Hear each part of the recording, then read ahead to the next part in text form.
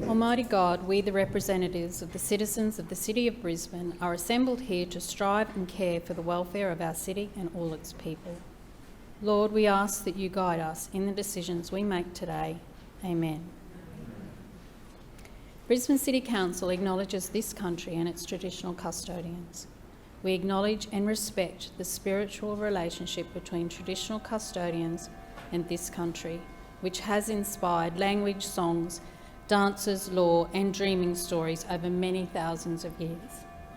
We pay our respects to the elders, those who have passed into the dreaming, those here today, those of tomorrow. May we continue to peacefully walk together in gratitude, respect and kindness in caring for this country and one another. Please be seated. I declare the meeting open. Councillors, before I continue with the business of the meeting, I want to address a number of matters that arose during last week's meeting.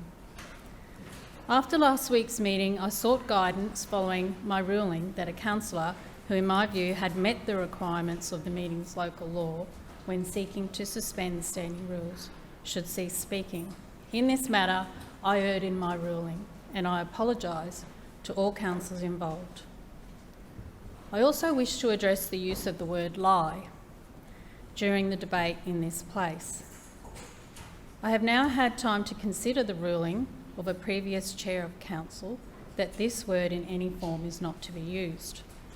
I advise the chamber that this too will now be my view going forward.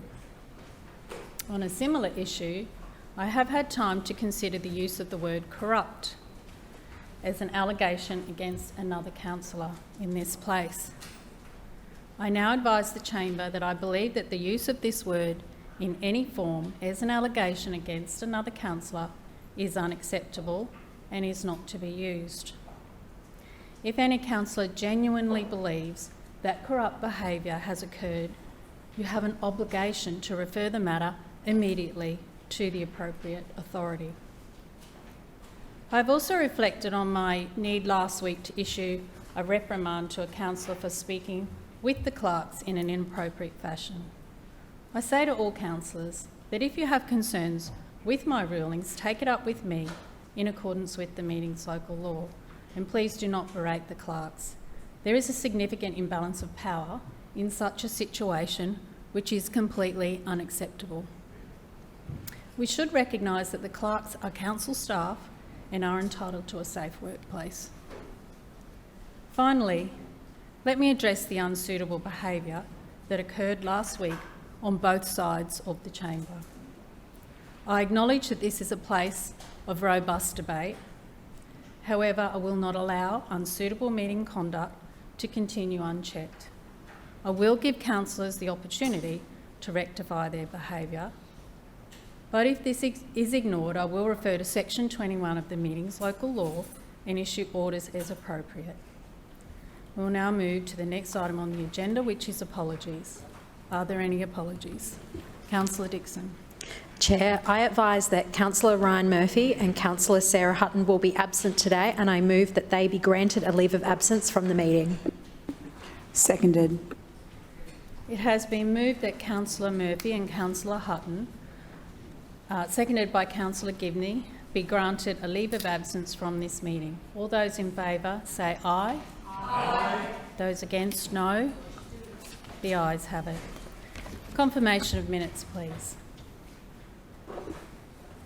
Councillor Dixon. Chair, I move that the minutes of the 4,735th meeting held on Tuesday the 21st of May 2024 be received, taken as read and confirmed. Seconded. It has been moved by Councillor Dixon and seconded by Councillor Gibney that the minutes of the 4,735th meeting of Council held on 21st of May 2024 be received, taken as read and confirmed. All those in favour say aye. Aye. Those against, no. No. The ayes have it. Point of order. Are there any point of order, Councillor Cassidy? Just seeking your advice based on your opening remarks in terms of unsuitable meeting conduct. You've specifically addressed the use of the words lie or liar and corrupt or corruption. Do you believe that the use of the term groin rub is covered under unsuitable meeting conduct? Yes, Councillor Cassidy, I do, and I ask that people do not use that comment. And at the last meeting, the Deputy Mayor did apologise for that. If councillors believe any words are inappropriate, you can raise it by a point of order, and I will make a ruling. Thank you, Councillor Cassidy. Are there any questions of the Lord Mayor or a Civic Cabinet Chair of any of the standing committees? Councillor Parry. Thank you, Madam Chair. My question is to the Lord Mayor. Lord Mayor, the state government recently announced an incentive to increase public transport use. Can you please update the chamber on your thoughts about the new 50-cent fares policy? Lord Mayor. Thank you, Madam Chair, and thank you, Councillor Parry, for the question. Well, the end of this year is shaping up to be very interesting indeed, and I'm not talking about the state election.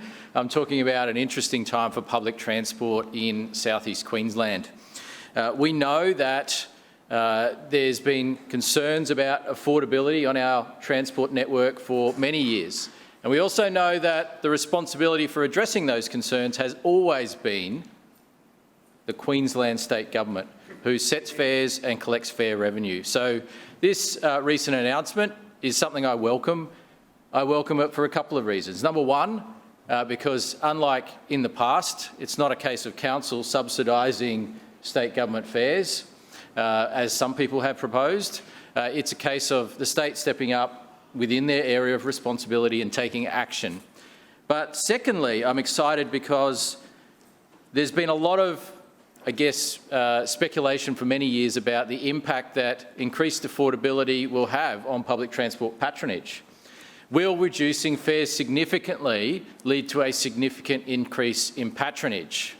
And there's been various views on this, but we get to find out later this year. And I'm excited about that. It will be effectively a large-scale opportunity to put this to the test. And that is something I welcome. But the other thing that can happen, though, later on this year is if we get a new contract signed and agreed to between council and the state government, we can have the very first Brisbane Metro services being used by people for just 50 cents a trip. And that means not only more affordable services for people taking the Metro, but more affordable services for people riding on our new network, which is something we've been working on for quite some time and looking forward to commencing on day one of Metro operations. And so, to be clear, on day one of Brisbane Metro, we also propose to introduce a whole new bus network. And that bus network involves extra routes being implemented. It involves the opportunity for 160,000 extra services each year. It provides the opportunity for capacity of an extra 30 million trips by the time the Olympics comes around. And so the combination of this new network, the new Metro services and cheaper fares will have the opportunity for people to experience the biggest boost in improvement to transport services we have seen in over a decade. And so that is something I find very exciting. And so I welcome this initiative from the state government to reduce their fares, but also I would urge them once again to come on board our proposal for the new bus network, to come on board our proposal to get Metro services up and running by the end of this year and lock in a new deal for public transport that sees the state government stepping up their level of investment to match the increase that council has put in over many, many years. We plan to continue to increase our investment in public transport over the coming years, and we'd like to see, and it's not an unreasonable request, the state government matching that increased investment with their own increased investment. And if we can get all of these things happening, then we can see so many more people potentially jumping on board public transport later on this year. I would love to see that. We need it for our city. We need it for traffic congestion on the roads, and this provides a golden opportunity to boost public transport patronage, but also to boost services as well. And not just with the Metro, but also with increased investment by both levels of government in regular bus services as well. Services to those areas of parts of the community that are growing and need additional services added on, services where there's a requirement for increased frequency. These are great opportunities that we have, and I'm very much looking forward to working with the state government to make sure that we can get more people on public transport and get people home sooner and safer. Further questions? Councillor Collier. Thanks very much, Chair. My question is to the Deputy Chair of the Transport Committee, Councillor Danita Parry. Are you aware that your LNP administration ordered 24 too many Metro buses, costing over $100 million? And what is your explanation to the ratepayers and renters of Brisbane in this time of Council's quote-unquote sensible savings? Sorry, Councillor Collier, your question should be directed to the Chair of Council. Would you... Oh, sorry, yes, she is. Sorry, thank you. My apologies, Councillor Collier. Thank you, Madam Chair. But the Council did call me Deputy Chair, not Acting Chair, so that's probably where the confusion came from. And I have to thank Councillor Collier for the question. I know that those opposite often espouse the importance of equality in this chamber, and it's wonderful that I've had the opportunity after 6 council meetings, being new and being the deputy of this committee, to get up here and answer a question. And I know that those opposite would not ever use an opportunistic moment when the chair is unwell and I'm standing up as the acting chair for the first time to ask a question like this. You know, and I know they wouldn't do that, so that's wonderful. And like I said, it does give me the opportunity to stand up here and talk to the benefits of the Brisbane Metro and what it will deliver for this city. And that is, we are a council that is going above and beyond in delivering infrastructure, transport infrastructure for this city. And we have a 20-year record of doing so. And I believe that the residents of Brisbane backed that back in March when I stood in my ward of Marchant and I backed the Metro being expanded to the north side of Brisbane. And that was a wonderful announcement, and that was backed by the residents of Brisbane. So to your question, to your exact question, Councillor Collier, I am not aware of it. I am not aware of what you asked me, but what I am aware of is that we are batting well above what we should be doing as a local councillor when it comes to public transport. And what we need is a state government to back us to be able to deliver more for the residents of Brisbane. Point of order, Chair. Further questions? Point of order, Chair. Councillor Toomey. One moment, please, Councillor Toomey. Just seeking your clarification, if the acting chair is unable to answer the question, is she taking it on notice? Councillor Collier, she has answered your question to the best of her ability. Point of order, Chair. Respectfully, she said she wasn't aware and couldn't answer the question. I think she wasn't aware of what you raised. Yeah. One moment. I'll clarify.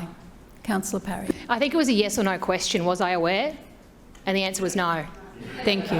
Is that right? Point of order, Chair. That actually wasn't the question. I don't uphold your point of order, Councillor Collier. She did answer the question. We're moving on. Councillor Toomey. Thank you, Madam Chair. My question is to the Chair of the Infrastructure Committee and my neighbouring councillor, Councillor Wines. Councillor Wines, the Schrinner Council has a plan to keep Brisbane moving, which includes backing a tunnel on the north side to get drivers home sooner and safer.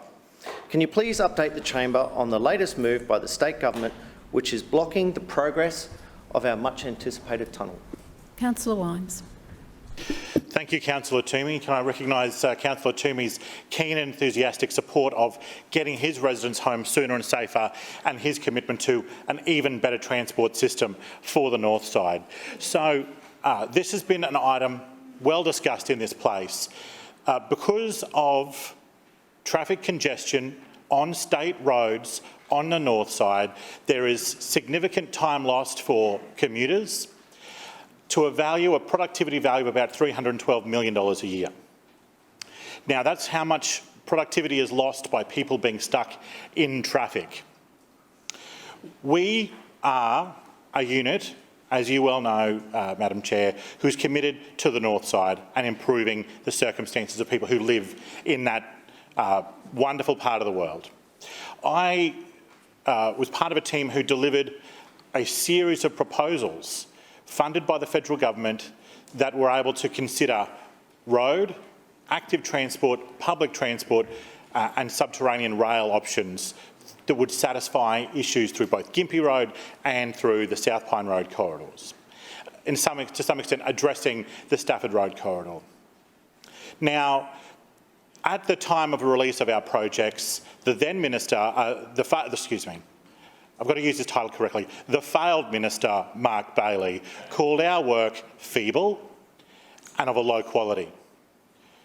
The current minister and his neighbour, Mr Sullivan, the current minister, Bart Mellish, and his neighbouring electorate Representative Jimmy Sullivan came out and attacked it on Facebook and said that it was effectively stupid to even consider this sort of proposal.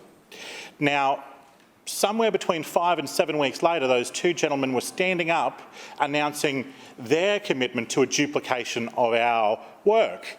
Now, I know that some councillors sometimes forget and some people are new, but I just wanted to take a moment to show everybody our work. As you can see, this is the proposed Gympie Road bypass tunnel. As you can see, it's blue with an orange location for where the tunnel would go. And of course, as we know, the state tried and they revamped the whole proposal, as we well know, by making a blue one, but their tunnel was blue and the surrounding roads were orange. That's effectively the effort that they went to show the difference between our tunnel and their tunnel. Now, the new proposal, so as I said, our $10 million got us a whole range of work. The state have proposed $35 million, and now we learn in Brisbane Times in an article from the 22nd of May that Labor is now refusing to release any information. Right now, they've called our work feeble, and so rather than accept our work in a meaningful way, they've spent more than 3 times that much and are now keeping it a secret from the public. Now, we've called for this study to be released, the RACQ has called for the information to be released, and we have called for the public to know what is their plan. Do they intend to proceed with this proposal? Do they intend to shelve it? We don't know, but we have seen in recent weeks the state opposition come out in support of a tunnel through that corridor. Right now, all we're waiting for is whether the state, who have been critical of this idea in the past, whether they will buy in to what is, in my view, a necessary and vital piece of infrastructure. That being said, once it's completed, there are a lot of questions. What will happen to traffic on Bowen Bridge Road in Fortitude Valley and Spring Hill? What will happen? Does the state have any intention of correcting the worst intersection on the north side, the Gympie Road, Hamilton Road intersection? Do they intend to properly address the Gympie Road, Beams Road intersection? At this point, the answer appears to be no. So while this is a good start, there is much more work that the state's required to do on the north side. Recalling that their tunnel discussion point does not speak to a public transport solution. In State Parliament this week, we saw an interesting motion debate where both Mr Mellish, as discussed earlier, and Mr Sullivan attacked this council for wanting to build a tunnel and saying that we wanted to demolish the North West Transport Corridor bushland, which of course we absolutely do not. And I know that in their work there is a pointed and hard effort for them not to outline their plan, which is to put a train line through that very important bushland corridor. So their Councillor Wines, your time has expired. Further questions? Councillor Massey. Thank you, Chair. My question is for the Lord Mayor. For years, the Greens' free public transport policy has stated that reducing the cost of public transport and increasing its frequency and reliability will reduce congestion on roads and increase patronage. Over the weekend, we saw a significant step forward as the state government took their lead from sensible Greens policy to cut public transport fares. In a recent letter to state MPs, you admitted that over the past 10 years of LNP leadership has seen bus trips in Brisbane declining by 82,000, earning Brisbane the title of the only capital city in the country where public transport has gone backward. With Metro buses scheduled to start service later this year, will you follow the state government in continuing to implement sensible Greens policy to reduce costs, reduce congestion and increase patronage by subsidising residents' Metro bus fares by making them completely free? Or are you content to give wider Brisbane the same treatment as you have Kangaroo Point? Lord Mayor. Well, Madam Chair, there was an incorrect statement there. They talked about sensible Greens policy. There are no such thing. I am yet to see a single Greens policy that has any sense. They are nonsensical policies. They are fraudulent policies. They took an entirely fraudulent agenda to the election. And, you know, the idea that everything should be free. Well, no, it's not free. Someone has to pay. It's called ratepayers or taxpayers. It is fraudulent. And the idea that somehow... Point of order. Point of order, Councillor Johnston. Yes, Madam Chairman, I seek your ruling. Given that corrupt is no longer suitable meeting conduct, is the word describing the actions of other councillors fraudulent and appropriate suitable conduct? Thank you, Councillor Johnston. And Lord Mayor, I think perhaps if you could choose different wording to that, please. Thank you, Madam Chair. Misleading in the extreme. Misleading in the extreme is what we saw. The idea that a public service is somehow free is just beyond the realms of credibility. So what we see time and time again is the Greens trying to promise things that they could never possibly deliver, that never could be delivered, and then trying to claim credit for decisions that other people make. Now, if you listen to the Greens, they are responsible for Victoria Park. They are responsible for building new bridges on the river. They are now responsible, apparently, for reduced transport fees. The reality is they are responsible for none of those things. And they had no role or influence in any of those decisions. But this is what you get with the Greens. They will say and do anything to try and win a vote, but they can't deliver anything. And so in terms of my view on free public transport, well, this has actually been tried in a number of cities around the world. And if you actually have a look at the results, it is far from an overwhelming view amongst transport planners that that is a good policy. And in fact, I would say that the overwhelming response is that where it's been tried, it hasn't been replicated by other cities because it is not the silver bullet that the Greens would suggest that it is. It is not necessarily the silver bullet that is being proposed, and cities that have chosen to do it have had various pros and cons associated with those issues. If it was the silver bullet to get everyone on public transport, why isn't every single city in the world doing it? It's been tried before. If it's so great, why is every city in the world not doing it?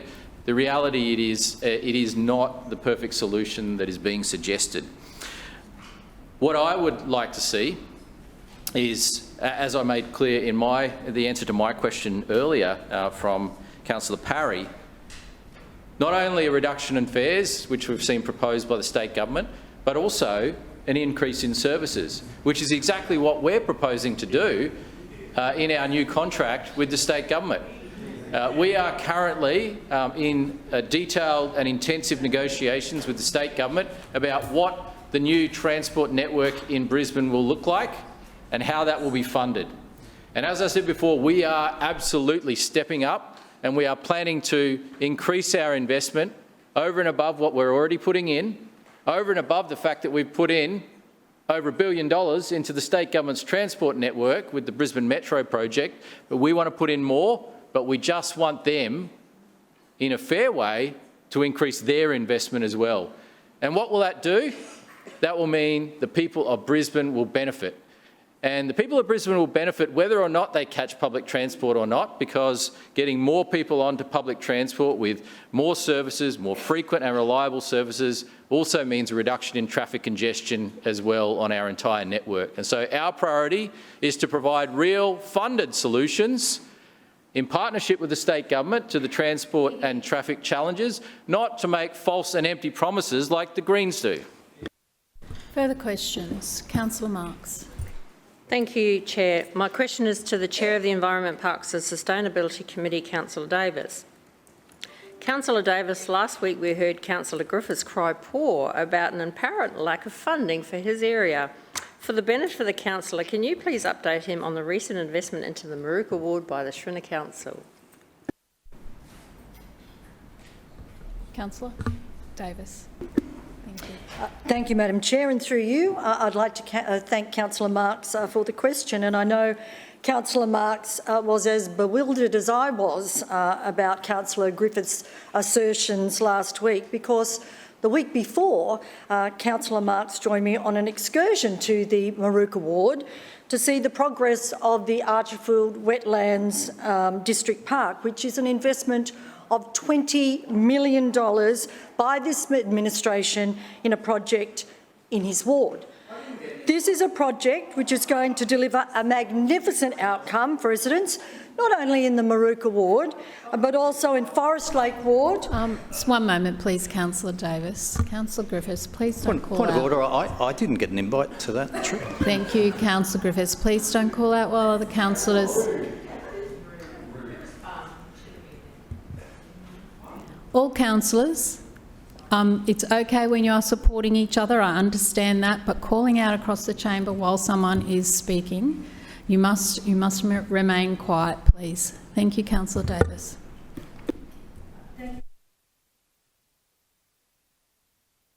As I was saying, this magnificent outcome will not only benefit those in the Maruka ward, but for the neighbouring wards of Forest Lake, Tennyson, Jamboree and even Callanvale ward. And I know you, Lord Mayor, through you, Madam Chair, were just as excited to visit the site last week and to see how impressive this project is and to see how it's coming along so splendidly. Madam Chair, this 4-hectare district park and its transformation is taking shape very quickly now, and even though it's still under construction, it's easy to see that this is going to be something truly spectacular when it's complete.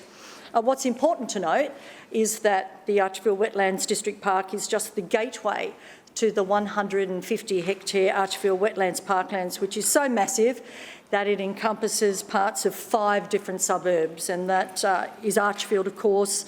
There's Oxley, Durack, Rockley, and also Wollongong. So it's always disappointing, but sadly we've come to expect that Councillor Griffiths will stand up in this chamber and just want to criticise when the investment in the Maruka ward is delivering many things, including this incredible project. Brisbane Sustainability Agency is leading the delivery of this significant project, which is just one of the elements of Oxley Creek transformation to which this administration continues to fund the commitment of $100 million over 20 years. And it's easy to see that Archerfield Wetlands District Park will soon rival Brisbane's other destination parklands. The first thing that you notice, Madam Chair, when driving up the parkland is the framework for the new Adventure Placegate, which is enormous. It's completely bespoke in its design, which has been inspired by the park's industrial heritage, and I don't think that it's an exaggeration to say that the south side will soon have a playscape as unique as Bradbury Park in the north. There'll be a dry creek bed for nature and water play, which connects the playscape to the new events and activity lawn, which has plenty of room for cultural and community events, as well as a youth hub with a basketball court and a football shooting range. And we've also partnered with local First Nations artists to add a touch of artistic flair to the youth hub, which will include artwork on the court and the industrial inspired designed picnic shelters. But the park also has some pleasantly simple features. Madam Chair, I noticed on my visit there also a small turfed hill, and that's actually been designed especially for rolling down activities, so I'm sure that will provide endless hours of fun for kids of all ages. The park also boasts custom-built picnic and barbecue facilities right next to a bush tucker garden trail, which will be open for park visitors and community members to add a little flavour to their barbecues and picnics. And what makes this Archerfield Wetlands different to other park projects, Madam Chair, is that a lot of these new elements are actually repurposed industrial facilities from the wastewater treatment plant. And not only is this a more sustainable approach to building new infrastructure from scratch, it also delivers something that is architecturally unique and will be quite iconic when it's completed. And we aren't just building a world-class open space here. The project also includes brand new community facility and a catchment centre for the Oxley Creek Catchment Association, and as Councillor Marks will tell you, Ochla are currently operating out of a room in a house, so we know that they're very excited for their new home. Madam Chair, this is a very exciting project, a fantastic project that Councillor we know Davis, the community is your excited time about. has If only the expired. local Thank councillor was you. excited about it too. Further questions? Councillor Johnston. My question is to the Lord Mayor. Lord Mayor, has this council re-established the 105 Yeronga West bus loop in its bus network review following feedback from the state government to address the community's concerns about council's proposed cuts to this service? Lord Mayor. The nature of the future bus network, or Brisbane's new bus network, is now dependent on the negotiations that are underway with the state government. And they are obviously dependent on the funding that is allocated by both levels of government. Our funding is obviously on the table because it's actually in the budget. We have budgeted... Point of order, Madam Chair.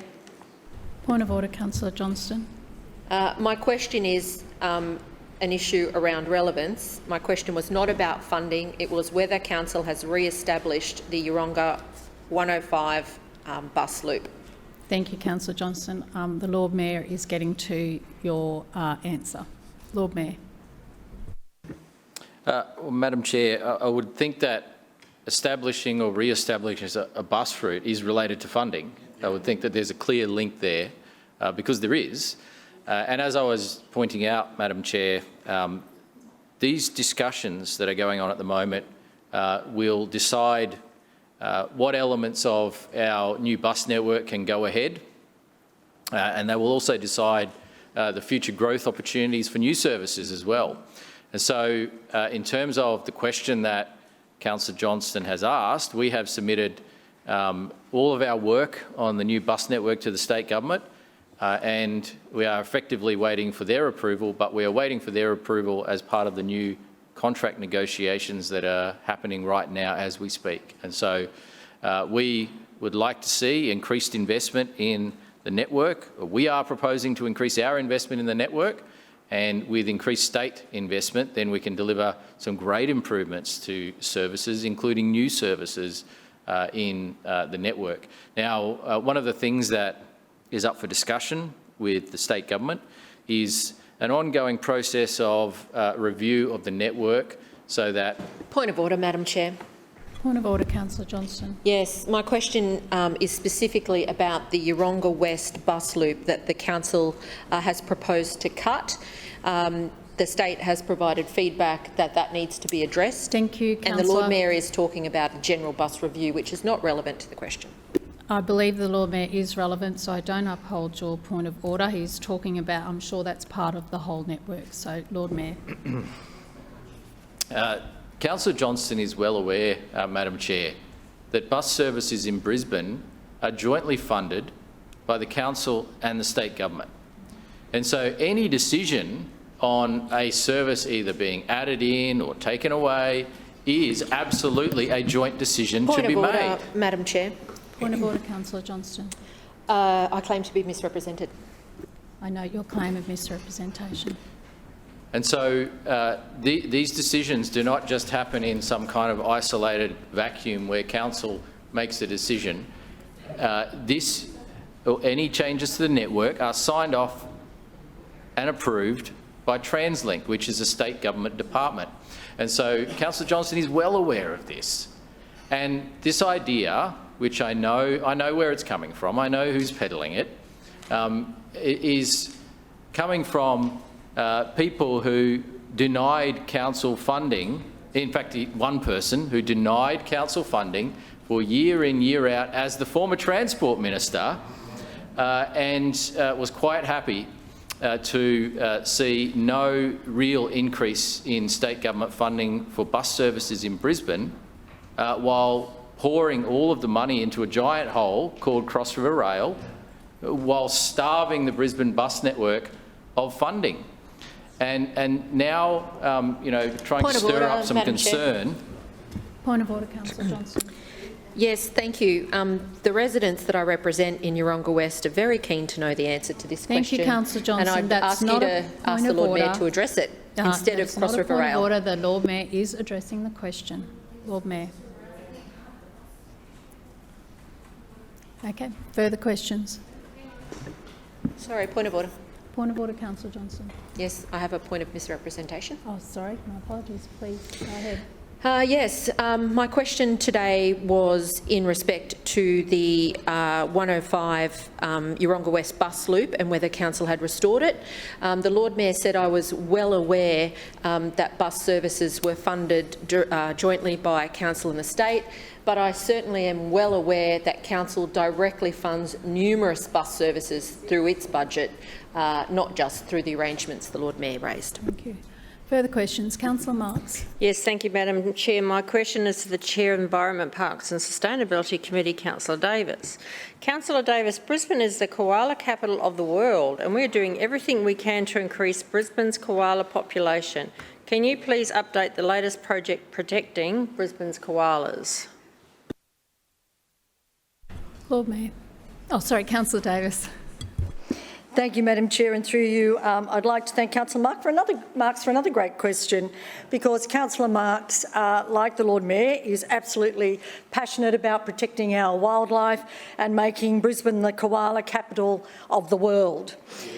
Madam Chair, I was delighted earlier this month to inform the Chamber of the latest in our world-leading koala recovery and resilience project with the release of 2-year-old Adam into his new home at Pooh Corner. And just last week, another young koala, Francois, was successfully released into the reserve. So bonjour to Francois. Francois was found in Eric Seivel Park in Coorparoo in late 2023 after suffering a fall, and he was nursed back to health at the Moggill Koala Rehabilitation Centre and is now ready to go out on his own and make some new friends and a new home in Wacol. And as I said at the time, the successful re-establishment of koalas at Wacol is the culmination of years of work with Dr Sean Fitzgibbon from the Koala Ecology Group at UQ, and it's something we are really excited to be expanding. On the other side of the city, where we first found Francois, we are working with the experts to protect an already thriving population at Whites Hill Reserve. And as you will recall, Madam Chair, late last year we commissioned Dr Fitzgibbon to study wildlife movement solutions at Whites Hill Reserve to keep the koalas safe when moving between habitat areas. And Dr Fitzgibbon's findings, which were tabled in the Chamber, identified additional fauna fencing opportunities to keep koalas safe while moving between the reserve and habitat on the other side of Boundary Road, like Eric Seivel Park and the Finger Gullies. And I'm pleased to advise, Madam Chair, that earlier this month we commenced the installation of the first length of new fauna fencing at Eric Seivel Park. And this is a great milestone and the first step in one of the largest fauna fencing projects we've ever undertaken at 840 metres in length. Works are now continuing further along Boundary Road at the areas Dr Fitzgibbon identified, and these are expected to be complete before the end of financial year. This is in addition, of course, to the fencing, Deputy Mayor, through you, Madam Chair. We've just recently installed along Pine Mountain Road to the south of the reserve to help funnel koalas to a safer crossing point there at Bulimba Creek. Madam Chair, throughout last year we saw Labor politicise the issue of fencing, with multiple motions that ignored the state government's own koala sensitivity design guidelines and the expert opinions from UQ and even the CSIRO, and this, of course, would have put more koalas at risk, and that's not an approach that this side of the chamber takes. We look forward to doing projects and undertaking works that enhances koala conservation with evidence-based and informed material available through our experts. We know that koalas are very mobile creatures and that they need to move for food, for mating, to escape danger, like bushfires and entrapment. And this is especially important when you have a thriving population like we have at Whites Hill. The UQ report found that there was significant koala presence on both the east and the west side of Boundary Road. And as Councillor Cunningham will tell you, locals around the Finger Gullies just really love catching a glimpse of a koala when they're doing their afternoon walk. But as Dr Fitzgibbon points out, the combined area of the Finger Gullies, Eric Seivel Park and Satellite Street Park is just under 2 hectares, which is way too small to support a viable population of koala without connectivity to Whites Hill. And it was recommended that the eastern and western populations be managed as one and the same, and part of that means taking an approach to fencing that limits vehicle strikes, but also maintains that connectivity. So as well as new fencing, climate poles will be installed to help the koalas escape the road corridor if they find themselves on the wrong side of the fence. Already we've made great progress to protect the koalas in Whites Hill Reserve, and the evidence is there in the report that the koalas are in abundance in the reserve and its surrounds. And this is in no small way because of the steps we've already taken to minimise the strikes and to help koalas traverse the road safely. But on top of that, the advocacy of both the Deputy Mayor and Councillor Cunningham regarding the speed limit at Boundary Road will assist now that it's been reduced to 60 kilometres an hour. Has expired. Thank you very much, Madam Chair. Further questions? Councillor Kim. Thank you, Chair. My question is to the Civic Cabinet Acting Chair for City Standards, Councillor Greg Adaman. Over the next 10 years, how much in waste levy charges will Brisbane renters and ratepayers be expected to pay? Councillor Adaman.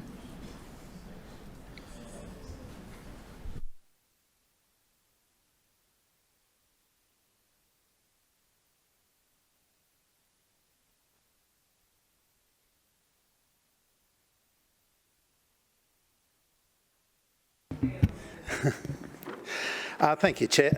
Thank you, Chair, and thank you to the Cullen Vale councillor for the question. We have an existing arrangement with 2 of our landfills to convert landfill gases into energy. Biogas captured from Willawong generates enough energy to power 1,000 homes every year. Council's landfill sites generates green energy using the methane gas created by decomposing organic waste. At the bioenergy facility operated by LMS Energy under a joint partnership with Council, around 65,000 megawatt hours of green energy are produced annually by harvesting landfill gases, and this is enough energy to power 11,500 homes every year. Since it was commissioned into... One moment, Councillor. Point of order, Councillor Cassidy. Just on relevance, I was listening along, and I think Councillor Adam is talking about emissions abatement, and I'm pretty sure Councillor Kim's question was around waste levy charges, so what's going in rather than what's coming out. Thank you, Councillor Cassidy. Councillor Adaman, can you... relevance. Yeah, okay. If you put that on notice, I'll come back to you with an answer for that. Further question? I'm happy to take the question. Oh. What the councillor for Cullen Vale was referring to was a state government waste levy, and so the question in itself was a loaded question. Point of order. Point of order, Councillor Johnston. So just on procedural grounds, Madam Chairman, as I understand it, the rules say that the relevant chair should answer the question. As far as I know, there is no provision for the Lord Mayor to just take over, and Councillor Adaman has correctly handled the question by saying he'll take it on notice. Thank you, Councillor. So I'm just querying whether you're going to allow the Lord Mayor to speak. I'll just pause for a moment and check.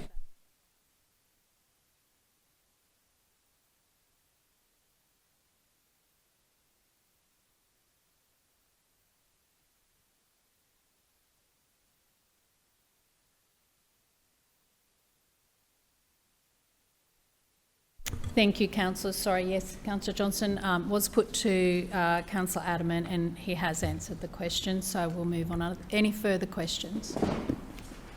Councillor Toomey. Thank you, Madam Chair. My question is to the Chair of the Infrastructure Committee, Councillor Wines. Councillor Wines, the Schrinner Council's Slow for Sam program has been an effective tool in making our streets safer for all road users. Can you please update the chamber on the latest milestone in this program? Councillor Wines. Thank you, Madam Chair. And can I thank Councillor Toomey for the question? And can I say at the beginning how excited I am to talk about our 100th School for Sam sign being placed. Now, Councillor Toomey and I share a number of borders, and one of those borders is Dawson Parade in Capera. In Dawson Parade, there's two schools. There's Groveley Terrace, which is on, Groveley State School, which is on Councillor Toomey's side, and there is St William's Catholic School on my side of the road. Now, together through coordination and the Safe School Sam project, there are 4 signs on what is a very significant feeder road, encouraging and reminding people of the importance of doing 40 k's an hour through that school zone. Now, as we have often spoken about in this place, we are sincerely committed to a safe and efficient road network, and one of the best ways we can do that is to remind people of their obligations as a motorist and to also improve signage, but improve innovations around signage to make sure that motorists engage with those signs. So we've talked about this often, but we change up the signs seasonally so that motorists do engage with them. The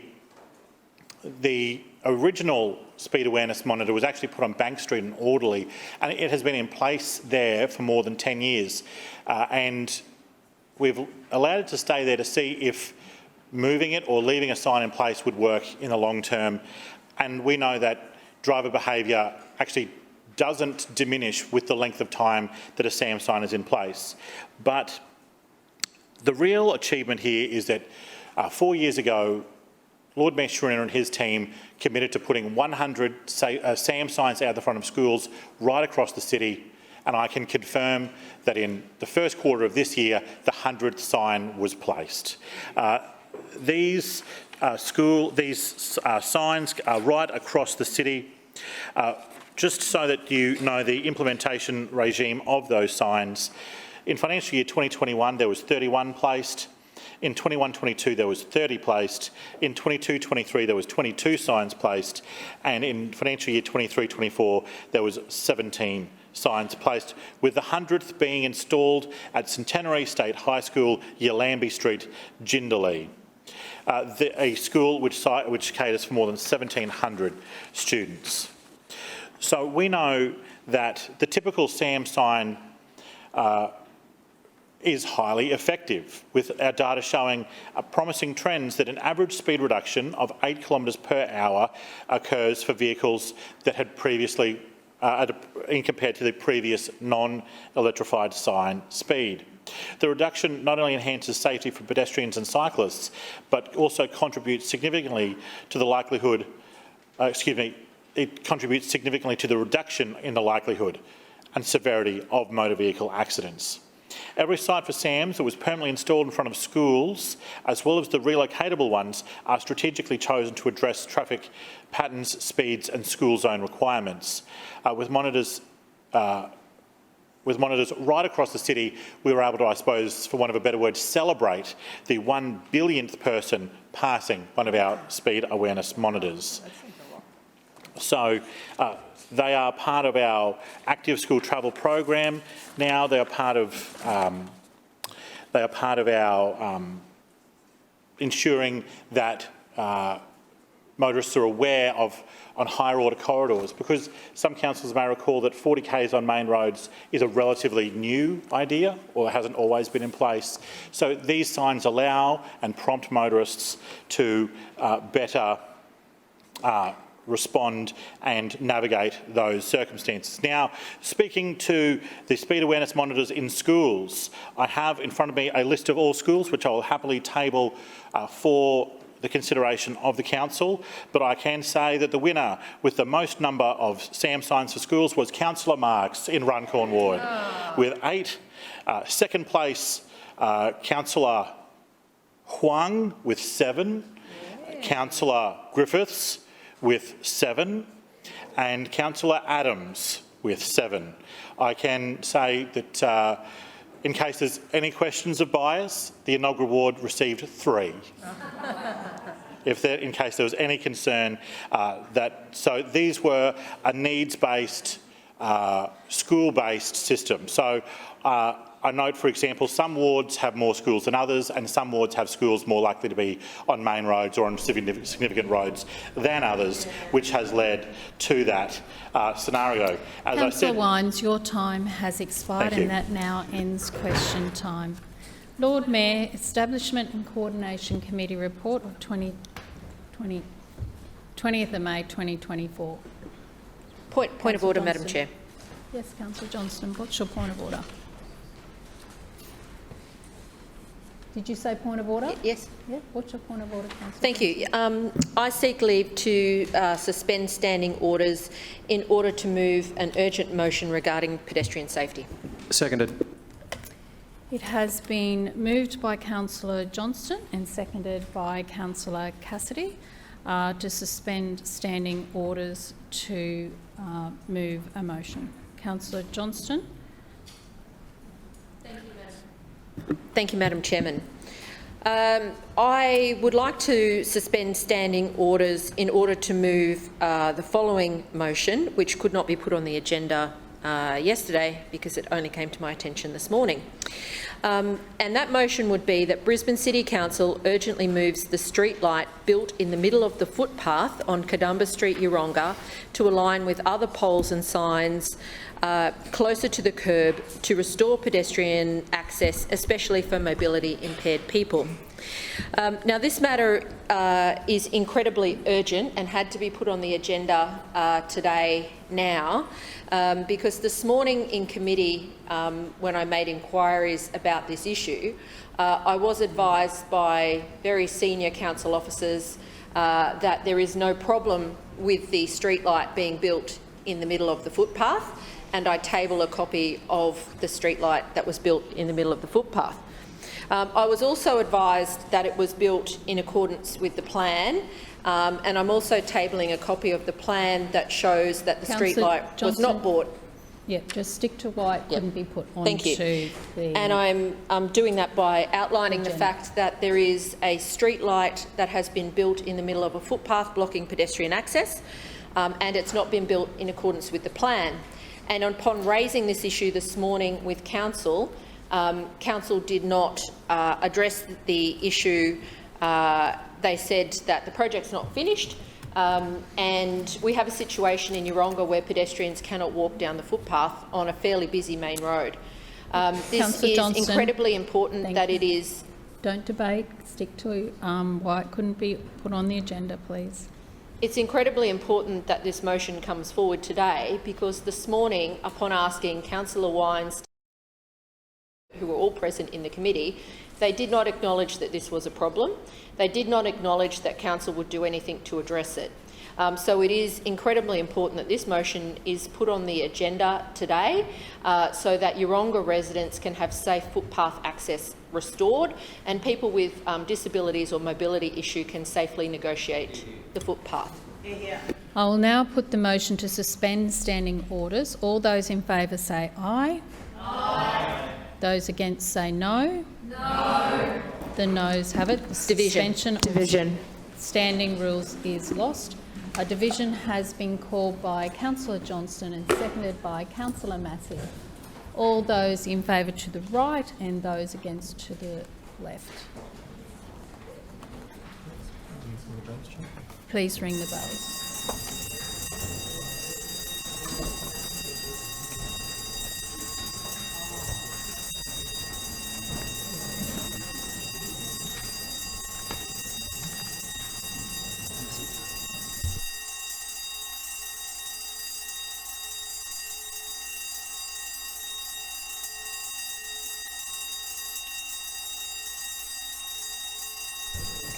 Clerks, please read the results. Madam Chair, the noes have it, the voting being 8 in favour and 17 against. The motion is lost. Councillors, please resume your seats.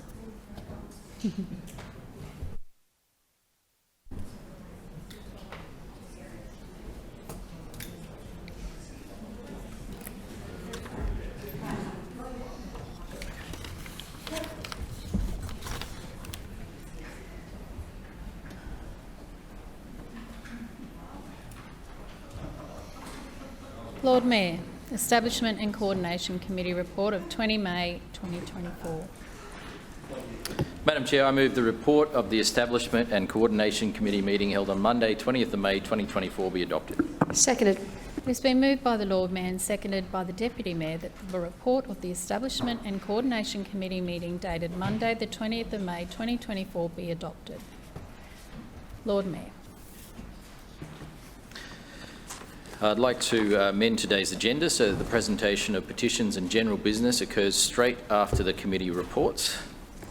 And before I move on to other items, I wanted to address two matters that have just come up in this meeting already. First of all, in terms of the issue that Councillor Johnston raised, this was discussed at the Infrastructure Committee this morning, and I understand Councillor Wines will say more about it in his committee report shortly, but it relates to work that is not yet complete and certainly doesn't require a motion without notice to have this issue resolved. So that will be resolved through our normal ongoing channels and not through a motion. Secondly, I just wanted to talk about the issue of the waste levy that Councillor Kim asked before, because there's some important context that needs to go into any discussion on the waste levy that people need to be aware of. First of all, as I mentioned earlier, this is a state government tax. It's a state government tax from a government that promised no new taxes and has introduced 19 new taxes. At the time when it was first reintroduced by Labor in 2018, they said that this was all about stopping commercial waste coming across the borders from New South Wales into Queensland. And so it was very much about commercial waste. And that was the public narrative around the reintroduction of the waste levy.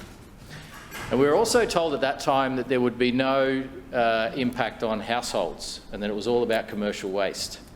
Now, over time, as things have transpired, we have obviously seen a dramatic reduction in commercial waste coming across the border. That has obviously been a positive impact. But what else has changed is that the waste levy has now become about households as well. It was never intended to be about households, and in fact we were promised that there would be no direct impact on households, but that has in fact changed. And so what has happened is that the Queensland Government has embarked on a year-by-year process of reducing the subsidy that's provided to councils to offset the impact of the waste levy. And so in order to meet their original commitment that there would be no impact on households, the state government agreed that they would pay council the equivalent of the waste levy for each council area. And that continued for a number of years, and that ensured that there was no direct impact on households. But that has since changed. And each year, the waste levy goes up, but at the same time, each year, the subsidy paid to councils is now going down. And so if there is an impact on Brisbane households, it is because of that. And so many people are not aware of how this works, where it came from, who's responsible for it, but that is the history of this matter.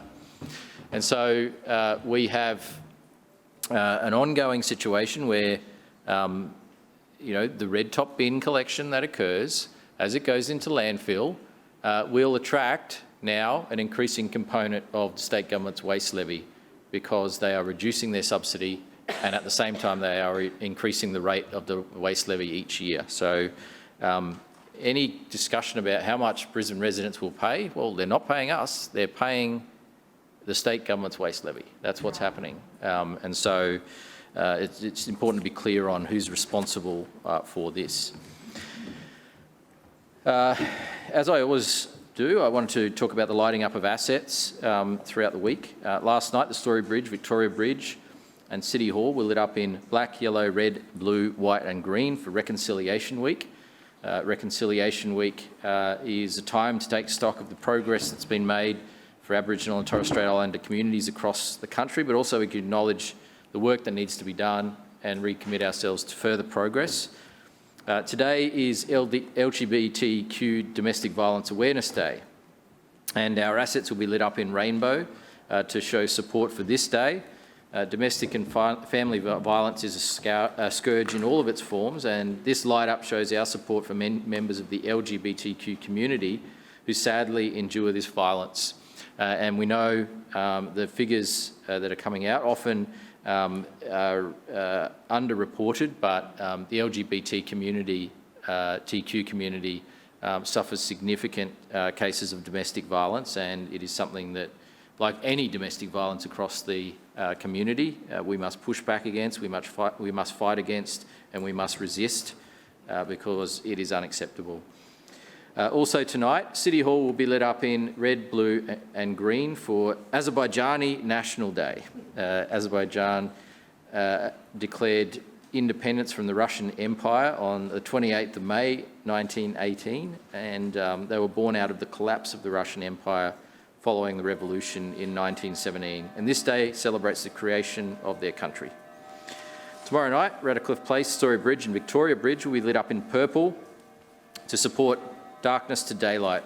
Darkness to Daylight is Challenge DV's flagship fundraising and awareness event, which includes an overnight run supporting the campaign to end domestic and family violence in our community. On Thursday night, the Story Bridge will be lit up in red, white and blue to recognise Croatia Statehood Day. This is Croatia's National Day and celebrates the constitution of the first modern multi-party Croatian parliament in 1990. Also, on Thursday night, City Hall, Victoria Bridge and Radcliffe Place will be lit up in red to support World MS Day. The 30th of May every year is this international day which recognises and supports those living with multiple sclerosis. Regrettably, there is no cure for MS, and research remains ongoing, and we all hope to find a cure for MS. On Friday, our assets will be lit up in red to support 65 Roses Awareness Day, which supports those who are living with cystic fibrosis. This is their month of awareness and something that we support each year, and looking forward to continuing to support it this year. On Saturday, the Story Bridge and City Hall will be lit up in blue for the Brisbane Marathon. Brisbane Marathon has been a staple in our city's calendar since 1992 and sees thousands of local and international runners compete in multiple races on offer. Those who qualify here in Brisbane can then be accepted into the famous Boston Marathon in the United States. On Sunday, our assets will be lit up in green, white and red to recognise Italian Independence Day.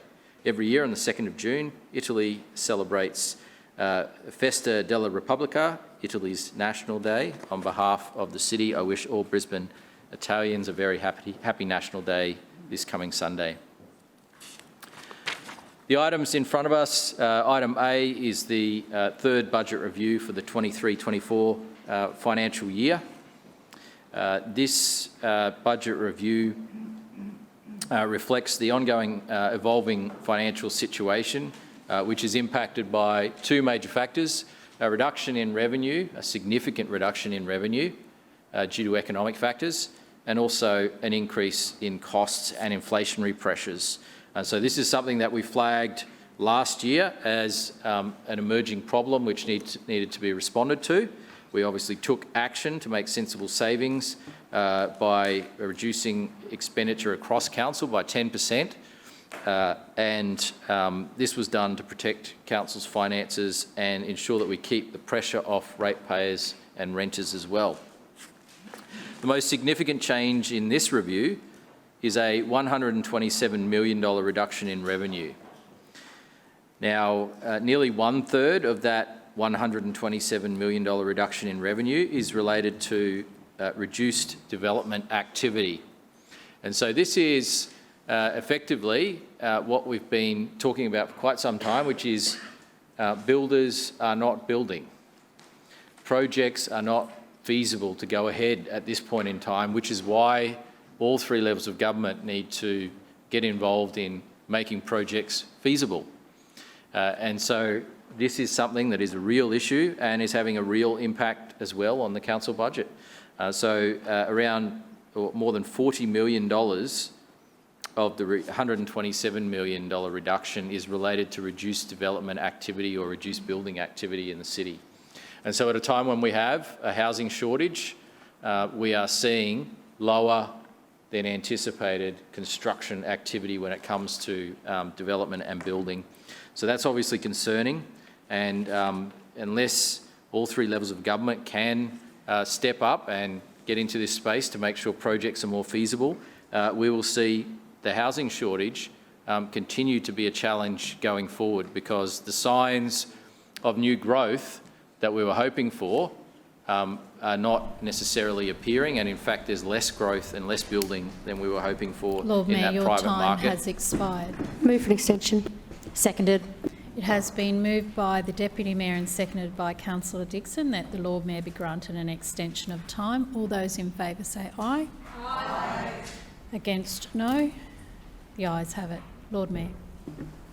Having said that, Madam Chair, there's some positive news that's coming out of the state government, and we learnt just recently of a $350 million fund, which is all about working with home builders to help make their projects more financially viable and feasible. This is something that we welcome, and we understand that a component of that $350 million fund will be effectively the state government paying the infrastructure charges for certain types of new developments that are proposed.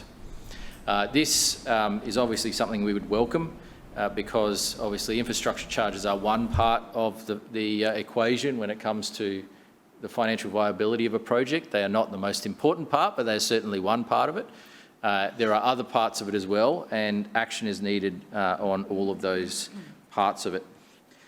Of the $127 million reduction in revenue, there's a further $41.9 million reduction which is related to the Queensland Reconstruction Authority flood claims. So these are claims that we have made of the QRA, the Queensland Reconstruction Authority, and claims that have not been approved. So these are projects that we were wanting to move ahead with and haven't been approved by the QRA. As councillors are aware, the QRA is a state authority which deals with the disaster response and the reconstruction response after natural disasters. Obviously any expenditure that occurs through this involves us putting in applications and then them making an assessment on whether that is approved or not. And there's $41.9 million of applications that we made that were not approved. And so obviously they've been removed from anticipated revenue in the budget. And that has a significant impact as well. Additionally, there's a transfer to future years of $20 million in revenue associated with the voluntary home buyback program, and a $9.6 million reduction based on our assessment of when we will receive financial assistance grants revenue from the federal government. So that's a timing matter in relation to federal government revenue under the financial assistance grants. Overall, there is a $229.6 million decrease in operating expense in the review. However, as part of the papers set out in the summary of recommendations, $222.4 million of this decrease is related to the Brisbane Metro returned works, which is an amount that's been transferred to future years. And so to explain what this is effectively us spending money on an asset that we do not own through the Brisbane Metro project. And this is improvements to the busway network that we are making to accommodate Brisbane Metro, reflecting our $1 billion investment in Brisbane Metro. And we are effectively doing improvements to state assets. And so there's an accounting treatment for that. It would be nice if the state did improvements to their own assets, but we know that that has not been the case for many, many years since they stopped building busways I think it was around 2011 was the last time they built a busway. And so because of their inability to invest in their own network, we've obviously stepped up. But as I mentioned earlier, we're keen to see them step up and do their fair share of the heavy lifting to make sure that we can get people onto public transport and provide more reliable, frequent turn-up-and-go public transport through Brisbane Metro and a new bus network. We So this is the accounting treatment associated with that. That relates to $222 million of that accounting treatment. Further savings have been identified in current and future years as part of our sensible savings program to protect residents from rising costs of core inputs in council's budget, so those inflationary pressures which continue to linger. We are doing everything we can to protect residents and ratepayers from those pressures, and by doing this, we're keeping down the pressure on rates and rents. Item B is the annual operational plan progress and quarterly financial report for the period ending March 2024. This shows our progress towards delivering a record year of infrastructure investment. $1.1 billion has been invested in the first 9 months of this financial year. Like, that is a remarkable investment. That is an unprecedented investment. This is more than an investment that previous administrations would make in an entire year, and we've made it in just 9 months. And so it reflects the record level of investment that we're making in much needed road and transport infrastructure. This is important infrastructure for a growing city, but obviously at the same time we are under cost pressures, as every major constructor is at the moment. And so we're continuing to manage those cost pressures, continuing to adapt and evolve to make sure that we can keep pressure down on ratepayers and renters, and this report reflects the actions that have been taken in that respect. The report shows revenue above budget at this point in time, but just reflecting on what I said earlier, that overall revenue is expected to be significantly down for the full financial year. So this is a point in time, and at this point in time, it shows that revenue is above expectations, but by the end of the financial year, it will be well below expectations. And so just to be clear about the difference between this report and the one that I referred to earlier. Operating expenses are also below budget as of March, as we continue, and we will continue to monitor this closely. Just like every household is closely scrutinising their budgets, and every dollar that comes in and goes out, we're doing the same thing. We'll continue to do this, as I said, to protect the residents and renters, ratepayers of Brisbane from further cost pressures as we go forward. Item C is the Newstead Park Conservation Management Plan. This is one of Brisbane's most significant heritage-listed parks. There are various elements and features within Newstead Park that are of great significance, including various memorials. This includes the Australian-American Memorial, Lyndon B. Johnson Place, the Vietnam War Veterans Memorial, the John Oxley Landing Memorial, the Royal Australian Navy Corvettes Association Memorial, and also there's an electrical tide gauge in the park, which was donated by the British India Steam Navigation Company to the Queensland Government, and then has found its way to this park. There's also Cunningham's Fig, which I understand is 200 years old, or more than 200 years old, and I'm not sure if there's any link, Councillor Cunningham, to your family, but it is of significance. We know that Council develops conservation management plans for heritage-listed parks to support projects like master planning and ensure obligations relation to the management of heritage places are met.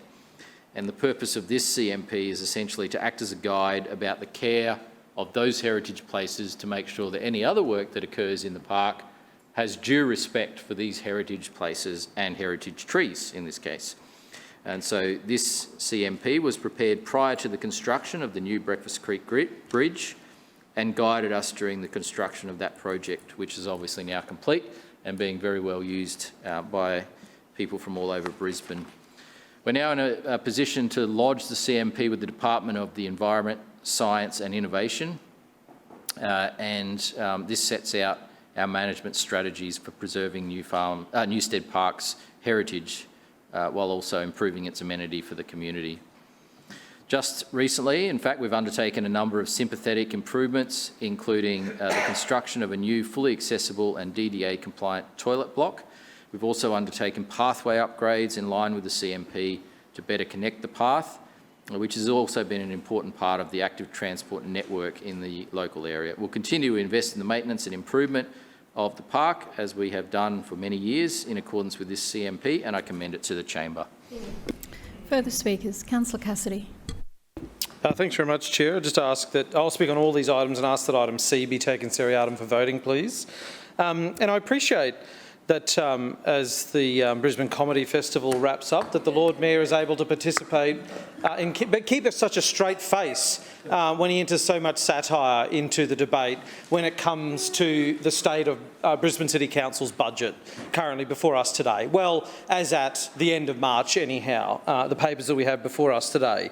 I did just want to touch on a few things before I go through some of the details of the report in response to what the Lord Mayor has just said. So he said that there's a $127 million reduction in revenue, and said just over $40 million of that is due to lower than expected development activity.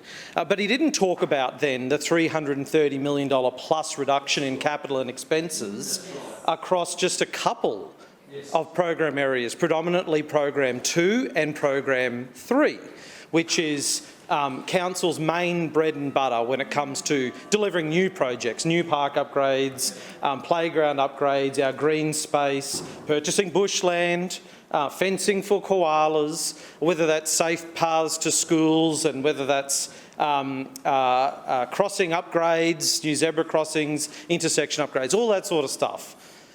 There has been a massive reduction just across those two program areas, which in those two alone far outstrip the reduction in revenue that the Lord Mayor has outlined before us today.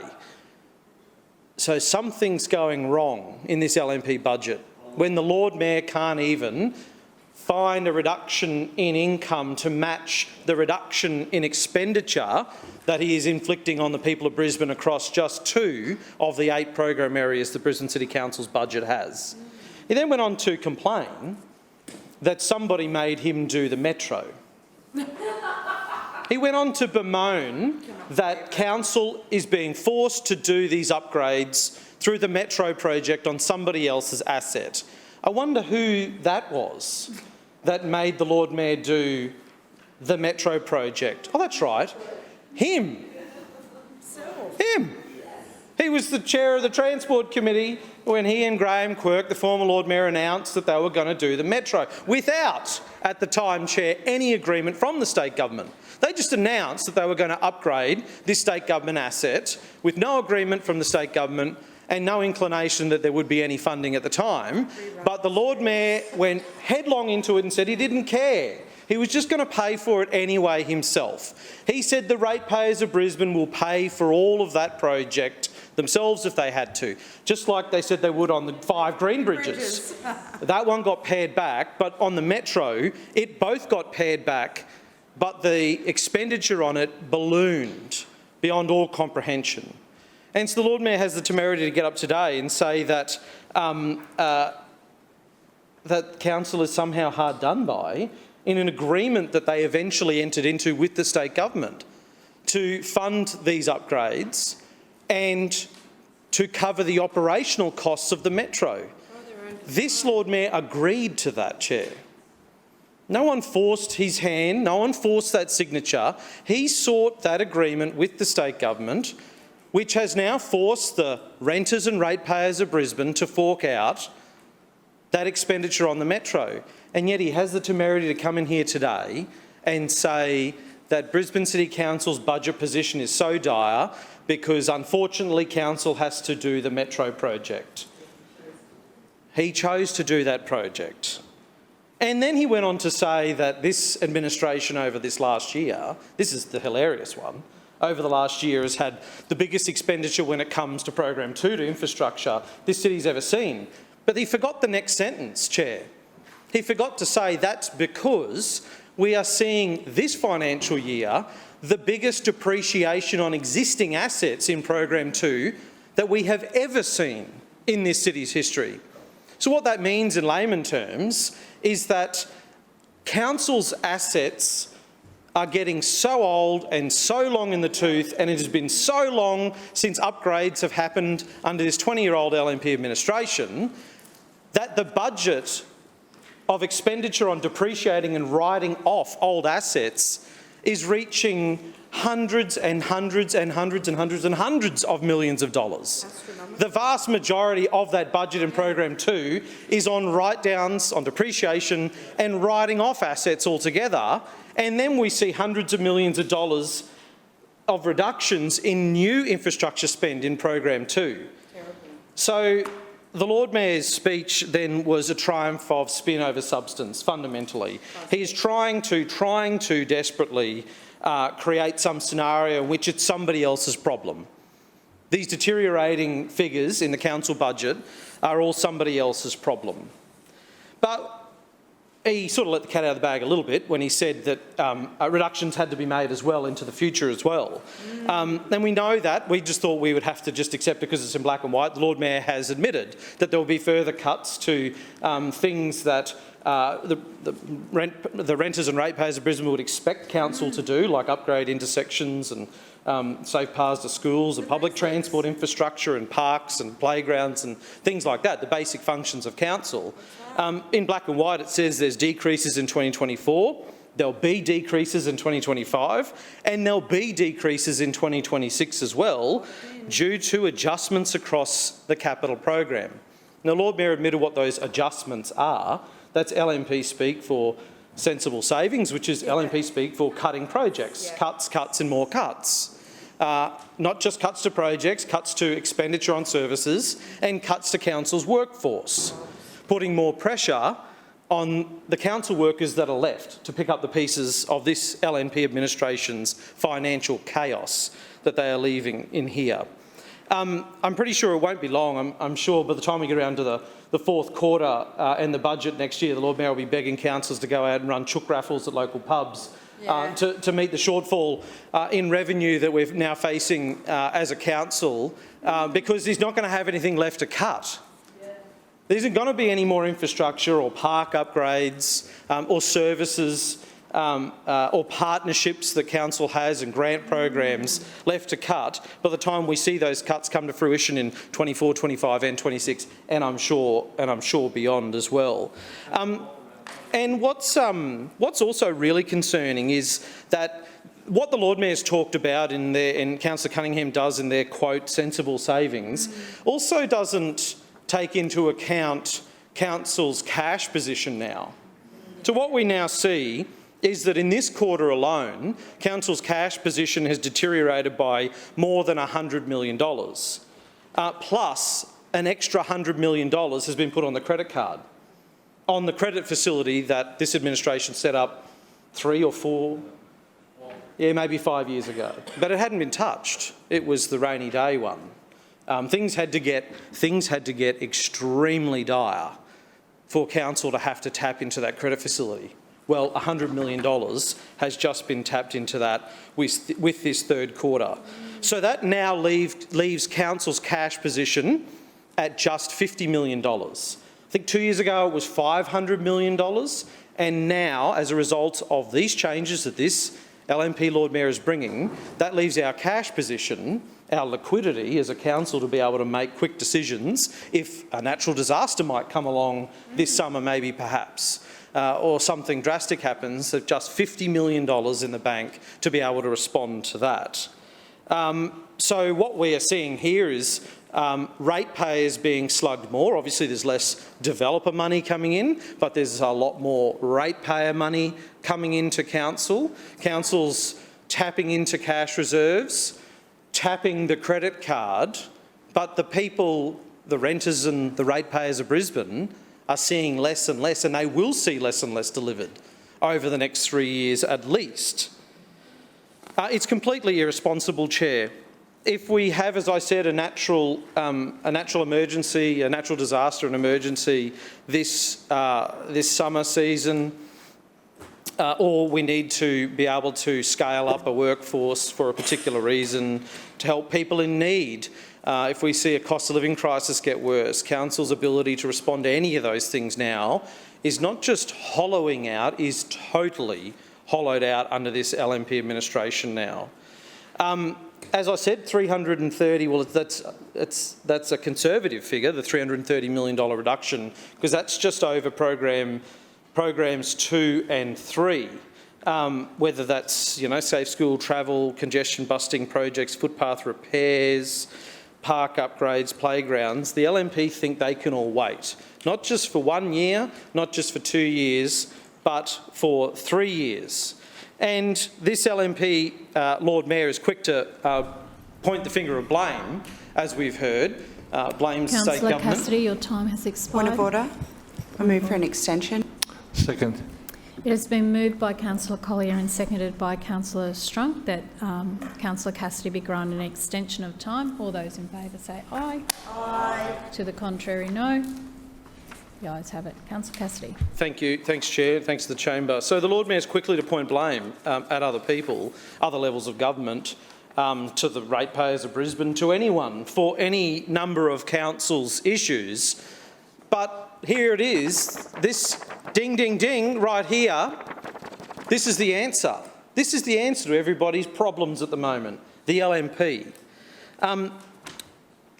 And when we reflect and look at, and it's important to look at those future cuts as well, we also know from experience, and I know from experience as a local councillor, I know my colleagues here do too, and I know LNP councillors know this from experience because we have seen projects in their wards delayed and cut. But when we see these readjustments, particularly to the tune of over 2 program areas, $330 million, they talk about rephasing and delaying certain projects, but we then know that figure just gets included next year in the expenditure, and the Lord Mayor will stand up on budget day and say he's investing $1 billion in infrastructure. Just so happens that 500 million of that is in depreciation and 200 million of that is in last year's projects that were carried forward. So there's actually only about $100 or $200 million in new projects, of which those ones will then be delayed in 25 and then 26 and then disappear altogether. This is the House of Cards budget that this Lord Mayor is overseeing now, and I understand how precarious it must be for them, particularly when they're coming after staff as well. When they're coming after staff and cutting positions, starting with contractors and labour hire, then coming after casuals, and then pretending that never happened, then admitting that it did happen, but saying it was okay because they were just casual staff. And now we know there are hundreds fewer full-time permanent staff in council. When they come after those things and say they're sensible savings, we know it must be pretty dire. But it's pretty galling then in the context of all that, those so-called sensible savings, to then see, and this is also after they delay hundreds of millions of dollars of projects, then see 120 grand spent on Paris travel, to then see 100 grand spent on a bridge opening at Breakfast Creek, to then see, I did write this one down, I think it was $3.5 million to date on advertising. $3.5 million to date on council advertising. Isn't that incredible? When they're sacking all these staff, cutting all these projects, but yet they still managed to spend $3.5 million to date on council advertising. And according to Councillor Murphy the other week, they're planning to spend a couple of $100,000 on opening the Kangaroo Point Bridge, another party there. No reductions to the major inner city, so no reductions to travel, no reductions to parties, no reductions to the big inner city projects, and no reductions to the marketing budget, but reductions in our staff levels, reductions in services, and reductions in suburban projects. So that really does tell you everything you need to know about the priorities of this LNP administration. And we should have a conversation about what savings really are sensible, because we could find millions and millions and millions of dollars worth of savings if we were able to have that conversation, rather than just have 18 LNP councillors walk in here and rubber stamp this LNP mayor's financial mismanagement. That is deeply disappointing for the people of Brisbane. So instead of reducing council's staff workforce by hundreds of positions, how about we cut that advertising budget and opening parties and international travel? But I guess we won't get that. We'll get Councillor Cunningham lecturing us about the fact that the LNP believe temporary staff, contract staff, casual staff are of a different class of employee and worker to others. Says a lot about why this LNP administration has spent so long and have been so methodical and clinical about hollowing out council's workforce. We've seen that in their approach around replacing full-time employees, particularly in library services, with part-time employees and casual employees, so they can divide up these workforces and make their so-called sensible savings along the way. But those lectures won't do anything to allay the fears of the people of Brisbane who rely on council services, of which they pay an awful lot of money through their rates to be delivered. But that's all we've come to expect from this LNP administration, unfortunately. On the Newstead Park Conservation Management Plan, sorry, just to wrap up, that's why we won't be supporting this, of course. I'm not sure if you figured out by now, but we are, more than once bitten, twice shy when it comes to this LNP administration and taking the Lord Mayor at his word when it comes to fulfilling promises and fulfilling projects that they say just needs to be delayed for a little while. We've all had the experience of them being cut continually while new lavish things are added to the council budget along the way. So we certainly won't be supporting this Lord Mayor's budget review today. On the Newstead Park Conservation Management Plan, it's an important site for our city and does hold a significant amount of history, and we are pleased to see the Conservation Management Plan has not been disrupted in the delivery of the Breakfast Creek Ealgara Bridge. The management plan is a useful document and will be useful to refer to ensure that the cultural heritage significance of this park is maintained and protected for residents and, importantly, visitors to Brisbane as well to enjoy for years to come. There is an extensive list of restoration items that need to be carried out, and we certainly hope this list is attended to by the administration. Things like a tidal gauge, drafts board, seat slab, they're all high priority to be addressed. Newstead Avenue bank erosion, stone edges, sawtooth, a flagpole near Newstead House, a high priority, eroded lawn edges throughout the park, maintaining views, relocating bins to appropriate locations. That one seems should be pretty easy and pretty straightforward, you'd think. Trees that are no longer present, channeling LBJ there. Reinstate trees as per Moore and Oakman plans, which were on the original plans. I think that is important to carry out. It's a low priority, but it's important to do. Shrubberies there. It's a Monty Python one.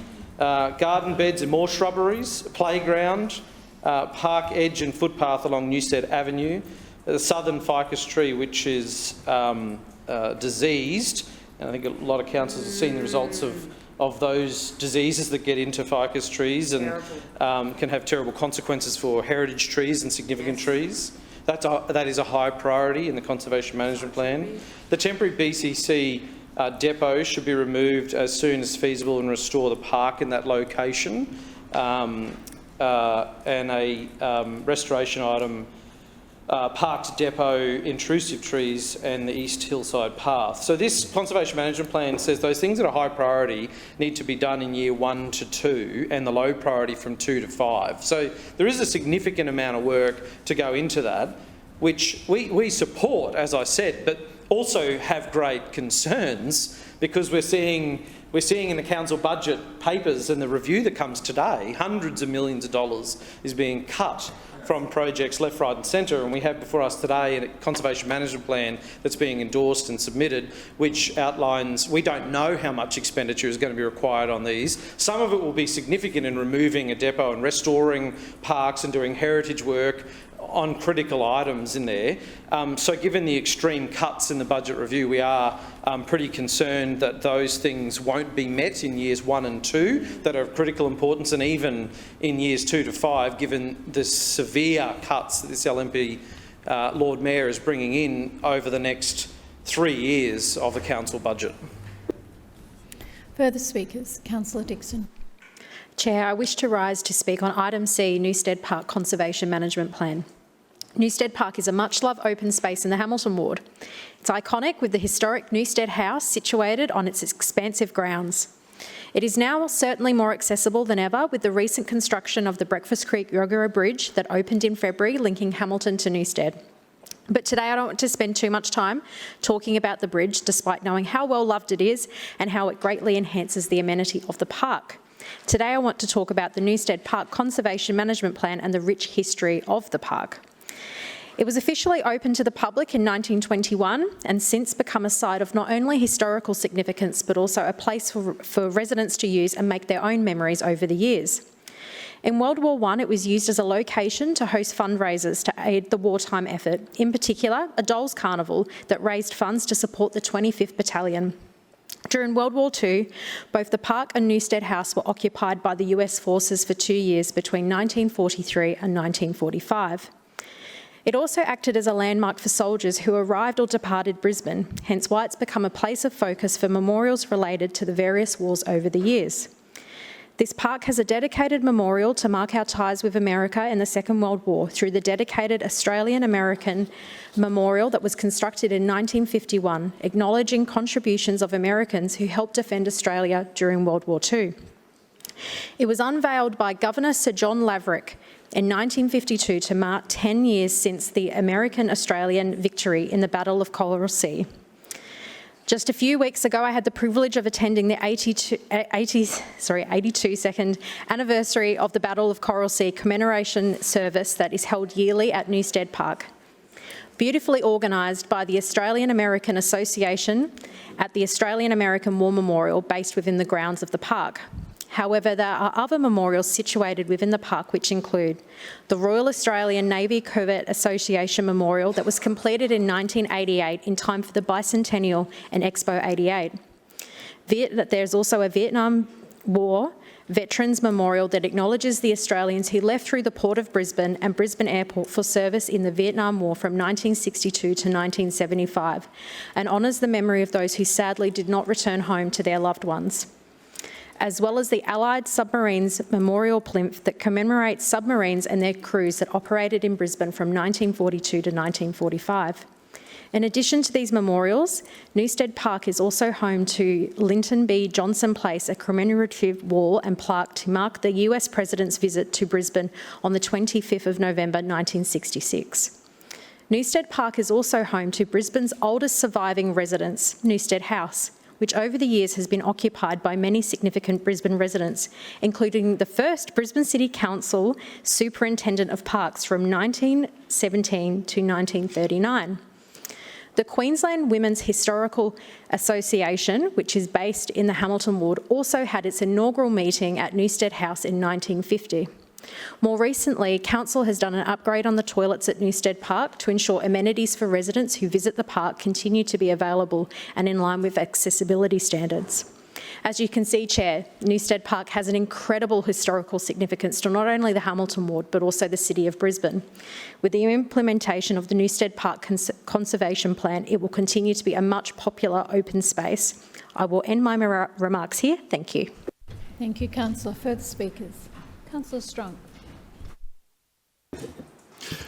Thank you, Chair. Listen, I rise to speak on item B, but I think I'll make a couple of comments on item A, the budget review, in regards to the cash position that so elegantly was outlined by Leader of the Opposition.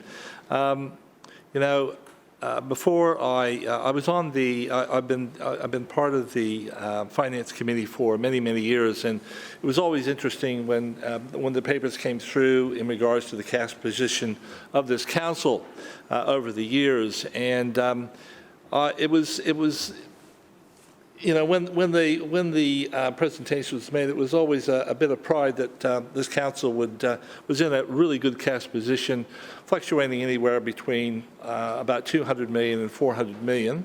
And that was really required, of course, because certain times of the year the cash was called upon to pay those outstanding accounts, and it usually goes through a cycle.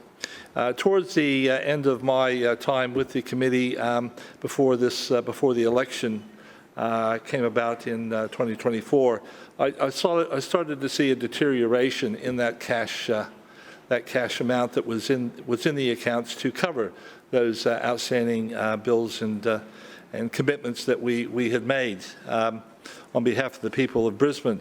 But it was explained away to me that we're starting to use our own cash because the cost of borrowing and what it was actually going to cost us, it was going to be cheaper to actually use our own cash rather than to borrow. And at that stage, they hadn't touched that $500 million. But when that all came about in the last, well, since the election, I suppose, or since that problematic issue with our budget last November, and that deterioration occurred, and then we went into, we didn't actually have enough of our own reserves to cover those accounts, and then we had to use our bank card, that arrangement with Queensland Treasury of $500 million, which, by the way, did not cost us 1 cent to have that in place until we use it. And now we've used 100 million of that. Where is it going to end? And it's now costing us money to use that facility. Thank goodness that facility isn't with one of the, the 4 big banks, because we would be paying a lot more than what Queensland Treasury is paying us. So I just wanted to make those comments. It's just sad to sort of see over the last 5 or 6 years for that deterioration to happen, and where is it going to end? Where is it going to end? I'll move on to Clause B, which is the quarterly report, or review, I should say, the third quarter review, and I wanted to speak on Program 2, infrastructure for Brisbane. The revenue currently of $120 million, right, which is 53% of the total budget for the year, right? Now, remember, 53%. Where it should be about 75%, or 3/4 of the way through. But so that's a shortfall of $56.75 million down, where the budget should be compared to that projected yearly budget of $227 million. That was a slight improvement over the half-year result, just a few percentage slight improvement, but of course we're running out of time. And I think it's been stated here that by the end of this financial year, revenue will be well down, and I think the Lord Mayor has told us that here this afternoon, right? So that's really sad. The report states that the drop in revenue is from lower than anticipated developer contributions, we heard that earlier, and on infrastructure charges, we heard that as well, and then road asset depreciation. Now that's one item that I hadn't seen before. It was probably in a budget, previous budget, but it didn't jump out at me until I read it here in the report. And so I just assume that depreciation is right across the road network. It's not on individual roads, but maybe the chair can sort of answer that, because I just don't know what context that is stated in, whether it's on individual roads or just across the whole network. Probably makes sense to be across the whole network. Anyways, parking revenue, right, is down as well, and which is quite interesting when you consider there was an article in the paper this morning that I read. I don't know if it was BT or Courier Mail, that we have the most expensive short-term parking of any capital city in Australia. That's a great achievement. We have the most expensive, but our revenue is down. So maybe the chair can sort of make sense of that. We have also now seen the results of another quarter of underachievement by the Schrinner administration. I think that's obvious, especially in Program 2. This report advises that the revenue will be adjusted to be recovered by the end of the review, or by the next review, I should say. Although I don't think that, but they don't really tell you how they're going to achieve that. I don't know if that's going to be with a little bit of creative accounting or what actually is going to, what are they putting in place to actually overcome this shortfall in revenue, if anything? Operating expenses is the next item, which is down 181 million, which means that we have spent even less, if that makes any sense. And I wrote this down and I'm thinking, yes, we've actually spent even less than in the last review, right? In percentages, right? Yes. So this is an issue. Yeah, I know. This quarter is clearly part of the $400 million cut that the Lord Mayor delivered as a Christmas present for the workers last year and of course ratepayers as well, with cuts in services as well. The report goes on to state that operating expenses will be naturally aligned, will be materially aligned, and I had to look up that word in this context, materially aligned, with the end of the budget.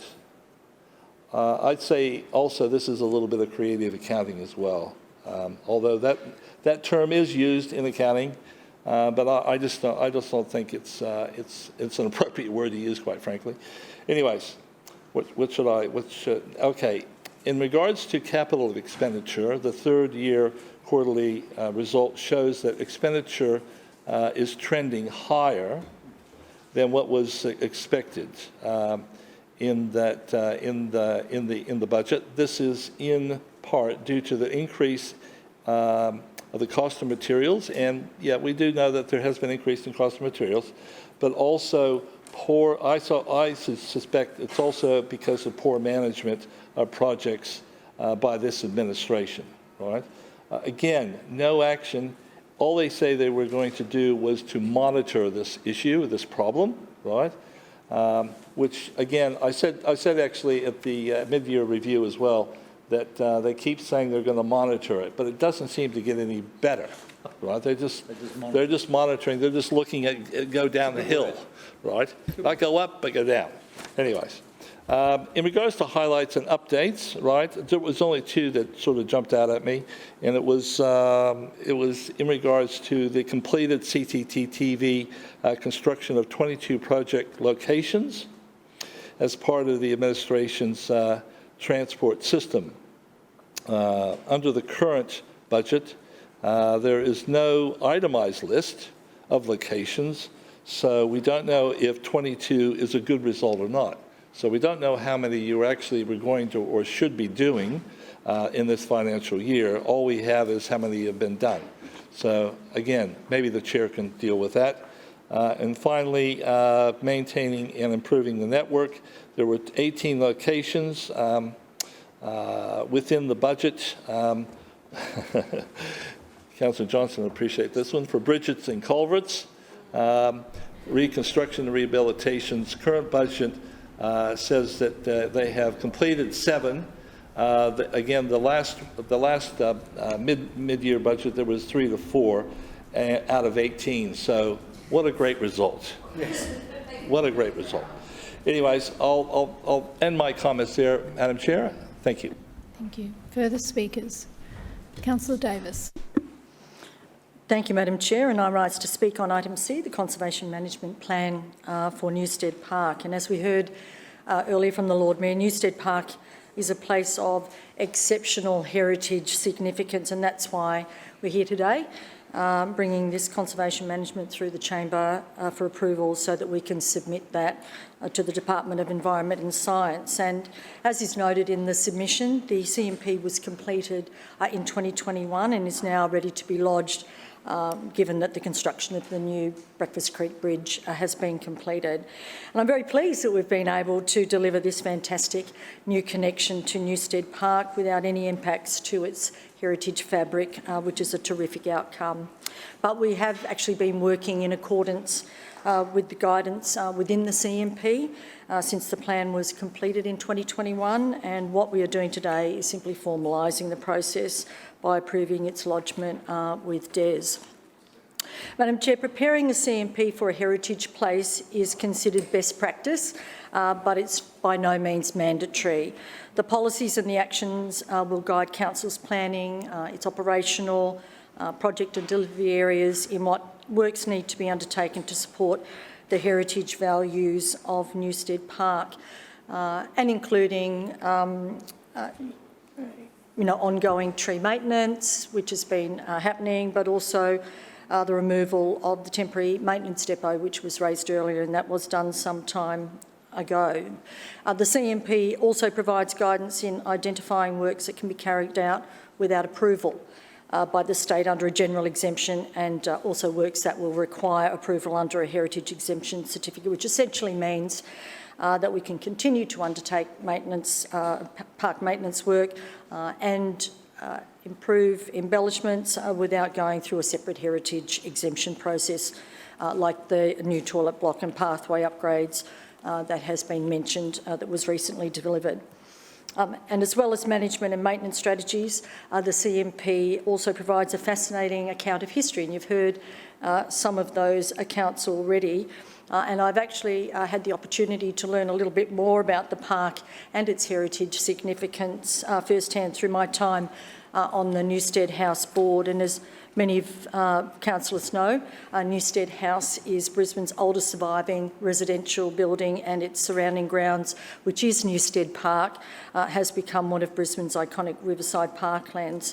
In fact, there are probably councillors here who back in the day took a school tour of the house and the parklands as part of their primary school education. The house was built in 1846 and has been renovated and extended multiple times, and it was a privilege to be part of the Newstead House Board during the current restoration project, which will come to a conclusion mid-year and opening a little later in or the third quarter of the year. The entire house and grounds were acquired by the City of Brisbane Council for parkland purposes back in 1916, and in 1917 it was decided by the Parks Committee that just £100 be allocated for a number of embellishments like new paths and seating.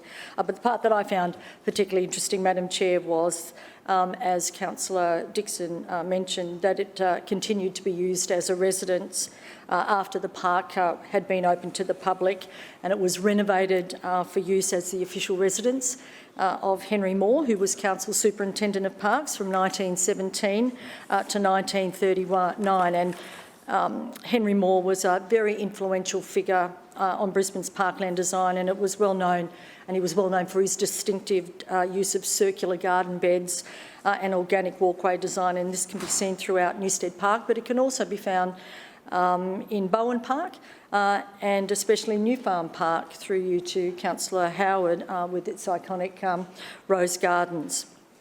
As Councillor Dixon also alluded to, during the Second World War, the house was vacated and turned over to the US Army, and the surrounding parkland was in fact fortified.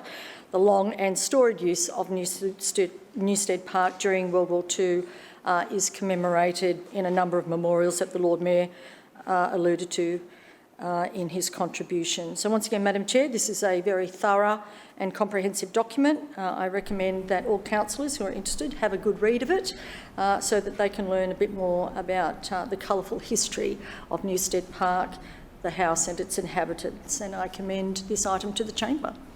Thank you, Councillor Davis. Further speakers? Councillor Massey. Thank you, Chair. I rise to speak on item A and B, and maybe I'll further with something that, through you, Chair, Councillor Cassidy said. If the Lord Mayor is the comic of this performance, well, the Lord Mayor is performing in a tragedy. Because what we actually see here is a budget in dire straits. Last year, when we debated the initial 10% budget cuts, the 400 million, I spoke about how the full extent of the cuts wouldn't be seen until well into the future. And not only in the budget cuts that happened then and in that year, in this year's budget, but but the rephasing of projects that would happen well into the future, the cancellations of projects well in the future. And here we are, 2 weeks, 3 weeks out from the next budget, and we are still amending the 2023-24 budget. And I suspect that the council's 400 million black red hole is much, much bigger than this. And look, there's a couple of things that have been touched on earlier, but again, we see Transport for Brisbane, another 14.4 million for capital. That totals now from the initial budget of over about 78 million extra for council expenses for Transport for Brisbane. This is, of course, in addition to the blowouts that happened in the 2022-23 budget. We've touched on Program 2 and the cuts there, Program 3 and the cuts, 123 million across capital expenses and revenue. In Program 5, Lifestyle and Community Services, another 18 million in cuts in capital projects, totaling about 20 million in total for Lifestyle and Community Services within the budget that we passed in June and then was amended approximately 12 weeks later. City Standards, another 8 million cut in capital, more cuts forecast in the future coming years. And these budget cuts have real-world consequences, projects being cancelled, the scope of some projects being drastically reduced. And as we can see, this is not going to be just a one-time issue. The effects will continue to ripple through the years. The intersection upgrades, the community facility upgrades, drainage, curb and channel, bike lanes, footpaths, pedestrian safety, crossing and probably even events, because I just realised we're in May. And what happened to Botanica? You know, that feature event, a highlight event of Brisbane that was delivered by the Museum of Brisbane, that hundreds of residents would flock to. Thousands. From all over South. Right? I just realised we are at the end of May and there has not been a peep about Botanica, not a single word. So I guess it's not happening anymore. Obviously, those kind of projects are being cut on top of delayed projects that were listed. And we won't stop talking about them because they're still relevant and important. The shade sails on Victoria Bridge, the West End to Wongareen Bridge, the West End to St. Lucia Green Bridge, you know, the 5 green bridges now, 2 to be achieved, the rest completely delayed. And we see again in document A, a document showing very few details. Again, a lack of transparency. But what we do know and what we can see is that projects are continued to be cut, money's continually being moved. We know already overworked staff have to deliver more with fewer resources. And we know budget decreases across future budgets are going to come. And that doesn't just affect the residents of the Gabba ward. That doesn't just affect the residents of Morningside or us sitting here on the opposition. That affects every single councillor's ward in here.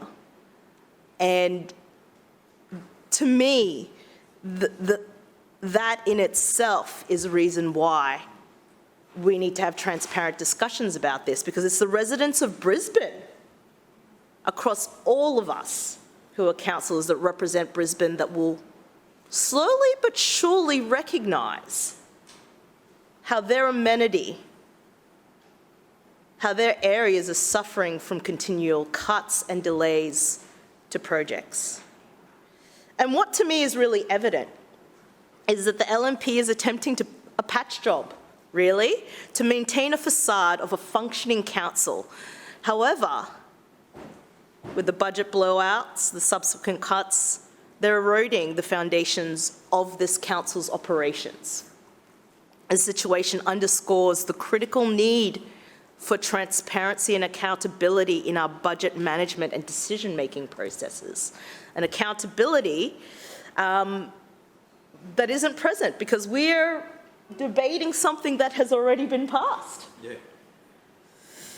The Lord Mayor has to set up and be more transparent to the residents of Brisbane and talk about the reality of the harsh reality of these budget changes, because we move into a budget period which will undeniably deliver us a new budget that I expect to be full of austerity measures.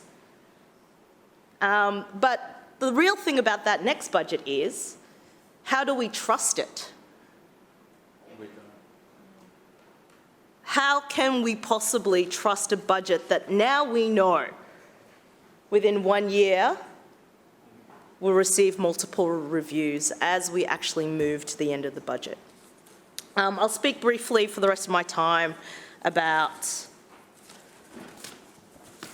item B. Just to talk about some things that I saw in it that were quite interesting. Program 3, we saw that there would be cuts, capital moved from grow, improve, maintain Brisbane Conservation Reserve, capital expenditure, work clean and green Brisbane. That's where clean, green, sustainable Brisbane take a hit, residents lose again. This is where, in layman's terms, we see expenditure being cut for growing, improving and maintaining Brisbane urban parks, upgrading facilities in park and the playground replacement project. Again, this means that playgrounds aren't being updated across Brisbane. It means facilities and parks aren't being upgraded. And it means work to deliver and maintain and support parks have been cut. I also see a reallocation of capital and operating expenses in delivering iconic parks for Brisbane. This is really interesting to me because recently I received information that all work on Barambin has stopped. You know, that 141 million rewilding in massive announcements previously. Is that another broken promise? Will we ever know if work is continuing?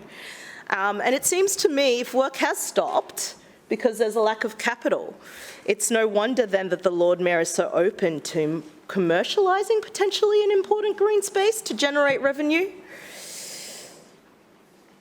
Capital expenditure is also reduced for restoration of recreation projects and Program 5, lifestyle and community service, reallocation of capital expenditure to operation expenses in community facilities, decreased expenditure in Brisbane libraries, meaning libraries receive less maintenance and activities, which to me is really interesting. I also received information that any sort of work in the West End Library upgrade and revamp, and it really does need it, wholly stopped.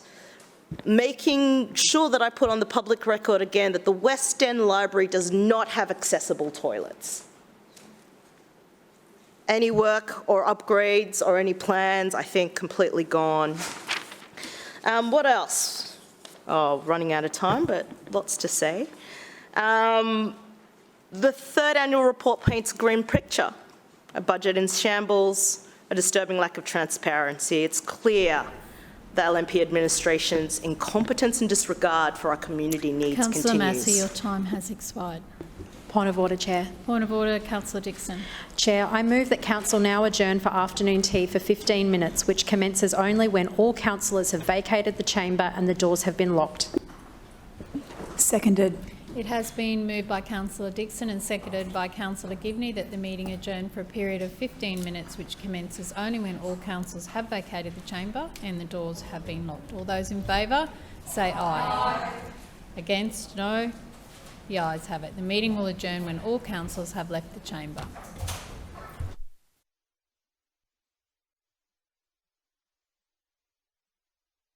Yep. ENC report, further debate. Yes. Councillor Griffith. Thank you, Mr Chairman, and nice to have you in the seat. I'm here to talk about Program 2 and Program 3 from ENC. And for me, it's basics, a cut. And unfortunately, I keep coming across examples of these cuts everywhere.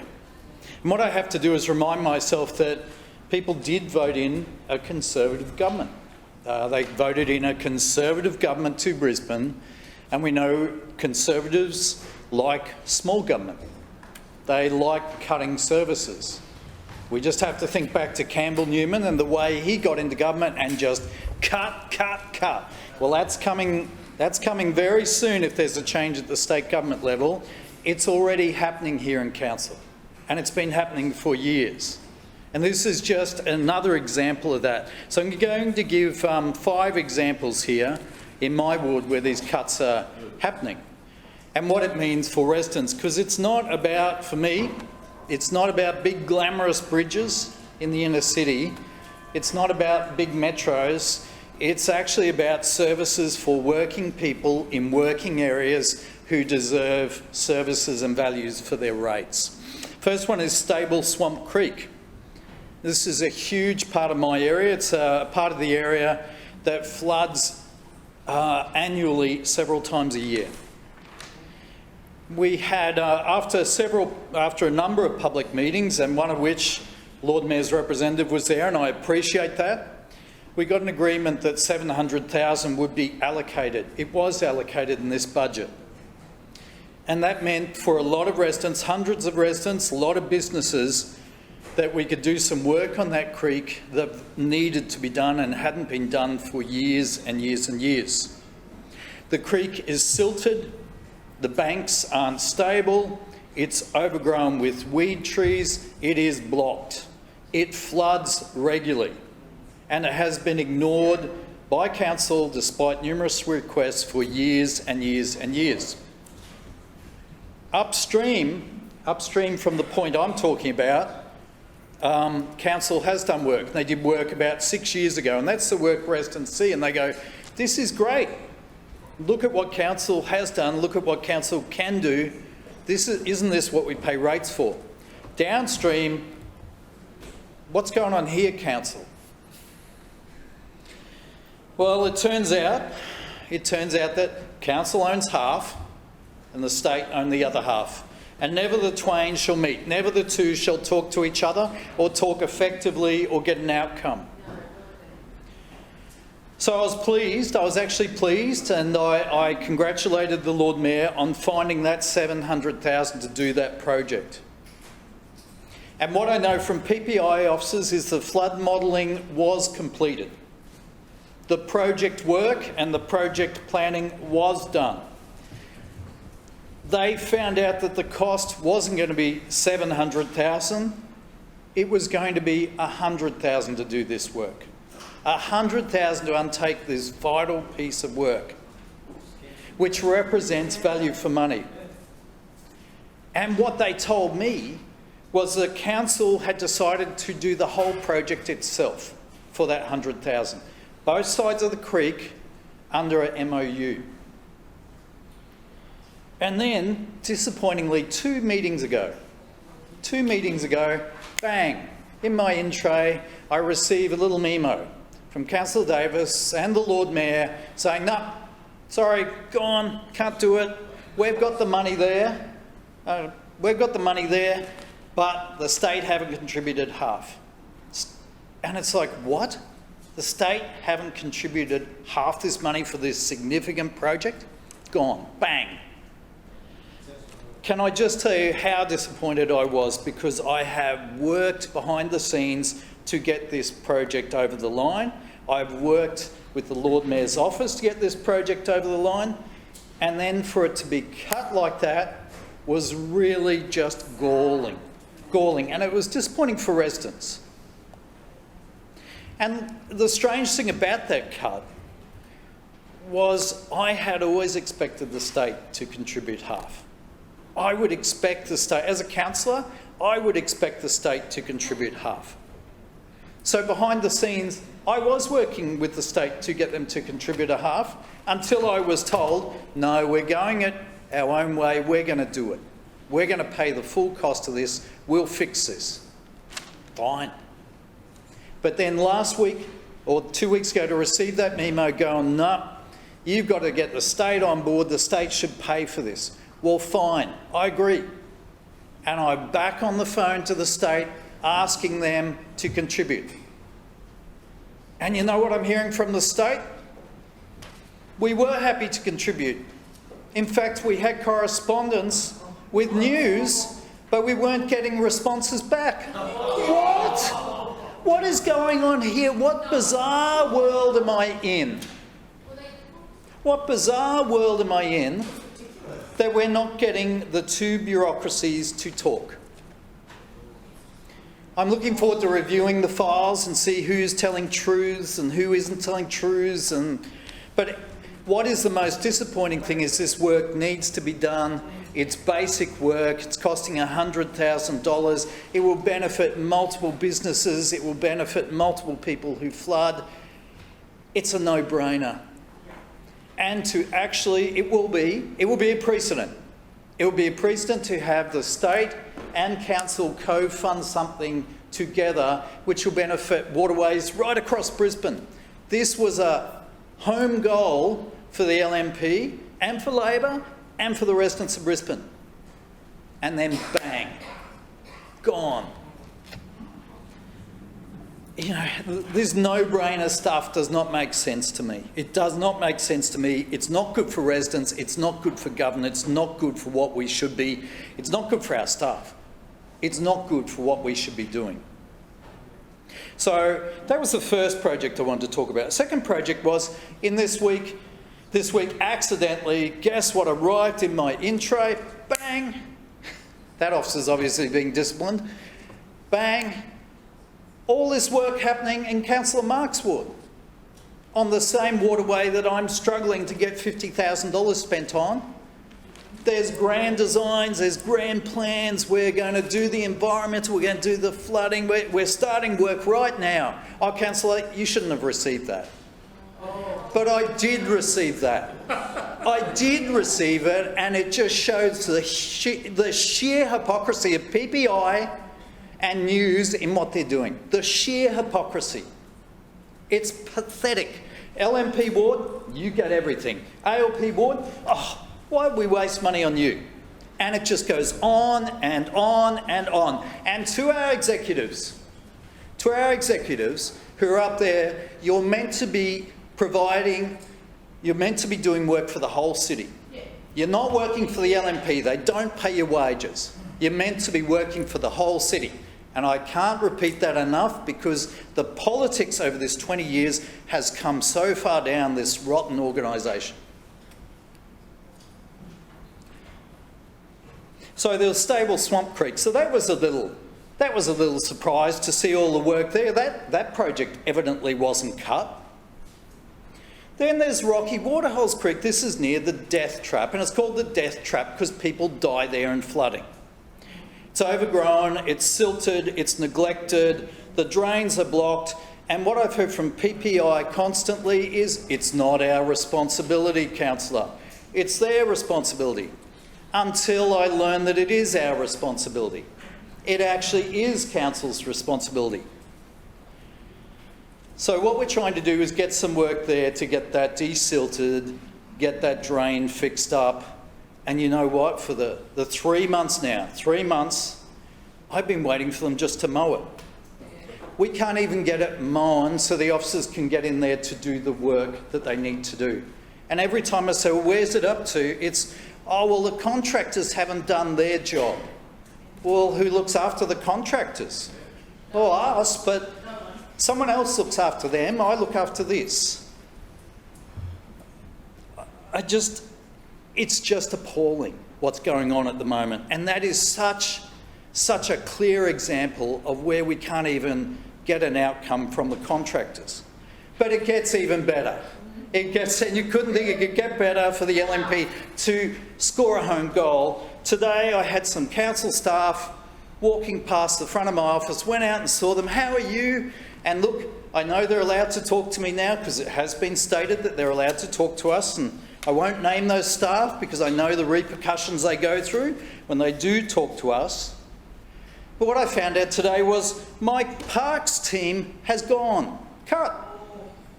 I also found out your parks team has been cut. And Councillor Johnson, I found out that your parks team has been cut too. Oh, parks team on this side of the chamber. That explains why we can't get things done. Makes a lot of sense. Did anyone tell us that? No. Is that in these documents? No. Just happened. Just happened quietly. And those executives quietly ticked off on it. Ooh. I just don't understand why we are cutting basic staff. Our ground staff have been cut in half. You know, we need to be doing more work. We need to be returning to being on the ground. We need to be returning to actually delivering basic services. I can't support this item before council. Thank you. Okay. Further debate. Councillor Johnston. Yes, thank you, Mr Deputy Chair. I rise to speak on items A, B and C. Firstly, I would like to thank all the councillors who've spoken on item C. I certainly understand and appreciate why the LNP councillors want to talk about that item and not items A and B, particularly when they give a history lesson about a park. That sort of hides the lead, which is items A and B today, which essentially lays bare the LNP administration's financial mismanagement of this city's finances. Now, I note that the Lord Mayor could not be bothered to be with us for this debate. He introduced the item and then he left straight away. It is the Lord Mayor's budget. He is responsible for the delivery of the budget and the implementation of the budget, and in June each year stands up with great fanfare and announces what the budget will be spent on. The rest of the year, it's that one day, I think one day of the year, where the budget is actually what they say the budget will be. By the next day, they're already looking at how to make cuts and what changes need to be made. Now, we know that in November, the Lord Mayor painted a bleak picture about how bad the council budget was. And he said, well, we need to make some responsible changes to sort the budget out. And he then cut a whopping $400 million out of the council budget, including for essential services such as mowing. And then the LNP have gone round saying to the media multiple times now they never made such cuts. So I just send the journalists now the actual budget papers that were debated that show that the mowing was cut. But the problem with what happened in November is just a few months later we're here with the March report, the third quarter report, and the same thing is happening. But it's worse this time because the level of cuts are not matching up with the changes to revenue.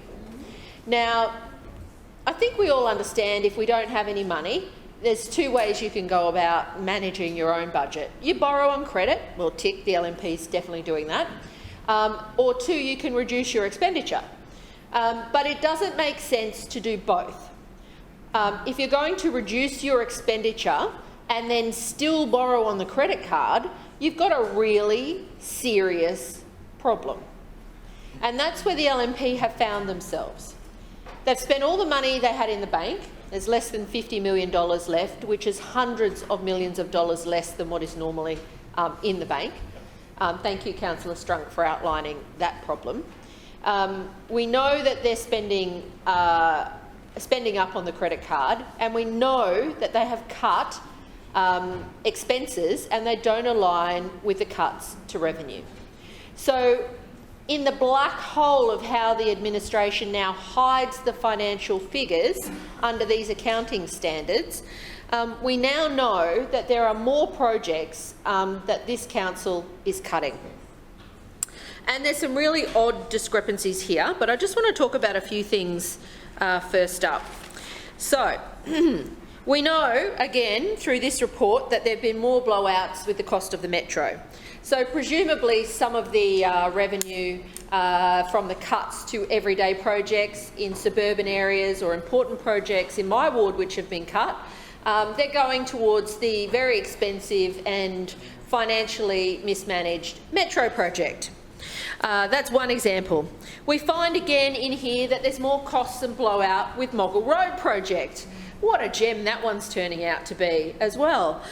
So not only are there cost blowouts with 2 of the LNP's signature projects, we then get to the Kangaroo Point Green Bridge and there are massive cost blowout on that one. That's also very interesting, I think, because of the way in which the LNP chose to upscope the design to make it more expensive than it needed to be by including multiple restaurants and cafes. So, of course, we see a badly scoped, badly costed, badly delivered and financially mismanaged projects that are the signature projects of this LNP administration. And who is paying for this mismanagement? That would be the ordinary people in Brisbane, out in the suburbs, who are seeing less for their money. I know, for example, that 2 years ago the LNP announced a major remediation project of a sports field that's been closed for 8 years in Chelmer. It didn't get delivered 2 years ago. It got re-announced in this year's budget, and it's been cut from $3 million back to $1 million. They're going to do some top dressing on the oval and fix the cricket wicket up. I mean, I don't think they've actually understood the extent of the problem. It looks like this. But apparently it's all fine, just needs a little bit of top dressing. So I look forward to that. I've got the letter about that one. But then we get to the really weird things, that are in this budget. So, for example, the financial reports and annual report before us, operational report before us today, says that Council has actually received more income for the voluntary home buyback scheme, but Council's spending less money on the voluntary home buyback scheme. Now, I know that there's a significant problem with the voluntary home buyback scheme, and I've been telling Council this since the end of last year. We know as these properties are being purchased, they weren't being maintained. Council put a fence up and then just left them. So a council-owned asset was just left to deteriorate. Pool fences broken, water in pools, no mowing done, just really, really poorly managed. What we then know is these buyback homes are continuing to be bought back, because I get notified when they happen. Now, the latest notification I had about half a dozen houses in various suburbs, which came through in April, said that Council would be completing the demolition towards the end of 2024. So the poor people who remain in these flooded communities, who live next to a derelict or flood-affected home that now has a temporary fence up around it that Council won't maintain, will have to put up with Council's inaction in properly managing, demolishing and restoring the park, restoring land as parkland, for 7, possibly 8 months. But as we know in the report before us here today, Council's got the money in the bank. It's come through. They've got more money than expected from the voluntary home buyback scheme. Yet they're not doing the work. They're not doing the work. So this is the perfect example of where this administration are letting our community down. They are unable to manage a critically important flood recovery project. Now, this is a project that will have long-term benefits for the city by reducing the amount of expenditure needed at times of natural disaster, by increasing parkland in our area, and certainly making sure that Brisbane residents are not put in harm's way because of the bad planning decisions of current and past councils. You would think that this might be a priority, given it's being funded by another level of government. And we've heard today the Lord Mayor try and criticise this, and I'm sure this will be the Finance Chair's excuse later as well. It's all the state government's fault. But it's not, because we know the funds are coming into council, it's council's not spending them. We also know that this council has received, and I'm just looking for the language, here it is, what do we call it? I think we call it higher, I just want to find the exact language so I can quote it. Where are we? Oh, I just haven't marked it. But they have received higher than anticipated revenue from the state government for flood recovery. They expect it to be lower next quarter, but in terms of flood recovery, they've actually, oh, here we go, earlier and higher than anticipated grants and subsidies relating to the February 2022 flood damage. So they're getting more money than they expected, but they're not doing the work. I'll just finish with one small item, which is the bemoaning of the fact that the developers are not contributing as much in the way of infrastructure charges. Here's my advice to Brisbane City Council, to Councillor Allen, to Councillor Adams and the Lord Mayor and the Finance Chair, Councillor Cunningham. Stop giving developers corporate welfare. Yes. Stop giving developers subsidies. Yes. Stop giving developers discounts on their fees and charges. Then maybe you'll get a bit more money from them. Yes. Any further debate?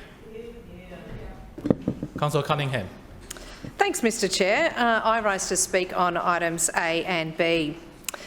Mr Chair, we on this side of the chamber have been re-elected on a platform of keeping council's budget balanced to keep the pressure off household rates and rents. This means keeping a check on expenses and taking action to keep costs down so that we ultimately don't pass the cost on to ratepayers. That's why we announced we're making sensible savings last year. In fact, we were upfront with residents before an election. We took early action because we were forecast a deteriorating environment in terms of increased costs and decreasing revenue. The key figure, Mr Chair, in this third budget review is the $127 million reduction in revenue. There is a $40 million net reduction in developer contributions, as has been highlighted by councillors in this place, but it's as a result of lower development and construction activities happening in the free market. We are making QRA revenue adjustments based on our latest forecast of flood claims, which is $41.9 million. We're also accounting for $9.6 million in lower than anticipated Commonwealth Financial Assistance grant revenue. This has been an issue for local government which we have raised continually through various channels, including the LGAQ. Over recent years, there has been significant variation in the timing of payments of annual financial assistance grants. For the 2021-22 allocation, approximately 49% of that amount was paid in the prior financial year. In 22-23, about 79% of the annual payment was paid in June 2022, the prior financial year. In May 23, the government announced a change in the proposed timing of these grant payments to council for the 23-24 year. Proposed changes suggested 100% of funding would be paid in 23-24.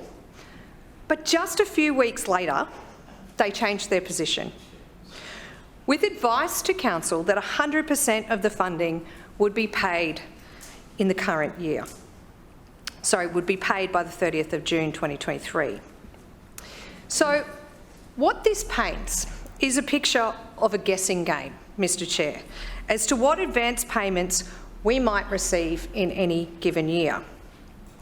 Accounting standards require that this general purpose funding be recognised by councils as a revenue at the time that it is actually received. Changes to the timing of payments can significantly impact council's financial statements, causing significant variations from year to year.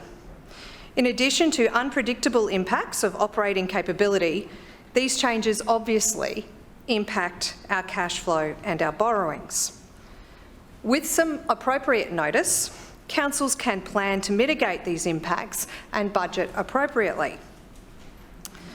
Finally, in terms of revenue, we're adopting $7.2 million in lower than anticipated on-street parking revenue to align with the latest trend in revenue.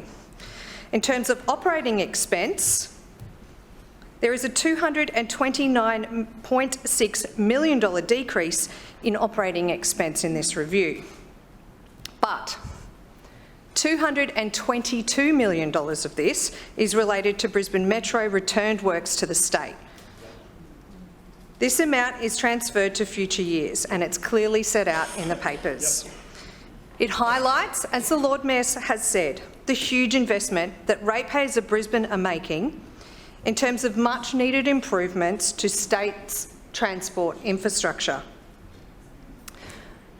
Got me wondering though, Mr Chair, if we'll get a motion of appreciation rather, in State Parliament, but I don't think so.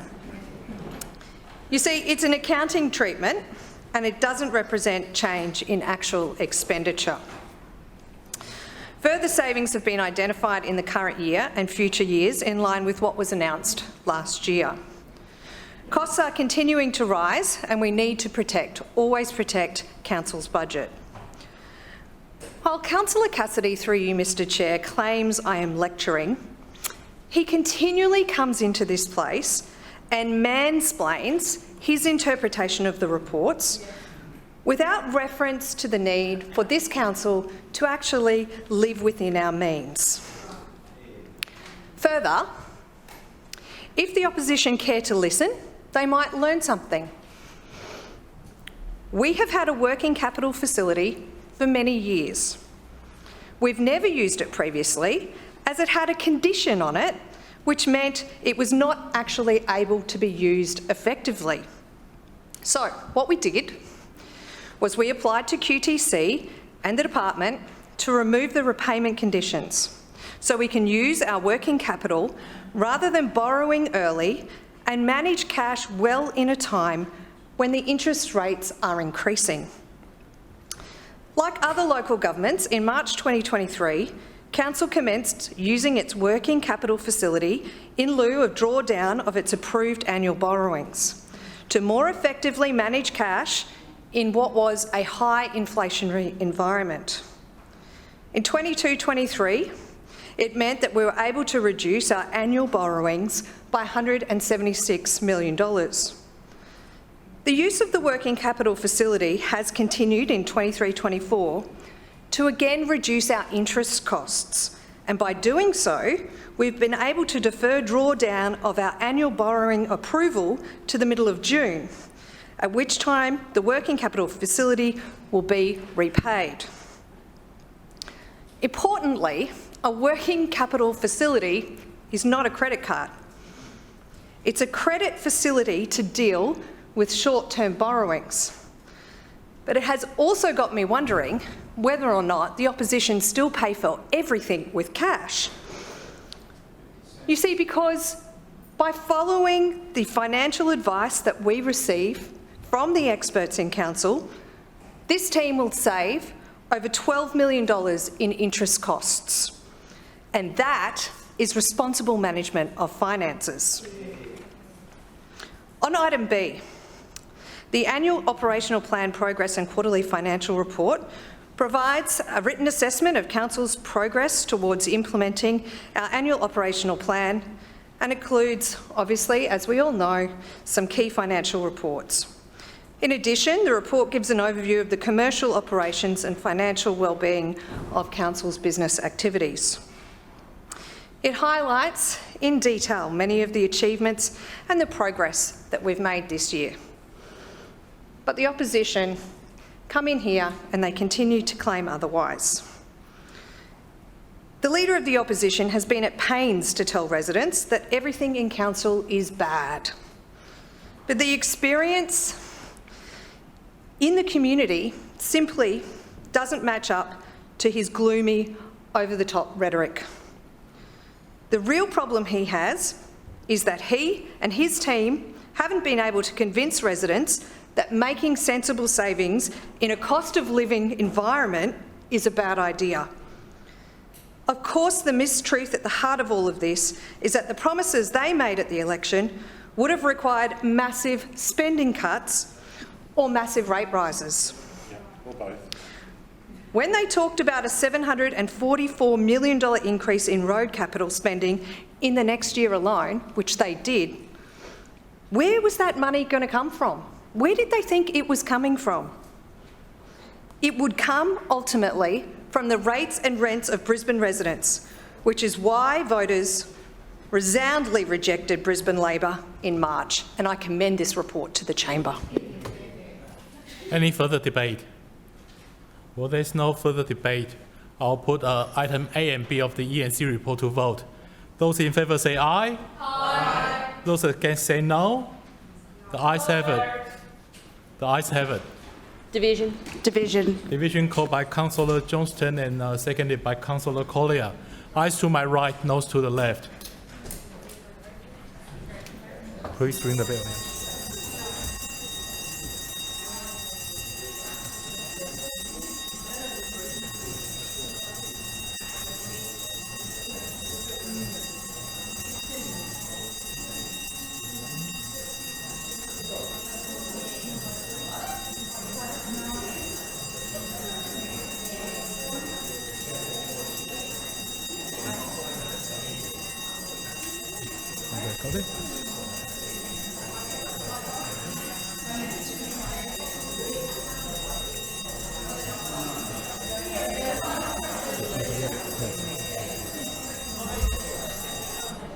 Clerk.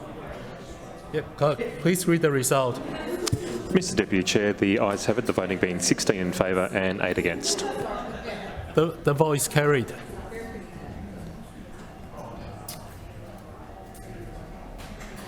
And now I'll put item C of the E&C report to the vote.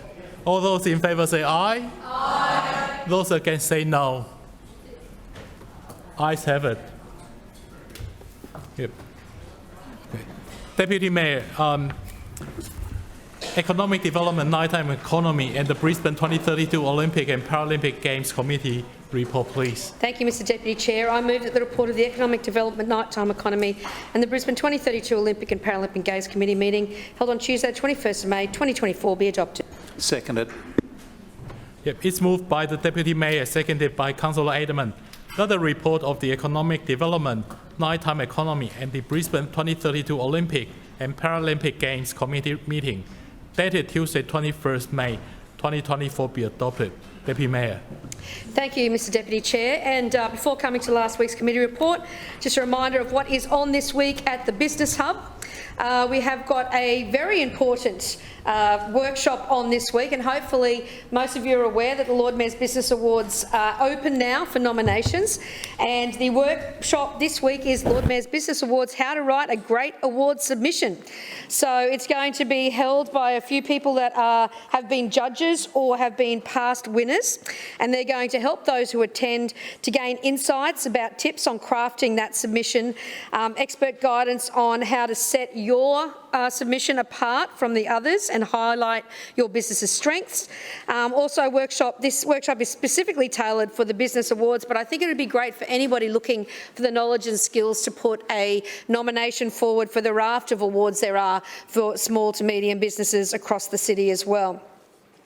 We're also getting some great feedback. We just recently had a Creating Mentally Healthy Workplace, Mental Health at Work, which was run by Maxi Crowd and MX. MX is a new technology startup, and they said it was just absolutely fantastic for them. Out of that, they got a mentor, and the feedback was Bob has been a great fit and has been absolutely fantastic. Many thanks. So this is the type of opportunities your businesses have, not only to get along to the workshop, but then step into that, finding a mentor space to really tailor what support they need from those with more experience in the business industry in Brisbane.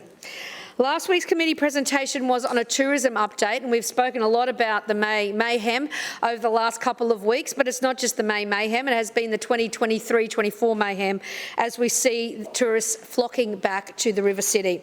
Our National Visitor Survey and our International Visitor Survey have shown us very, very positive results. Within our national visitor surveys, we've seen a 14.1% increase year on year, with a $7.2 billion overnight spend from our national visitors.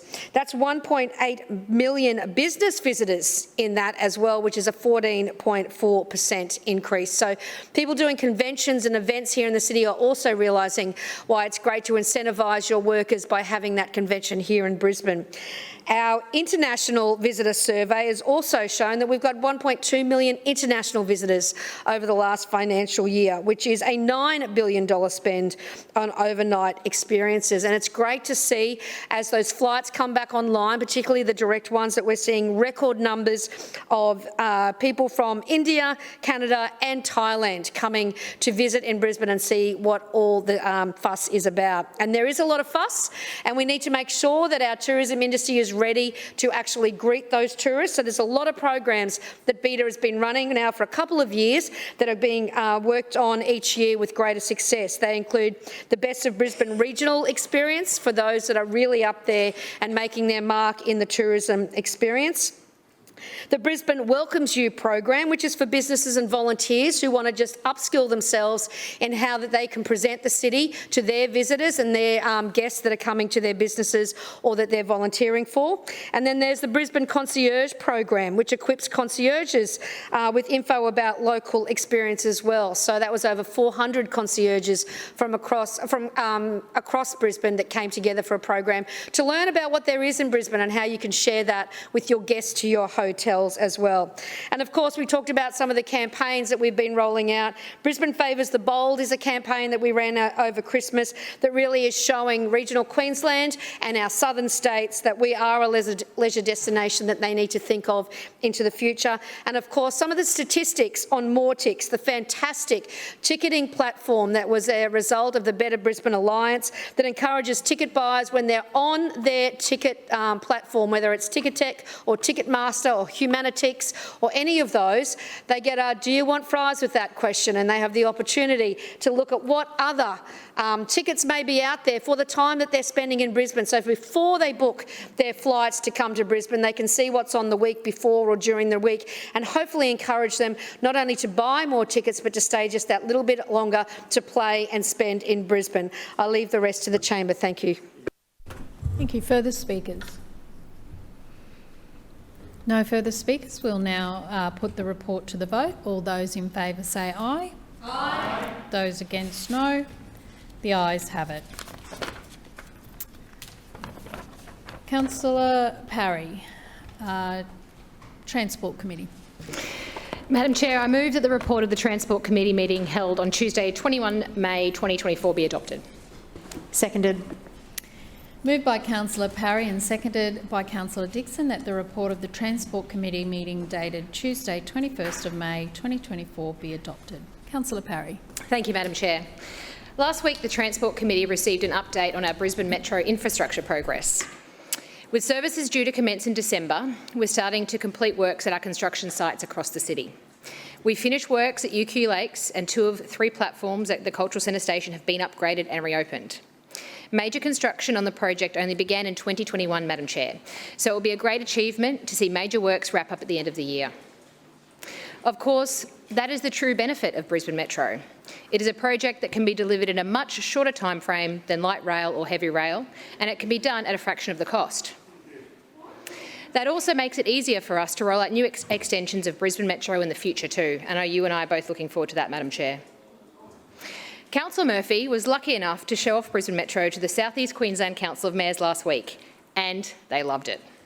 Many of those mayors are already thinking about how they might be able to adopt the Brisbane Metro model for their own residents. And that's because with Brisbane Metro, we can provide tangible improvements to the bus network to cater for future growth, while also providing the extra capacity we need right now. Now, Chair, earlier during question time, Councillor Collier raised the topic of the number of metro vehicles that have been ordered by this council. And as I recall, she asked if I was aware that council had offered 24 additional vehicles, 24 more vehicles than would actually be required to operate the service. And as I said at the time, I wasn't aware. It would be remiss of me as acting chair if I didn't look into this further. This is an opportunity for me to learn and to get better in this role, and I certainly thank Councillor Collier for that opportunity. And I have done some research across the afternoon, and this is what I found was quite interesting. So our initial order with HES was for 60 metro vehicles, and it is true that not all 60 metro vehicles will be on the road at the same time. Indeed, our bus fleet has almost 1,300 buses, but they're not all on the road at the same time. We do have to allow for contingencies, for spares, for maintenance, and as I'm sure Councillor Collier understands. So it would be a little bit concerning to think we only ordered just enough vehicles to operate the service. So imagine the strife we would be in if, say, we only ordered just enough. It wouldn't be a very, very bright move. And more importantly, we've ordered the right number of vehicles to run Brisbane Metro at 3-minute frequencies. So that is a true turn-up-and-go service, Madam Chair. These vehicles aren't extra, to be clear. They are actually necessary for us to be able to increase the frequency from 5 minutes to 3 minutes. That's a true turn-up-and-go service. Now, we saw during the election campaign that Labor wanted to cut any proposed extensions to the Brisbane Metro. This includes progressing the expansion to the north side of Brisbane, which would be a huge disappointment to myself. I'm assuming you, through you, Madam Chair, and others in this place. And now they're claiming we have too many vehicles. So I do wonder if that means that also that they don't support cutting the frequency of the Brisbane Metro. Is 3 minutes too short? Through you, Madam Chair. I do have to wonder why Labor hates the Brisbane Metro. But you know, it's interesting, Chair, because the other thing I learned this afternoon is that this isn't the first time that we've heard this claim about the extra vehicles. In fact, this exact claim was made, of the extra 24 vehicles was made before, and it was made last week by the Transport Minister Mellish in a letter to Councillor Murphy. So it is really good to know that Councillor Collier is in touch with Minister Mellish. I just wish that instead of the gotchas that maybe she would back at Brisbane buses instead. I'm new to this. I hadn't seen this letter before, but I have now, and it's good reading. Minister Mellish makes a number of very interesting claims. But I do wonder, Chair, if she's read Councillor Murphy's reply. It would be a little bit embarrassing to think Minister Mellish's office had provided those opposite with the letter without providing Councillor Murphy's reply. I also note that Minister Mellish's letter did say commercial in confidence. That's why I didn't know about it. So I'm sure the Minister's office wouldn't breach confidentiality by providing that letter to Councillor Collier, and I'm sure Councillor Collier wouldn't want to breach the Minister's confidence by raising it here in this chamber. But I have been proven wrong before, and I'm sure I will be again. So regardless, now it's on the public record, let's talk about it, hey? And I'm more than happy to fill in the chamber on a few things that I learned across this afternoon, because I think it's important that as members of this place, who I'm sure we all back public transport in this city, we are provided with the facts. So in addition to the inaccurate claims about the number of metro vehicles in the fleet, there were other bizarre allegations that the air conditioning is faulty on the vehicles. Nope. That's wrong. I'm pleased to report that the air conditioning system is working really well, Chair. In fact, our metro vehicles have enough air conditioning to power to cool several residential homes. And I'm told that Minister Mellish still hasn't been on board a Brisbane Metro vehicle yet, despite numerous invitations. So perhaps it's time he got on board, he could wear a scarf and he could test out the air conditioning for himself. There was also a suggestion that Council doesn't consult the state when introducing new services. Again, this is wrong. We operate the bus network under a contract with the state government. It's impossible for us to introduce services without their approval. And for the last few years, during the bus network review process, we have gone as far as paying for a TransLink network planner to be embedded in Transport for Brisbane. So that means we have a state government employee, an expert, in Brisbane Square, working with Brisbane City Council staff. So I'm not sure what else we could do to demonstrate our commitment to collaborating with the state on delivering better bus services for Brisbane, Madam Chair. This Schrinner Council has a plan for public transport across the city. We have a plan that would see Brisbane Metro services introduced from December, along with a whole range of new bus services. But I want to reiterate that unless the state government comes to the table and we can agree on a new bus contract, Brisbane Metro services can't commence. This is not Council's requirement. This is a requirement placed on us by the state government. And I'd hate to think, Chair, that Council would work hard to deliver a new depot, upgraded stations, flash chargers, a tunnel, and a whole new fleet of the right number of vehicles, and for the Miles State Labor government to block us at the last hurdle. We all know the state election is fast approaching in October, and that means from August, the state government will be in caretaker period. So if Brisbane Metro services are to begin in December, as planned, we urgently need a new agreement. And we want nothing more than to work with the state government to jointly deliver what would be the biggest boost in Brisbane bus services in more than a decade. It's time for the state government to come on board, genuinely partner with us to deliver for the residents of Brisbane. I'll leave further debate to the chamber. Further speakers? Councillor Johnston. Yes, I may just speak briefly on item A. And just, look, I think there's a few things that the acting chair left out, and I think they should be on the record about the Metro. Now, I've been in this chamber for quite a few years, and I was here when the Metro was first presented to us, and I did not vote for it. And I'm actually quite pleased that I didn't vote for it, because it's been an absolute debacle from day one. Do I support better bus services in Brisbane? Yes. Completely I do, without question. And before someone tries to paint me as I don't support bus services in Brisbane, I do. And I want more bus services in Brisbane. But the problem with the Brisbane Metro and the infrastructure update presented before us today is that all of this is behind schedule to start with. This project is probably, I'd say, 2 years behind schedule. Let's remember how it started, of course. It started as being a Paris-style light rail project. That's how it started. And then when that couldn't be delivered, it moved to, well, it even started before that, because I think the first iteration of it before that was the bus and train tunnel. So originally, this LNP administration, under Councillor Schrinner's leadership, as, I don't know if he was active transport or transport chair at the time, but he was involved, or finance chair. Point of order, Madam Chair. Point of order, Deputy Mayor. Can I ask your ruling on the relevance? I understand this is an infrastructure update, not a history update. Thank you. Just the relevance to the committee before us. Yeah, Councillor Johnston, can you please stay to what the report was specifically about? There's a lot on Metro, I know, but let's just focus on the report, please. Sure.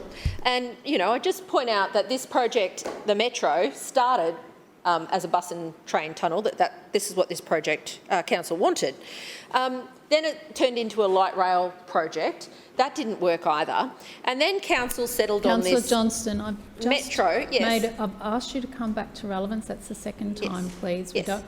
We don't need you to go on about the vehicles. Just please stick to the report and the update that was provided in the committee, please. Thank you.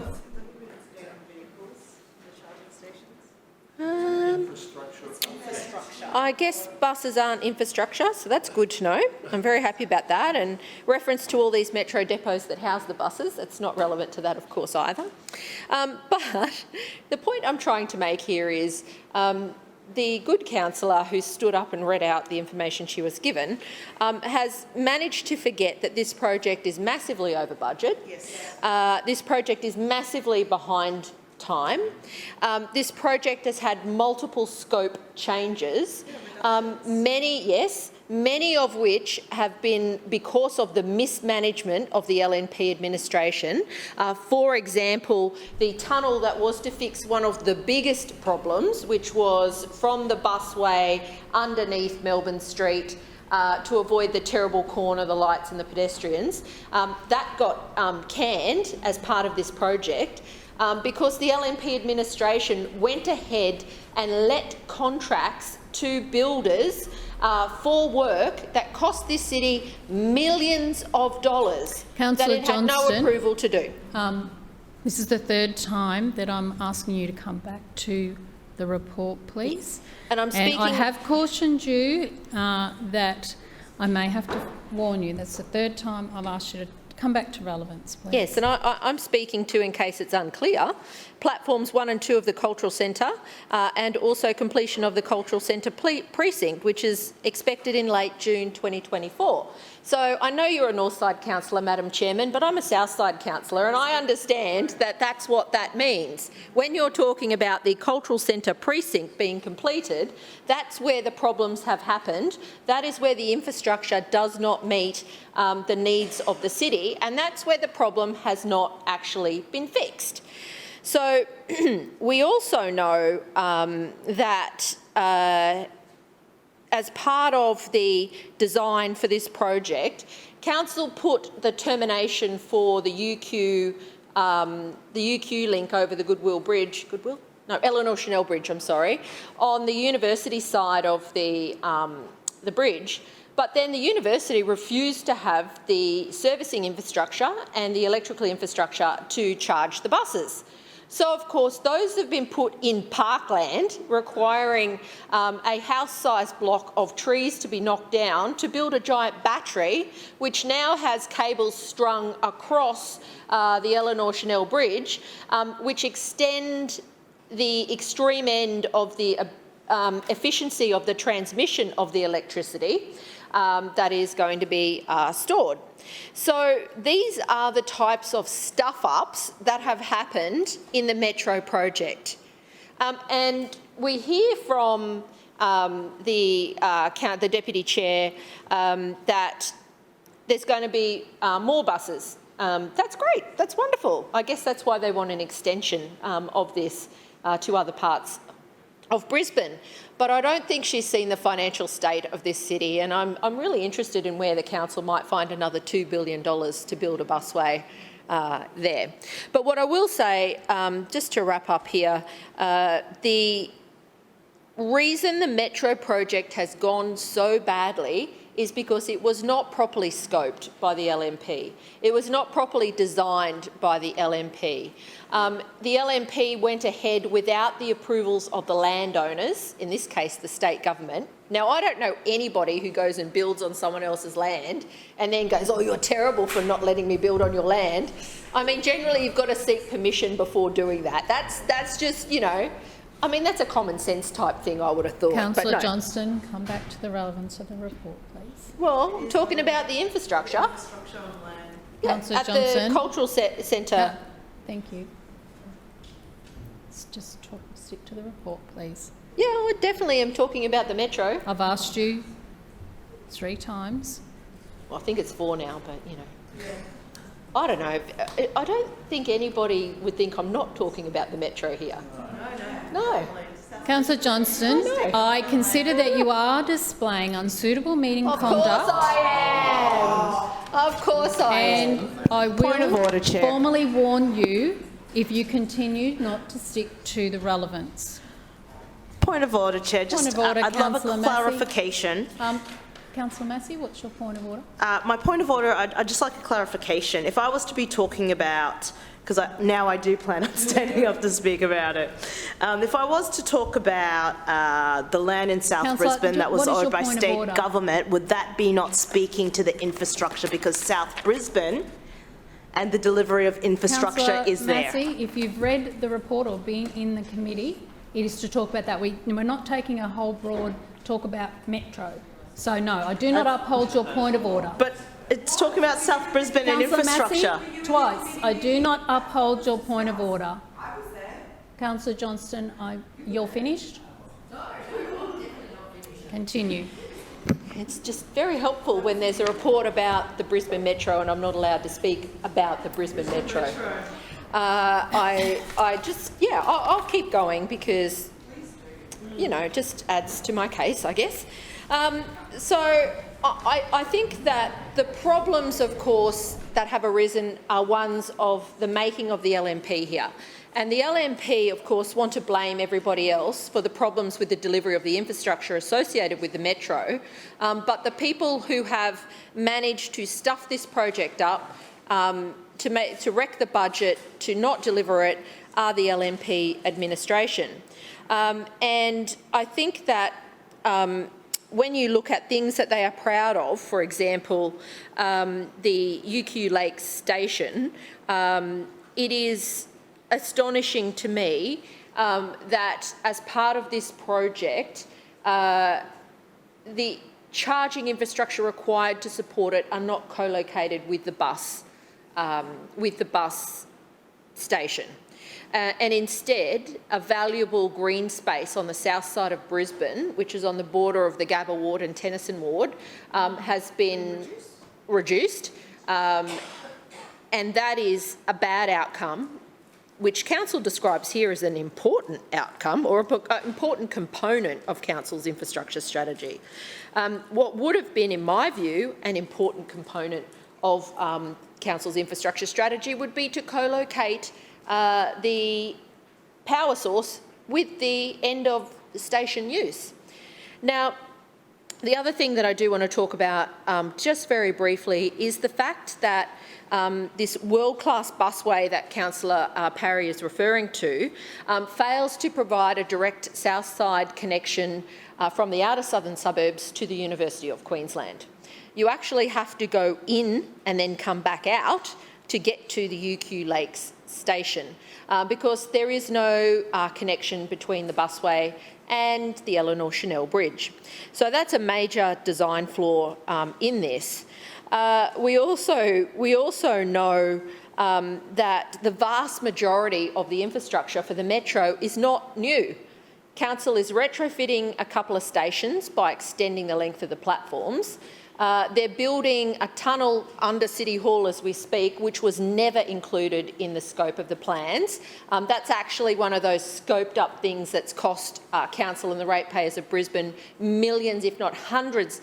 It was hundreds of millions of dollars more, and it was never part of the original scope of this project. Council has completely stuffed up the Brisbane Metro, Councillor and Johnston, every single your resident time has should be expired. scared that Further they want speakers. Councillor Massey. Thank you, Chair. I'll rise to speak briefly because I do want to put some things on the public record. And again, I'll reiterating by beginning that I love public transport. Before anyone says that we don't want improvements to the public transport network, we know that Brisbane has one of the lowest uptakes of public transport, and we know that we have to increase frequency, routes, etc., etc. The metro occurred before I was a councillor, but I do have some hot takes. The first thing that I'd like to talk about is the infrastructure. You know, when we talk about the infrastructure review, the inner city north, South Brisbane, suburban station upgrades, Metro Defo. One thing that is definitely missing from South Brisbane on state land is the Gabba station, which was actually supposed to be a part of the Metro works. That has been a reduction of scope. I think right now there is a conversation about the delivery of the Gabba station to happen in the local government infrastructure plan. Maybe from memory, I want to say delivery before 2031, and that's coming from memory. That was a part of the scope, but obviously that's been moved for later, you know, somewhere. What's the term? Sensible savings. The other thing that I'll also add here is that while the works have been happening in South Brisbane, it has been a dog's breakfast for pedestrians. Many of my residents have spoken to me about how challenging navigating that space has been. And so the delays have actually really affected a lot of those residents, but as an important transport hub, it's affected a lot of people. With that being said, that's why I kind of welcome that we might be getting there. And we should hopefully get there with the Metro, because it was a dog's breakfast and it was very challenging for a lot of residents that use that place for commuting. Some other things that I'll talk about is while infrastructure upgrades were being made, there was also challenges for me as the local councillor in relation to a series of leopard trees and the protection of leopard trees in that area that might have been getting reviewed for the placing of temporary infrastructure while the station itself wasn't finished. I'll go to also the importance of parks, really. Dutton Park. Dutton Park on the borders, through you, Chair, as Councillor Johnston was talking about, is hosting the charges for the Metro charging station, the rapid charging station, which is, I want to say, over a kilometre away? About a kilometre away. And this, of course, isn't a great result for the residents of Dutton Park or the people around it that use it as an important green space. That green space has now been reduced. The offset, unclear when delivery will be made to ensure that Dutton Park has embellishments that increases the amenity for that park. And so while we all, I think everyone kind of want to see the Metro finally arrive, it hasn't been a perfect journey or timeline. And so while it is appreciated that there is an update, let us not forget that there has been challenges along the way with the Metro. You know, where the budget is, we will see, to be foreseen in the future, but I know for residents in the Gabba, it has been challenging because it has affected them majorly. With that being said, I am looking forward to the delivery of new bikeways that should go down Melbourne Street and off to Grey. That's the infrastructure that we're also delivering. Like when we're creating these projects, we should be delivering active transport projects also. So I think I'll just stop there. I just thought it was needed to talk about a couple of things because it hasn't been perfect, even in my short time here in Chambers, and I want to get that on the record. Thank you, Chair. Further speakers? Councillor Parry? We'll now put the motion to the vote. All those in favour say aye. Aye. Those against, no. The ayes have it. Councillor Wines, Infrastructure Committee. Thanks, Madam Chair. I move that the report of the Infrastructure Committee meeting held on Tuesday, 21st of May 2024 be adopted. Seconded, Madam Chair. It has been moved by Councillor Wines and seconded by Councillor Toomey that the report of the Infrastructure Committee meeting dated Tuesday the 21st of May 2024 be adopted. Councillor Wines. Thanks, Madam Chair. Just on a couple of notes. It's interesting, Councillor Parry made mention of some correspondence from Minister Mellish that was in the receipt of this organisation that appeared to be in the receipt of the Labor Party councillors before it was in our hands, which is a fascinating revelation. Something I've also learned is that Minister Mellish appears provided the Labor councillors with a lot of information around his department's work on the Banyo open level crossing, on the Banyo level crossing, weeks if not months before it was provided to us. In fact, there is a suggestion that that information from Minister Mellish was provided to Labor councillors in advance of the election to allow them to shape and form commitments against Councillor Allen. Interesting. I received a letter from Mr Mellish that we'll be responding to very soon, dated the 22nd of March, that spoke to a $30 million commitment, a $40 million project requiring $30 million from Council, which is a remarkably similar figure to the $30 million that the Labor Party committed to that crossing, almost as if they knew that letter was coming, almost as if they knew that letter existed before we did.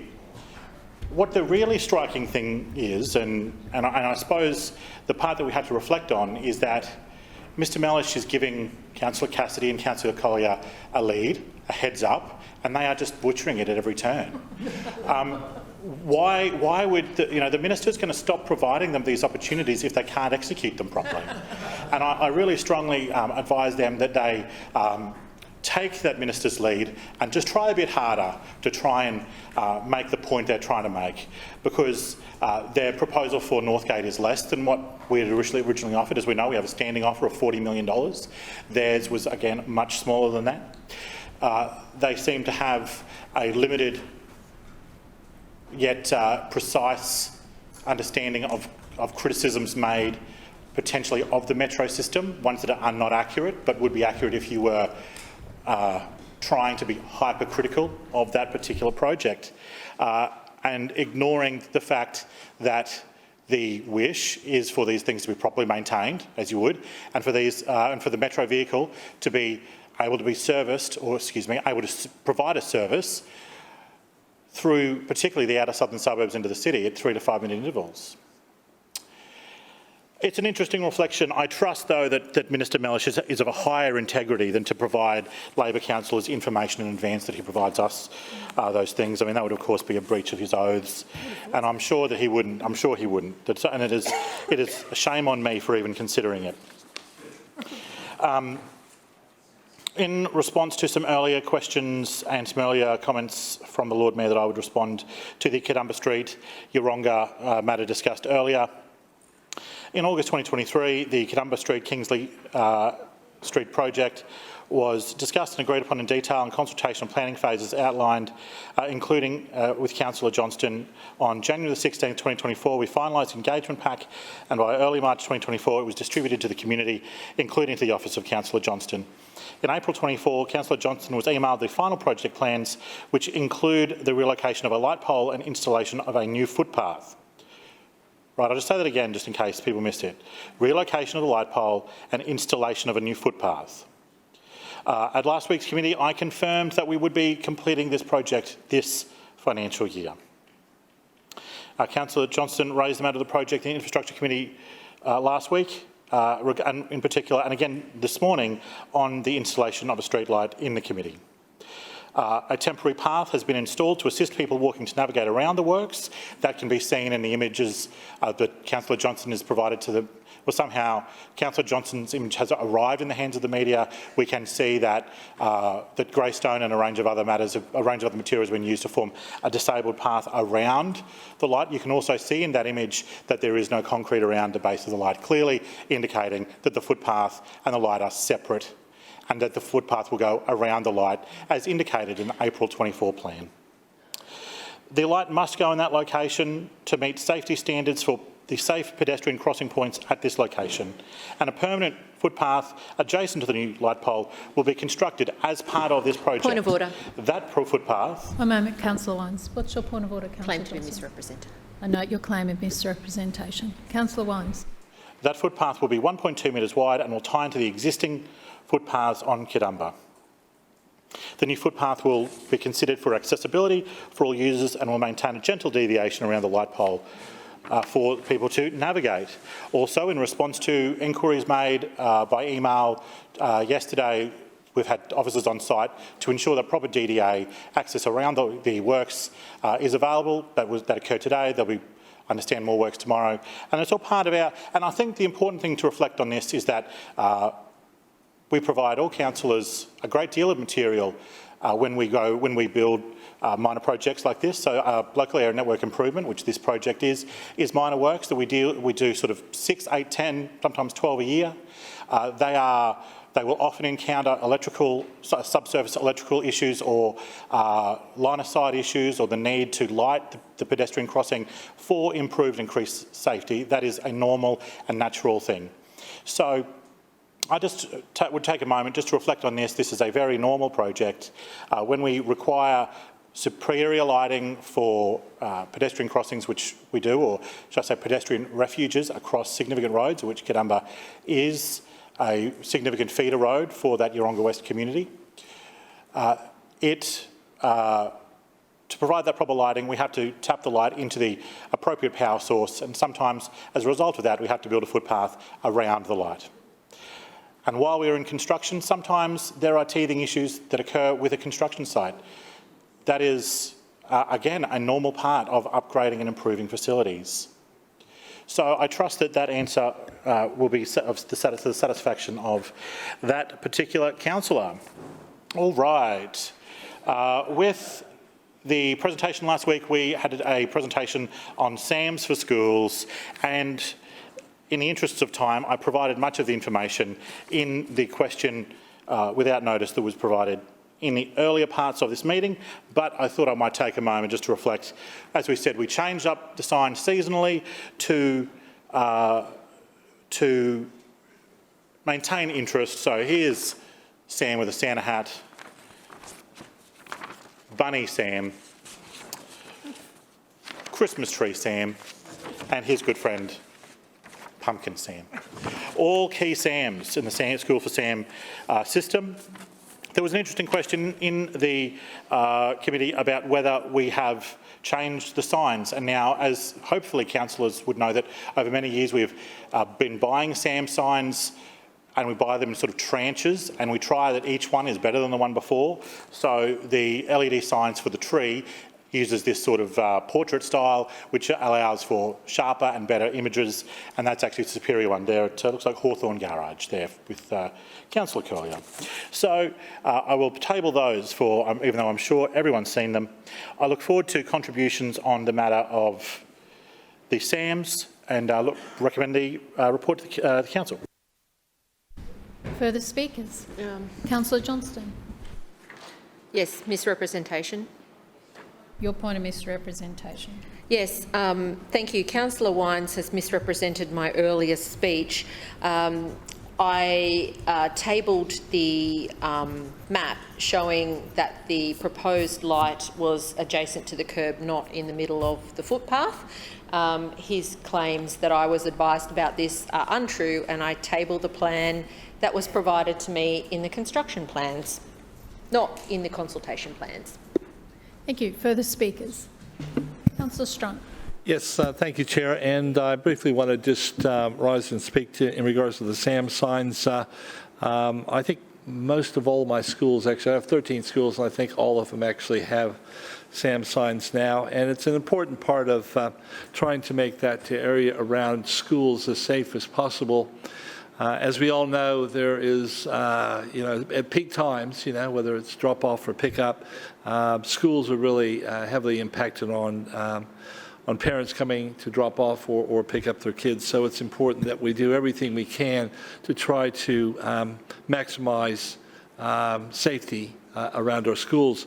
I was coming in down Clipper Street this morning on the way to this illustrious gathering here. And I noticed that one of those LED warning signs, which was installed by council some years ago in Clipper Street, had a tree grow over the whole sign itself down about a metre, and we have put a job in for that to be rectified, but that was weeks and weeks and weeks ago. So yes, we do great work with SAMs, we do great work with those LED warning signs, but we also have to follow up on maintenance to make sure that they actually are working properly and visible to the driver, because not having that, especially along Clipper Street at the moment, not having that visible is a terrible waste of resources that this council spent some years ago in installing those warning signs. Thank you, Chair. Thank you. Further speakers? Councillor Wines. Can I thank the councillors who contributed to the debate today? In particular, can I just respond to Councillor Strunk? I appreciate his contribution and his support for the SAMS program. One of the reasons that we often are forced to locate SAMs in particular locations is to actually get them away from trees, because for a number of reasons they do block the visibility of the device, but also many of them, if not all of them, are solar powered and would require clear line of sight for the solar panel to the sun to maintain their ongoing power. I will seek further assurances that the matter that Councillor Strunk raised in relation to that particular one, I believe on Clipper Street, we'll see what we can do to sort that one out for him. Thanks to all councillors. Thank you, Councillor. We'll now put the committee report to the vote. All those in favour say aye. Aye. Those against, no. The ayes have it. Councillor Allen, City Planning and Suburban Renewal Committee. Thank you, Madam Chair. I move that the report of the City Planning and Suburban Renewal Committee meeting held on Tuesday, the 21st of May 2024 be adopted. Seconded. It has been moved by Councillor Allen and seconded by Councillor Wong that the report of the City Planning and Suburban Renewal Committee meeting dated Tuesday the 21st of May 2024 be adopted. Councillor Allen. Thank you, Madam Chair. I wanted to touch upon a couple of items before moving to the report. Just last week, the Planning Institute of Australia's National Awards for Planning Excellence 2024 were held in Melbourne, and Brisbane City Council had a win in that particular awards, and we were successful in the improving planning processes category for the Brisbane Green Factor. This award recognises a significant improvement in planning process or major planning reform which leads to good planning outcomes undertaken by a planner, planning authority, so a local government, and development entities. The Brisbane Green Factor tool has been developed by Council to improve green urban outcomes and help Brisbane achieve its goal of being a well-designed subtropical city. Brisbane Green Factor is an innovative web-based green rating tool helping lead and guide urban development to look through lush green and subtropical outcomes. So well done to the Design Brisbane team in city planning and economic development for this recognition. In the E&C debate earlier, Councillor Johnston questioned the merits of council offering incentives to the building and development industry to get more housing on the ground. Clearly it's a challenge in this city, and it's worth bearing in mind that the private sector contributes 96% of housing in this city, and so obviously to incentivise them and support them in providing housing is important. And interesting, last Friday the state government announced a $350 million fund to provide incentives to this particular industry. So it's not just council who sees the merits in this, it's also the state government. Now, returning to the committee report, last week the presentation was on the community consultation element of the draft Nathan Salisbury Moorooka Neighbourhood Plan. The process for this neighbourhood plan commenced in 2019. Since that time, Council has undertaken a range of activities, including preparing a draft strategy to support the preparation of the draft plan. The next step in the statutory process is undertaking formal community consultation, and this was the focus of the presentation, specifically on the consultation activities. Council has sent direct mail, including letters and emails, to all owners, including those who may be owners but not occupiers. A range of promotional materials have been prepared, including signage, posters and flyers. These have been circulated across the plan area as well as on social media. Council officers will engage with the community through Talk to a Planner sessions and 2 dedicated information sessions. A range of web materials have been prepared, including fact sheets, maps, artist impressions of potential outcomes and our Story Map tool. The Story Map tool is an interactive map that Council uses to help residents and others search and understand proposed changes. Although this tool was used during the Brisbane Downs Neighbourhood Plan consultation, it has been refined and expanded for the Nathan Salisbury Moorooka Neighbourhood Plan. There are separate maps for the precincts, zones, building heights and character streets, whereby residents can slide the tool across and show the proposed changes under the draft plan. Residents in the community can also type in an individual address or street name and view the changes from that perspective. We have received some early feedback from residents, and they have advised that the tool makes it easier for them to understand what is changing when discussing their concerns with an officer. Finally, consultation is open until the 16th of June 2024. Residents in the community are encouraged to submit on proposals they do support, as well as those proposals they don't support. And submissions can be made via email, letter or City Plan online. Madam Chair, I'll leave further debate to the Chamber. Further speakers? Councillor Griffiths. Yes, thanks, Madam Chair. And this plan has taken a lot of work and certainly a lot of my time over the last 5 years, and a lot of the community's time too. And I really appreciate the contribution that the community has made in terms of this plan. The community has actually, for any city plan or any neighbourhood plan that's gone out, this plan has had the most community involvement of any plan across our city, I understand. There are a number of points I want to speak to about this plan. The first one is I was briefed on this. I received a briefing on this the Friday before it went out to the community, which was one business day before it went out to the community. I was also not given material about this plan till day 3 that it had been online, which I was disappointed about. Further, I wasn't given any material at that briefing, so I had to have the officers sit on the other side of me and say, no, we can't leave you with any of this material, councillor, which would indicate that there's not a lot of transparency about what's going on here, to me anyway. Now, there's a lot of details online that Councillor Adams did say, Councillor Allen did say, but did I get that right? Adam Allen. Yeah, Adam Allen. Yep. The council did say. My concern is that a lot of people can't access that material. They do want to have public meetings, so they do want to have an opportunity to speak to the council as a group, so that they can share their thoughts as a group. We know that the administration doesn't like public meetings. In fact, they call them, what do they call them? Lynch mobs. That's the term for public meeting in this place. My concern is there are 39 character homes gone. Originally, it was going to be 200 character homes. We can certainly see that 39 are going. Some of those should go when the officers went through and explained those to me. Some of them, I believe, should be retained.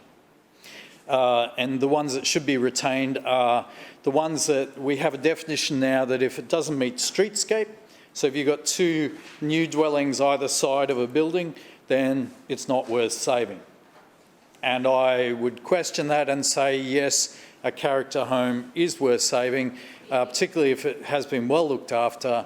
If there's other alternatives, then yes, I do think it should be saved under our planning laws. And we talk about it in the abstract. Like we talk about, well, that's the law. But we're responsible for that law.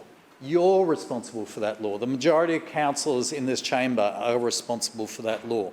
So it's not abstract, it's something we control and something that I believe we should be providing more scrutiny to, and we should be protecting those homes.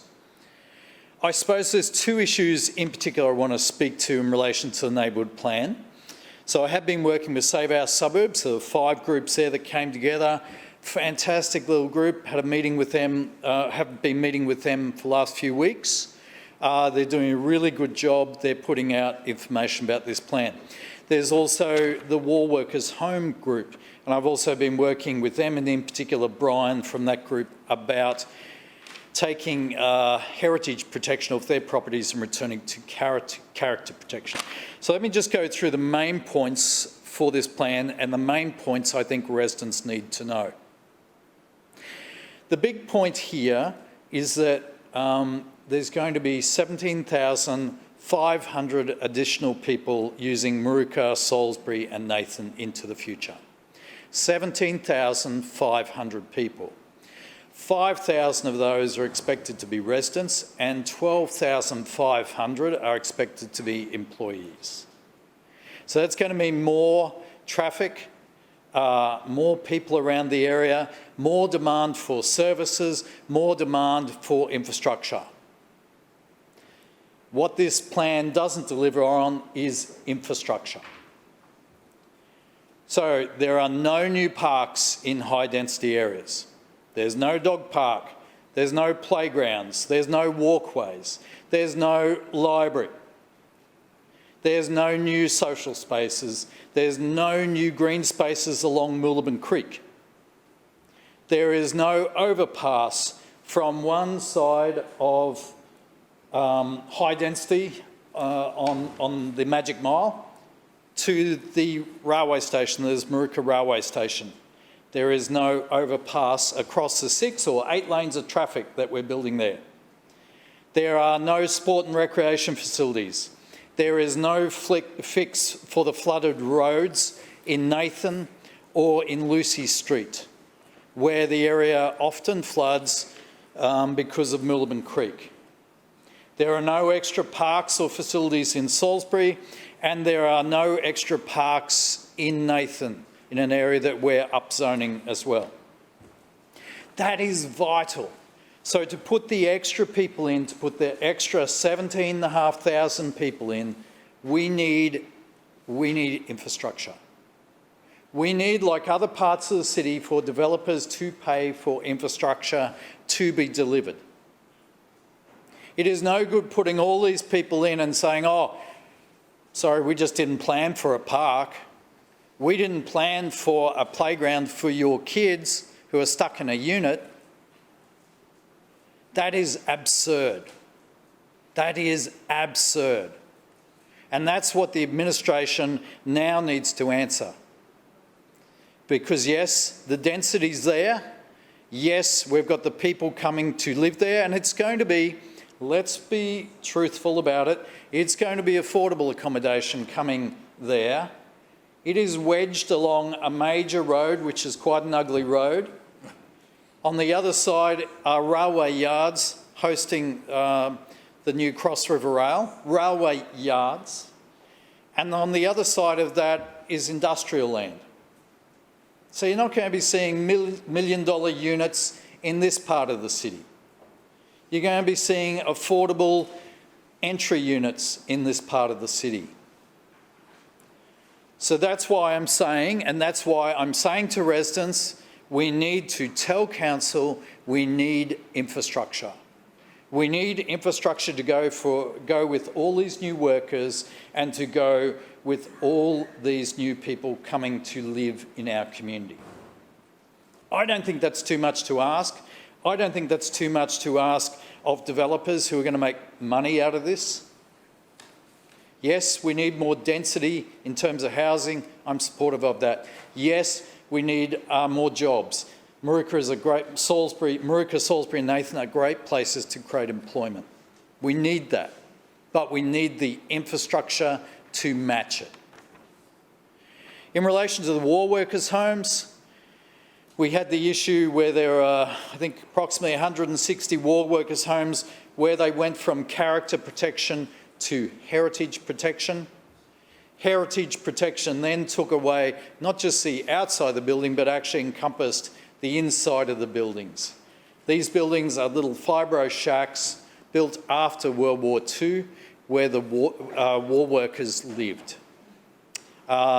People are happy with them being protected as character but not as heritage. I support that. The Chamber supports that. To get this off, residents know that they need to get 51% support of the owners affected. There was 1 vote per property.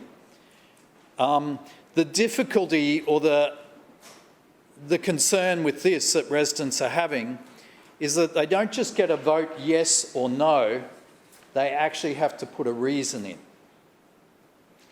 Of course, I'm working with this group. We're trying to find out the right reason you need to put in. We don't want to put crazy reasons in, although you might feel like writing it. You want to actually know what will get that tick over the line. When I've rung council officers and asked for advice on that, I'm told, oh, councillor, we can't tell you that. Mystery, great mystery. We're setting residents up for this great mystery, which I think is absurd. So we need some advice about what is the right reason residents need to put there, because at the moment, residents sort of feel like it's a bit tricky, a bit sneaky, our council trying to trick them again. So what I would say to the administration is please give us some indication of what you need in the reason for this to work. We need infrastructure and we need a logical reason for us to know so that residents can get past the 51% mark. Thank you, Madam Chair. Thank you, Councillor. Further speakers? Councillor Johnston.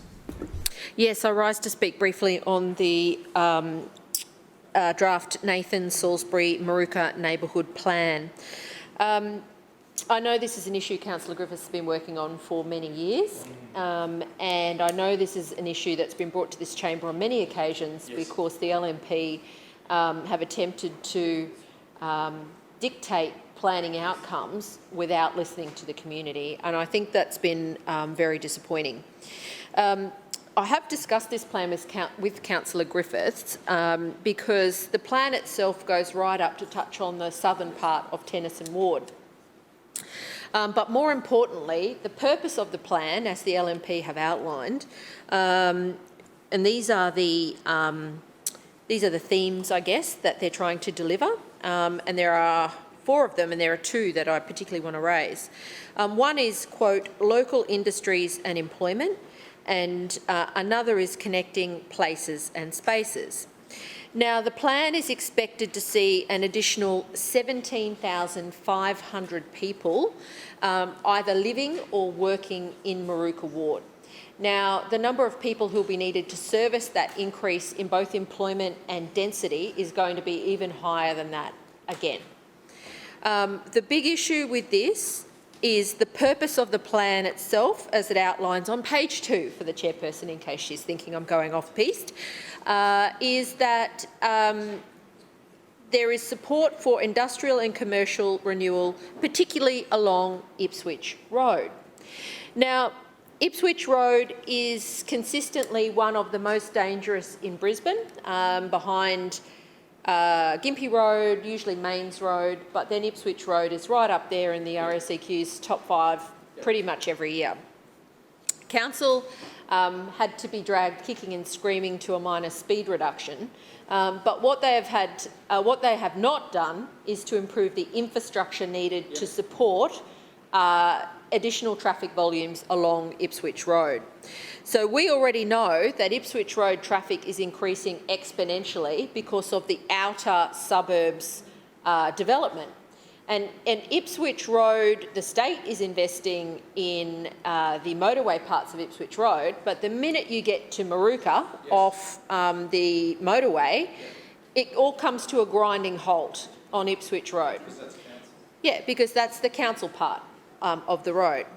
What we know, through the Magic Mile and then into Tennyson Ward, what we know is this administration is not investing 1 single cent into improving infrastructure along Ipswich Road to support the clearly well-known increase in both residential and employment people that are going to be using this particular precinct. We know that this administration wants to cut buses through Annerley. They did that in their bus network review. So they're going to make it harder in some cases for buses for some people in Annerley. We know that they have cut funding for infrastructure programs along Ipswich Road, including at Villa Street. That was a few years ago when I raised pedestrian concerns about the design. This LNP administration just cut the project.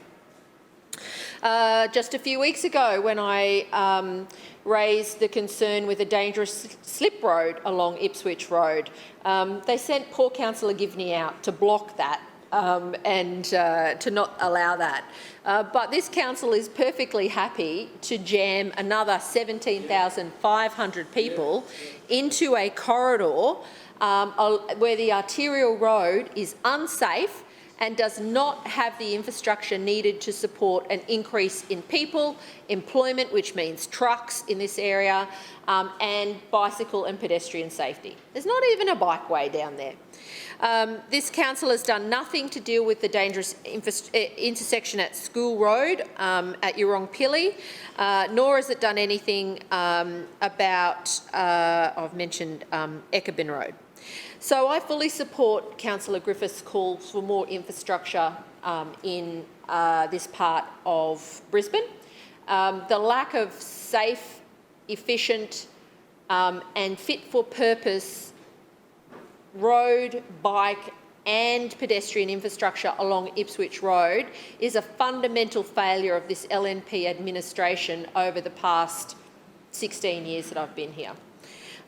The need for this is now apparent, these infrastructure improvements, because the LNP's intention is to jam 17,500 more people, plus all the support services that they need, into this area of Maruka, which is colloquially known, and around that area, colloquially known as the Magic Mile. But there's no road improvements coming to support it. And we've heard Councillor Griffith talk about the other infrastructure needed around community, environment and so on. However, I cannot support a plan that fails to deliver infrastructure when this council is fully intending to significantly increase the number of people living and working in a particular area. There will be adverse impacts on an already over-capacity road, a road that last year, Councillor Giffney probably didn't know this, but last year Brisbane City Council voted against putting in a green walk signal at Eckerburn Road. I'm presuming they'll vote against it again when I move amendments in the budget this year. But when the LNP want to jam more people in and then block any discussion of providing additional infrastructure into this road corridor, there's a really big problem with that. That's not good planning. And a lot of residents say to me, and this is the biggest issue that they raise, some may be willing to accept a bit more density, but if it does not come with the upgrades to the infrastructure to support it, they can't, because it doesn't make sense. They get more people, less park, worse roads, no bikeways, so we just don't see the uptick in infrastructure. So these neighbourhood plans or precinct plans or whatever the heck the LNP are calling them these days, they need to connect the infrastructure to support these communities with the planning. So I certainly commend Councillor Griffiths for his hard work over the last few years. I support his call for better infrastructure in this area, and I urge this council to ensure that projects that have been cut by the LNP in a peak of, I don't know, anger by Councillor McLaughlin, get on the agenda so that we can get better pedestrian services, cycling services and safer intersections along Ipswich Road to support local traffic movements. And we also should be seeing projects like the feasibility study for the tunnel that council engineers recommended being considered. I mean, that's not on the agenda. So I guess we really need to do more in the space of infrastructure, and I thank Councillor Griffith for raising it. And I urge the council to do better. Further speakers? No further speakers. Councillor Allen. Thank you, Madam Chair, and I thank everybody who contributed to the debate. And certainly the debate did expand outside the subject of the report, but nonetheless a good debate. Look, one thing I would say, this particular draft plan has been down to the state for state interest review. They've come back and given us the nod to go to consultation. They didn't have any major issues with the plan as it stood. It's worth bearing in mind that the plan needs to be read in a complementary way with LGIP 1B. So I think you need to look at both of those documents. The reality is that the state is supportive of density in this location. There are 2 cross-river stations in this study area. I suspect that if the state was running the planning in this particular instance, we would be getting a lot more density than what we're proposing. Certainly if you look at their form in other locations, they're looking to put a lot more density in. So this particular location is extremely well serviced by public transport, particularly rail, and I think that's a key consideration. As I mentioned, this needs to be read in conjunction with LGIP 1B. In terms of the war workers issue, we're aware that this is a sensitive issue. Council officers have been in contact with their representative, so we'll continue to work with them on their particular concerns. We've passed a motion in this chamber, so we have a pathway for these people to get an outcome that, as a majority, 51% I think is the number, you know, 51% of them want to go down a certain path, then that's fine. We will retain the character listing rather than the heritage overlay. So the key point I would make for Councillor Griffiths is make a submission. You know, he's raised a number of points that he wants addressed, and the opportunity is for him now to make a submission. And, you know, through that process, and obviously we're encouraging through the consultation process for residents to make submissions, but conversely, I'd like to see Councillor Griffiths make one too. Thank you. Thank you, Chair. We'll now put the report to the vote. All those in favour say aye. Aye. Those against, no. The ayes have it. Councillor Davis, Environment, Parks and Sustainability Committee. Thank you, Madam Chair. Madam Chair, I move that the report of the Environment, Parks and Sustainability Committee meeting of Tuesday, 21 May 2024 be adopted. Seconded. It's been moved by Councillor Davis and seconded by Councillor Marx that the report of the Environment, Parks and Sustainability Committee meeting dated Tuesday, the 21st of May 2024 be adopted. Councillor Davis. Thank you, Madam Chair. Before I go to the committee report, I'd like to address some really concerning inaccuracies that were raised by Councillor Griffith earlier during the meeting regarding the Stable Swamp Creek project. Madam Chair, I've spoken with Councillor Griffiths. I've sent him correspondence, and I understand officers from both News and PPI have been in contact with him on numerous occasions regarding this particular project. I'd like to read for the record exactly what I sent to Councillor Griffiths earlier this month. Dear Councillor Griffiths, I'm writing to you regarding the planned natural waterway rehabilitation works to Stable Swamp Creek through Fauna Parade Park, Rocklea. As you may be aware, Council's annual budget had allocated $1 million over the 23-24 and 24-25 budgets to support this project, including vegetation management, desilting and widening of the channel to assist with flood mitigation. As the northern bank of the creek in this section is largely in Council's ownership and the southern bank of the creek in the western section is entirely owned by the state government, it was agreed that the project be 50% co-funded by the state government. Unfortunately, Council has been unable to secure this funding from the state government. In a meeting between Council and state officers in October 2023, it was advised that funding support for this project has been cut from the state budget. I'm writing to you to seek your assistance in advocating to the state government, including the local state member, to reinstate state funding for this project so that these works can be delivered for the Rocklea community. Madam Chair, that letter is dated the 14th of May 2024, which is 2 weeks ago. I was unable to raise this issue directly with Councillor Griffiths earlier at that day at committee because unfortunately he both arrived late and then left early from the EPS committee meeting. So the following week, I sat down with Councillor Griffiths and the officers and we discussed the issue. I was left with the impression that it was a collegiate discussion and that we were all on the same page. Councillor Griffiths agreed to raise this with his contacts in the state government and our officers agreed to assist him.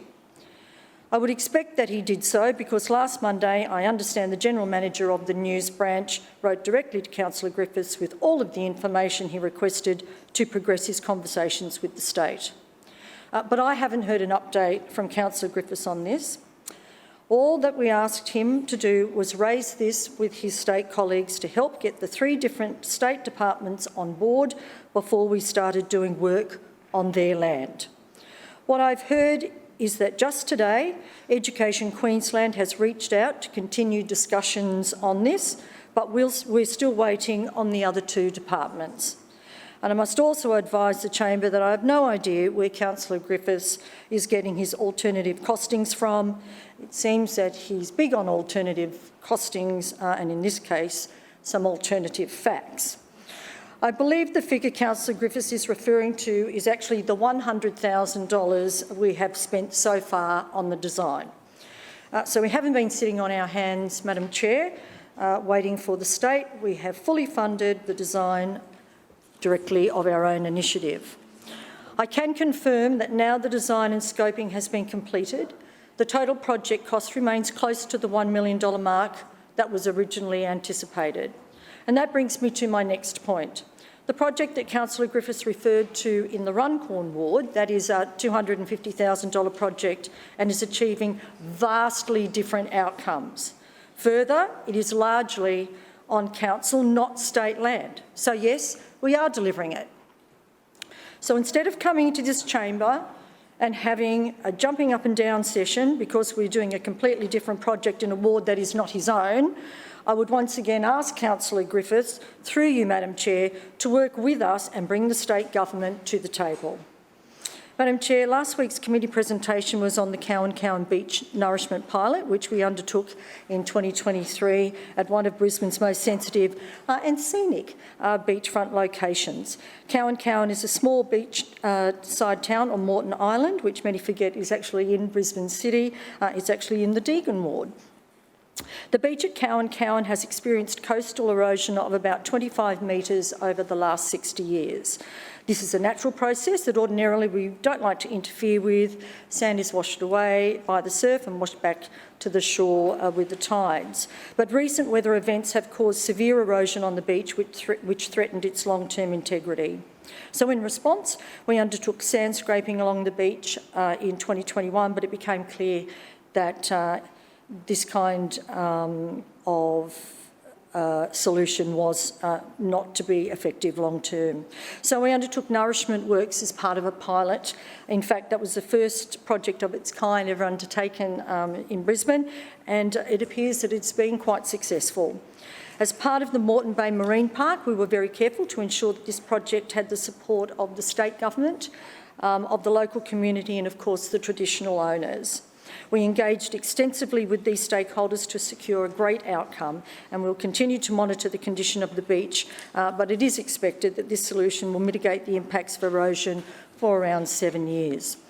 There was great enthusiasm from the committee to hear about something that was a little different to what we normally do, and it was an important learning experience, and I want to thank the officers for a very informative presentation. Madam Chair, we also had one petition that was supported by the local councillor and a leave debate to the chamber. Thank you. Just, I want to, and the councillor is still speaking, I want to just claim point of misrepresentation. You haven't spoken yet during this.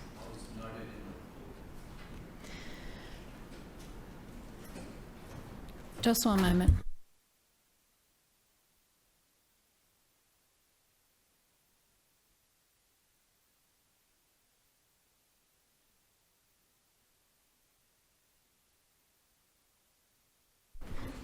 Councillor Griffiths. So it's okay to speak to that misrepresentation? Thank you. There are two things, actually.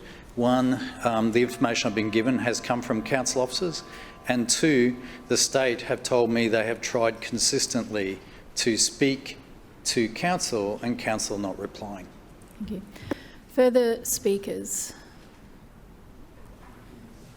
Councillor Strunk. Yes, thank you, Madam Chair.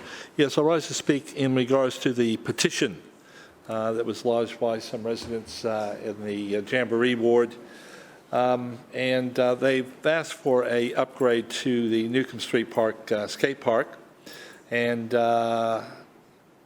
it's quite an interesting park area actually, because it's got a it does have a small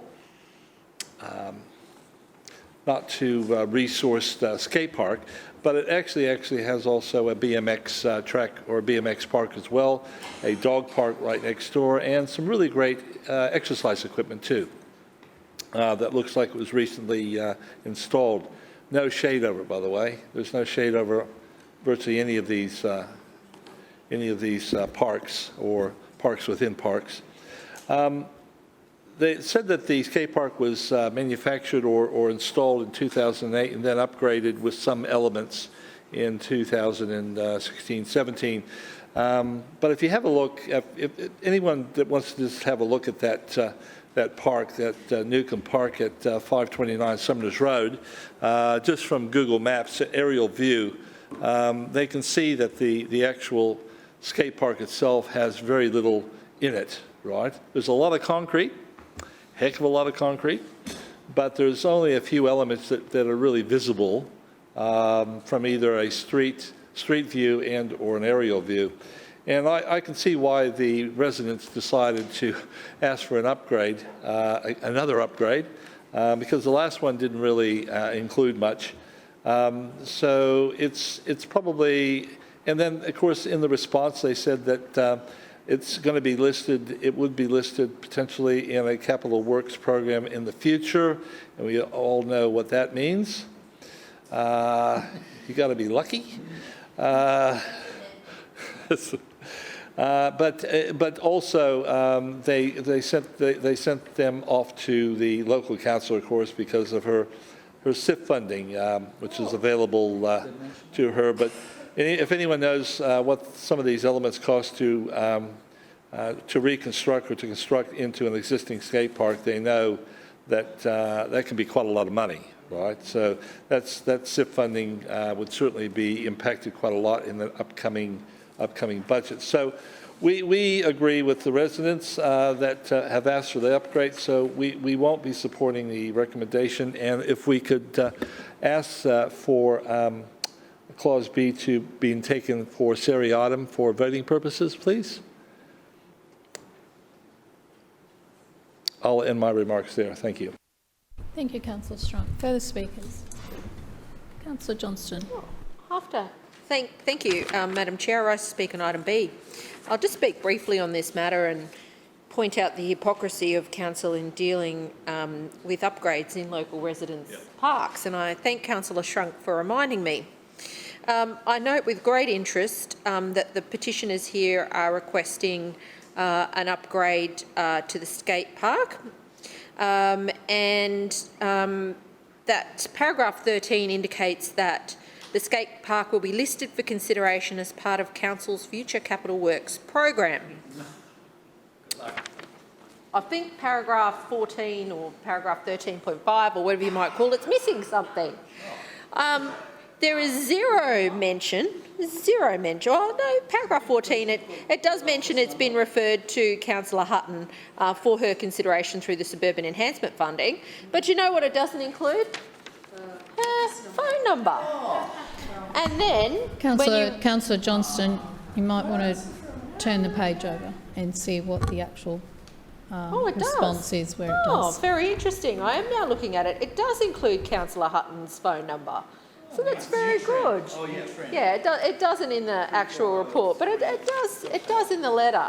So I'm very interested to see that this is the way that the LNP are doing things going forward, and I note that Councillor Hutton's phone number is listed in here. So that's very good, and I look forward to seeing this in all the LNP's correspondence or responses to petitions going forward. Oh, sorry, just to be clear, I appreciate that a precedent was set with me a few weeks ago, and instead of thinking, oh gee, that might not have been the right thing to do, now it's going to happen to everybody. So I'm sure all the councillors out here are thrilled that that's the way the LNP decided to go ahead. Thank you, Councillor Johnston. Further speakers? Councillor Massey. Thank you, Chair. I rise to speak briefly on item B, which I also noted when we were in the committee last week. And I rise to speak on it because, working with skateboarders within my own community, they have told me of the incredible benefits that skateboarding has been able to give to younger, older communities, the community awareness that brings people together. And even in the Gabba ward, which has very limited space, we do have a couple of skate parks. One at Raymond Park, skate ball, it's a ball, and of course a small little skate park in Davies Park, and these are regularly full. And even with the little space that we have, I ask every councillor to please have an overhead look of this skate park. that these residents have asked for an upgrade for, because it is in desperate need of something. I'm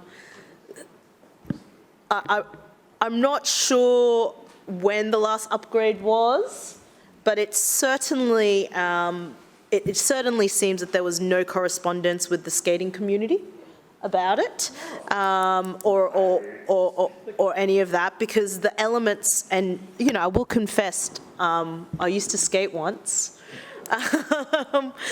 but the elements of it, of the skate park, and there is an opportunity here to like deliver to young people in that area, and so that skate park seems to me, and it did seem to me at the committee last week, that it was a really important thing in the response to say it's listed in capital projects.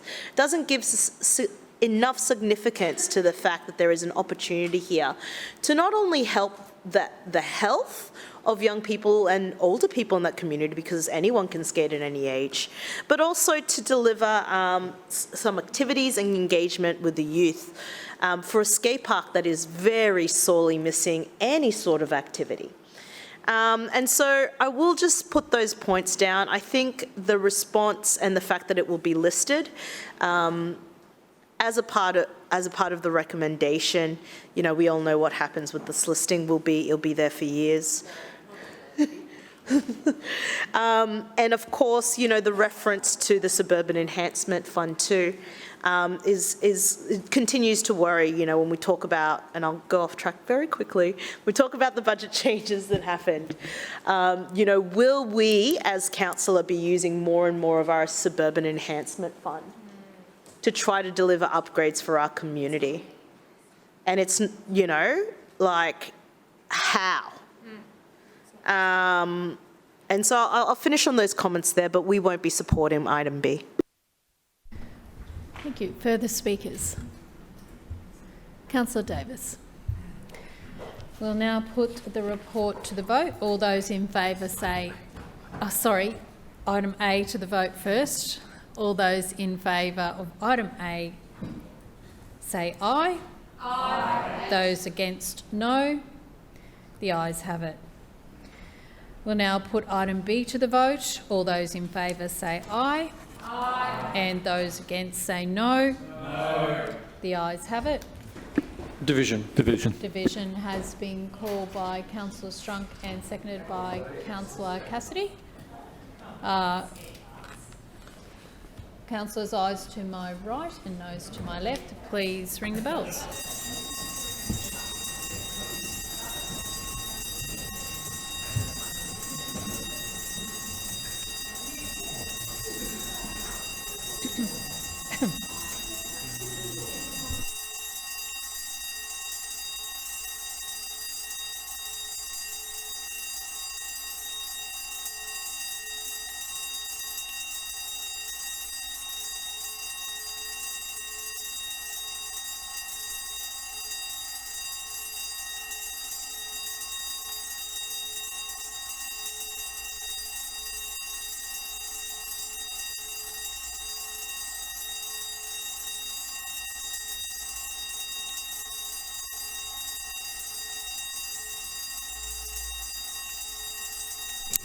Clerks, please read the results. Madam Chair, the ayes have it, the voting being 16 in favour, 6 against and 1 abstention. Thank you. Councillors, please resume your seats. Councillor Aderman. City Standards Thank you, Chair. Committee. I move that the report of the City Standards Committee meeting held on Tuesday the 21st of May 2024 be adopted. Seconded. It has been moved by Councillor Aderman and seconded by Councillor Dixon that the report of the City Standards Committee meeting dated Tuesday the 21st of May 2024 be adopted. Councillor Aderman. Thank you, Chair. Before I go to the committee report, I'd like to provide an answer to a question I took on notice from Councillor Kim in question time today. Through you, Chair, Councillor Kim, what you are referring to as part of the budget process, and due to that, you'll know the answer to that question when the budget is handed down. Last week's committee presentation was on Council's Legal Street Art program. Chair, Brisbane's outdoor lifestyle offers the opportunity to enhance our city further, and the Legal Street Art program is a fantastic initiative to elevate our outdoor spaces. Street art walls serve as safe havens for both emerging and established street artists to unleash their creativity. To date, there are 3 established sites across the city, including the recently launched site in Paddington. We are certainly investigating future locations. Our presenter, Sam Giroux, provided an in-depth overview of the program's progression since the Lord Mayor announced the initiative in the 22-23 budget. On a personal note, I'd like to extend my heartfelt congratulations to Matt Turbo on the arrival of his twin daughters, Maeve and Mila, born on the, Wednesday after the Paddington Street Art Wall launch. Turbo has been an integral part of this program, and we look forward to continue to work with him. Chair, we also had one petition requesting Council investigate and address the noise nuisance caused by amplified music from the Soko rooftop bar and restaurant located at 7 Symes Street, Fortitude Valley. And I'll leave further debate to the chamber. Is there any further speakers? Councillor Chongwa. Thank you, Chair. I want to speak to item A, the presentation on the legal street art. This is a great initiative to legalise street art as it supports a thriving art subculture that usually has a negative perception or stigma. Legalised street art locations provide the opportunity to empower our youth, reduce illegal graffiti and enhance our public spaces. One of the 3 trial locations is well known, the Paddington Skate Park on the corner of Hales and Caxton Street in my ward. This was one of the first street-style parks built in Brisbane. This skate park is extremely popular, especially for seasoned skaters, and it is a place where urban street culture thrives. The media have played a negative role in our perception of graffiti and street art due to the artist often challenging social norms. Local governments like Brisbane City Council have also been active in stigmatising this urban street art culture. The council has been preferring to clean empty walls rather than allowing these assets to be utilised as public space canvases for creative expression. Street art allows people to express themselves and their identity in a peaceful and non-violent way, as well as building connections between other artists and our community. I know in the Gabba ward, both former Councillor Jonathan Srinanganathan and Councillor Trina Massey have been actively supporting urban art on public spaces that will normally attract graffiti that the council would remove, creating an endless cycle of energy and resources. The Gabba ward has been focused on supporting street art murals, especially from youth and First Nations, with beautiful work that the community love. This initiative should be expanded to provide us with more opportunities and locations around the city. However, it's very important that we engage with our community at the same time in genuine grassroots community consultation that will help ensure our residents have the opportunity to have a say in how we shape our neighbourhoods. While I do support this council initiative, it also possesses a form of oppression, as no political art is allowed. If someone does create something that is deemed to be political art, the artist can take a photo and then must be covered over. So someone in Brisbane City Council is deciding on what is political or not. For many in this urban street art culture, they recognise that all of life is political. The origins of urban street art is in fact found in the expression of identity and branding of a space. Identity and branding of a space is in itself a political expression. Despite these restrictions, I do hope that the trial is rolled out widely throughout Brisbane as a rare and positive initiative for our youngest residents that supports an important youth-based urban culture. Thanks, Chair. Further speakers, Councillor Atwood. Thank you, Madam Chair. I too rise to speak about item A. I am very excited to talk about Council's legal street art walls. I've been on the journey from the very beginning and it's been an incredible journey. I was very lucky to open the Tingalpa Spillway in January this year with our Lord Mayor and to see the benefits in my community, and they are huge. But let's start at the beginning, at Botanica a few years ago when the Lord Mayor bumped into 2 very talented mural artists, Turbo and Smalls. They highlighted the greatest challenge in their field of work was a lack of space to practice their art, share their skills and teach young emerging artists. And from the 30-minute chat with the Lord Mayor, we as a city are a great benefactor, and we've seen extreme changes in this sector. The first legal street art wall was Ekibin in Councillor Cunningham's ward and continues to be such a hive of activity and has held multiple free events. Recently, Brisbane artist Teasy organised Peace for Peace Day, and Drappel ran a free spray painting workshop event with roughly 200 people. Residents painted 30 new murals and one artist donated T-shirts, canvas boards and stencils so participants could leave with their own custom T-shirt or canvas. These types of street art events are becoming more popular in our city because of the Lord Mayor's initiative and his support for this sector. But Madam Chair, we've also heard some pretty incredible stories, such as a retired soldier in his 40s started spray painting when Ekibin became legal. He walked his dog through there and over the years became inspired by the art. One day, he randomly bumped into an old high school friend who was painting there, so he decided to join him. It's now a very therapeutic, fulfilling hobby he has taken up, and he is so grateful for the community he has found. But it's not only the sense of pride and community that is being fostered in our street art community, but we're seeing a huge decrease in illegal graffiti around these areas. Since opening a legal street art wall in Tingalpa, we saw a decrease of 300 tags in a month. The Tingalpa Spillway was always graffitied and a place artists had been gathering for decades to express their art. Council was coming out there weekly to repaint the wall, so it was an absolutely no-brainer. Now that we are encouraging artists to this space, we have seen a huge shift in the quality of art. It's also stopped inappropriate artwork and messages, and residents have loved the ever-changing murals and it's awesome to see the multi-generations come down there, mingle with the artists and join in. Street artists also now have a space to express their creativity and connect with their peers. And down at Paddington, whilst I haven't been there, I know the former councillor for Paddington Ward was a huge driver to get one down there. She, as you may know, her nephew is Drappel and is one of Brisbane's most incredible street artists, and Drappel's been a huge supporter of that space as well and seeing it thrive that it is today. But my understanding is that it's now a bustling art scene and it's attracting more locals back into that space.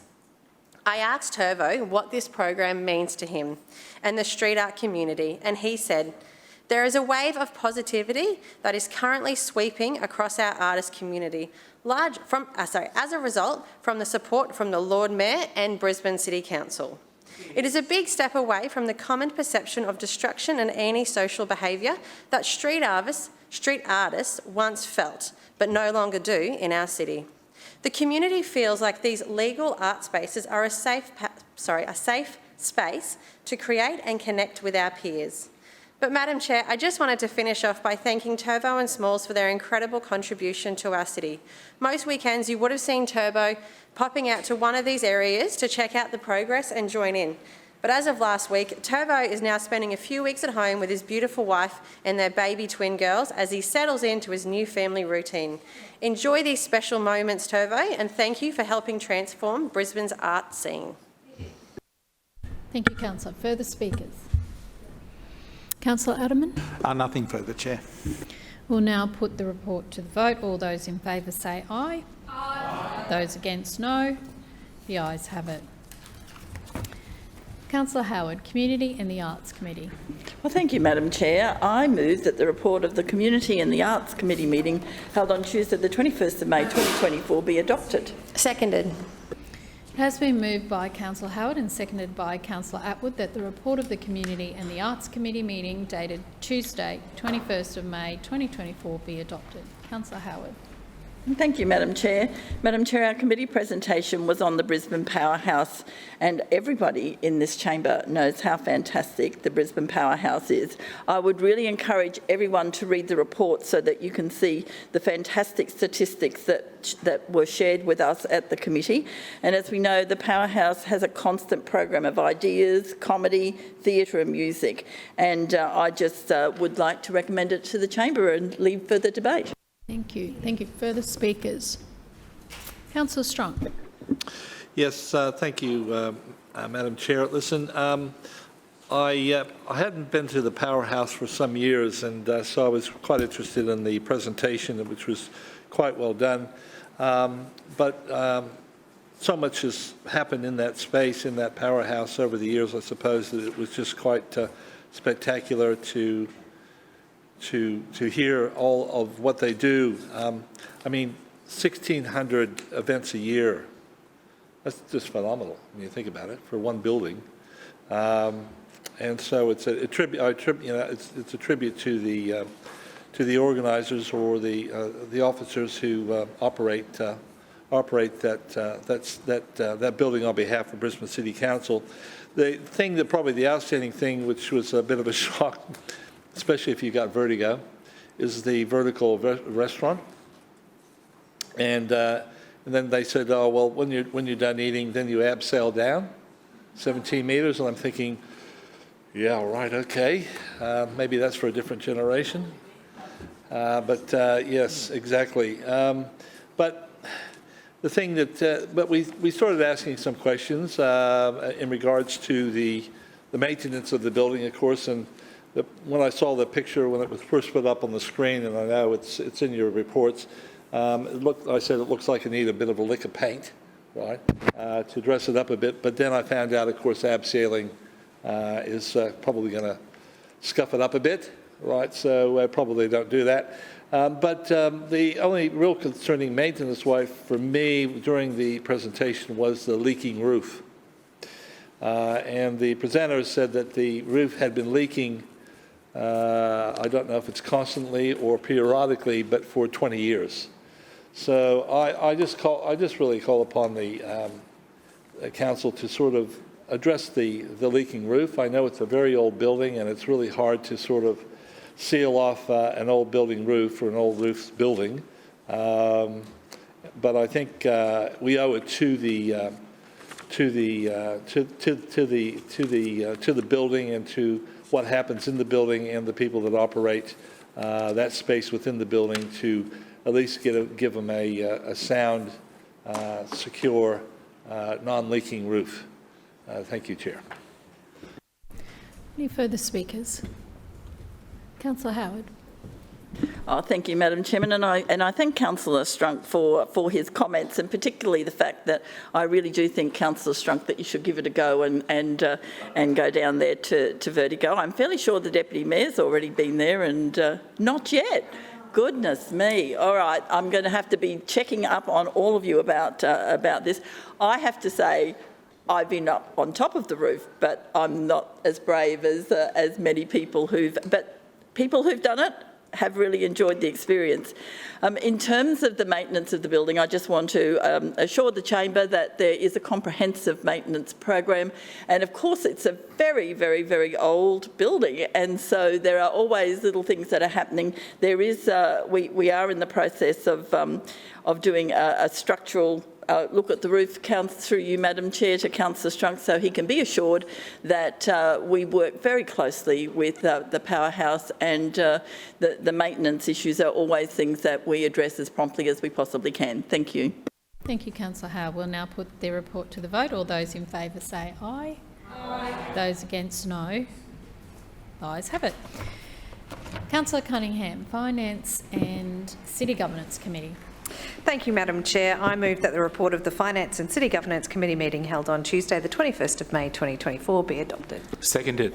It's moved by Councillor Cunningham, seconded by Councillor Huang, that the report of the Finance and City Governance Committee meeting dated Tuesday the 21st of May 2024 be adopted. Councillor Cunningham. Thank you, Chair. Our committee received a presentation from our Financial Accounting Manager to provide an overview of the requirements of the sustainability framework for Queensland local governments. The Department of Housing, Local Government Planning and Public Works has recently made changes to how financial sustainability is measured and reported across the local government sector. Previously, there was a one-size-fits-all approach, which meant that there are a number of measures which didn't really apply to Brisbane City Council. The framework aims to recognise the influence of non-financial factors on council success as well. The new framework aims to be holistic, tailored and relevant. As part of this, councils are grouped into different brackets in recognition that Brisbane is different to Banana Shire and Moreton Bay is different to Mackay. So Brisbane will stand alone in its own tier going forward and will be measured across 9 categories. The types of measures include financial capacity, operating performance, liquidity, asset management and debt servicing capacity. As part of the updated framework, the net financial liabilities ratio has also been removed. This ratio has long been considered an inappropriate measure of the financial stability of a council the size of Brisbane, and the QAO and the state government now have agreed with this, and hence why it has been removed. The new ratios and measures will be reflected in our annual financial statements and the annual report for 23-24 and in the 24-25 budget book, which I'm looking forward to getting. I'll leave the debate to the chamber. Thank you. Any further speakers? No further speakers. We'll now put the report to the vote. All those in favour say aye. Aye. Those against, no. The ayes have it. Councillors, are there any petitions? Deputy Mayor. Thank you, Madam Chair. I have a petition requesting traffic calming in a precinct in Tarragindi. No further petitions. Councillor Dixon, may I have a motion for the receipt of petitions? Chair, I move that the petitions as presented be received and referred to the committee concerned for consideration and report. A second. It has been moved by Councillor Dixon and seconded by Councillor Strunk that all petitions as presented be received and referred to the committee concerned for consideration and report. All those in favour say aye. Aye. Those against, no. The ayes have it. Councillors, are there any statements required as a result of an Office of the Independent Assessor or Councillor Ethics Committee order? There being no councillors rising to their feet, are there any matters of general business? Councillor Adderman. Yeah, thank you, Chair. I rise to speak briefly about a local traffic issue in my ward, which can in part be attributed to a Google Maps error. Local residents know that if you were to travel from the suburb of Kenmore to Bellbarry or vice versa, normally just under a 10-minute trip, you simply stay on Moggle Road, which is the main arterial route in the western suburbs. However, if you're not familiar with local traffic routes and enter either Kenmore as your location and Bellbarry as your destination into Google Maps, for some unknown reason, the app directs motorists off Moggle Road onto Pinjarra Road at Pinjarra Hills and then back onto Moggle Road closer to Bellbarry. Pinjarra Road is clearly signed local traffic only, so Google is effectively encouraging motorists to break a Queensland traffic rule, while at the same time is contributing unnecessarily to increased traffic on a single-lane rural road which impacts residents who live there. Chair, last week I tested both routes again and can confirm it is still quicker to get from point A to point B by staying on Moggle Road. So why Google thinks using Pinjarra Road gives motorists a quicker option is anyone's guess. As a result of this, we have noticed an increased number of motorists using Pinjarra Road, with Queensland Police regularly monitoring this road and regularly issuing speeding infringement notices. I have written to Google requesting they realign their map app to enable motorists to take the most direct route between both suburbs and avoid Pinjarra Road altogether. I have yet to receive a response, but in the meantime, I have commenced a public campaign on my social media platforms and website, inviting local residents to provide me with their feedback. And in just 1 week, I've received almost 60 responses, which I intend passing on to Google. Chair, I will keep the chamber updated on my progress, or alternatively, if Google ignores this simple common sense request. Thank you. Further speakers. Councillor Strong. Thank you, Madam Chair. Listen, I rise to speak on a couple of events and also a problem with Google Maps. Who figures? Who figured? The St John's Carnival happened on Saturday. Took place on Saturday this just passed, and I just and of course there was a bit of precipitation in the air, and consequently. But luckily enough, the carnival didn't start till about 12 noon, and then finished up at 7 o'clock at night with fireworks.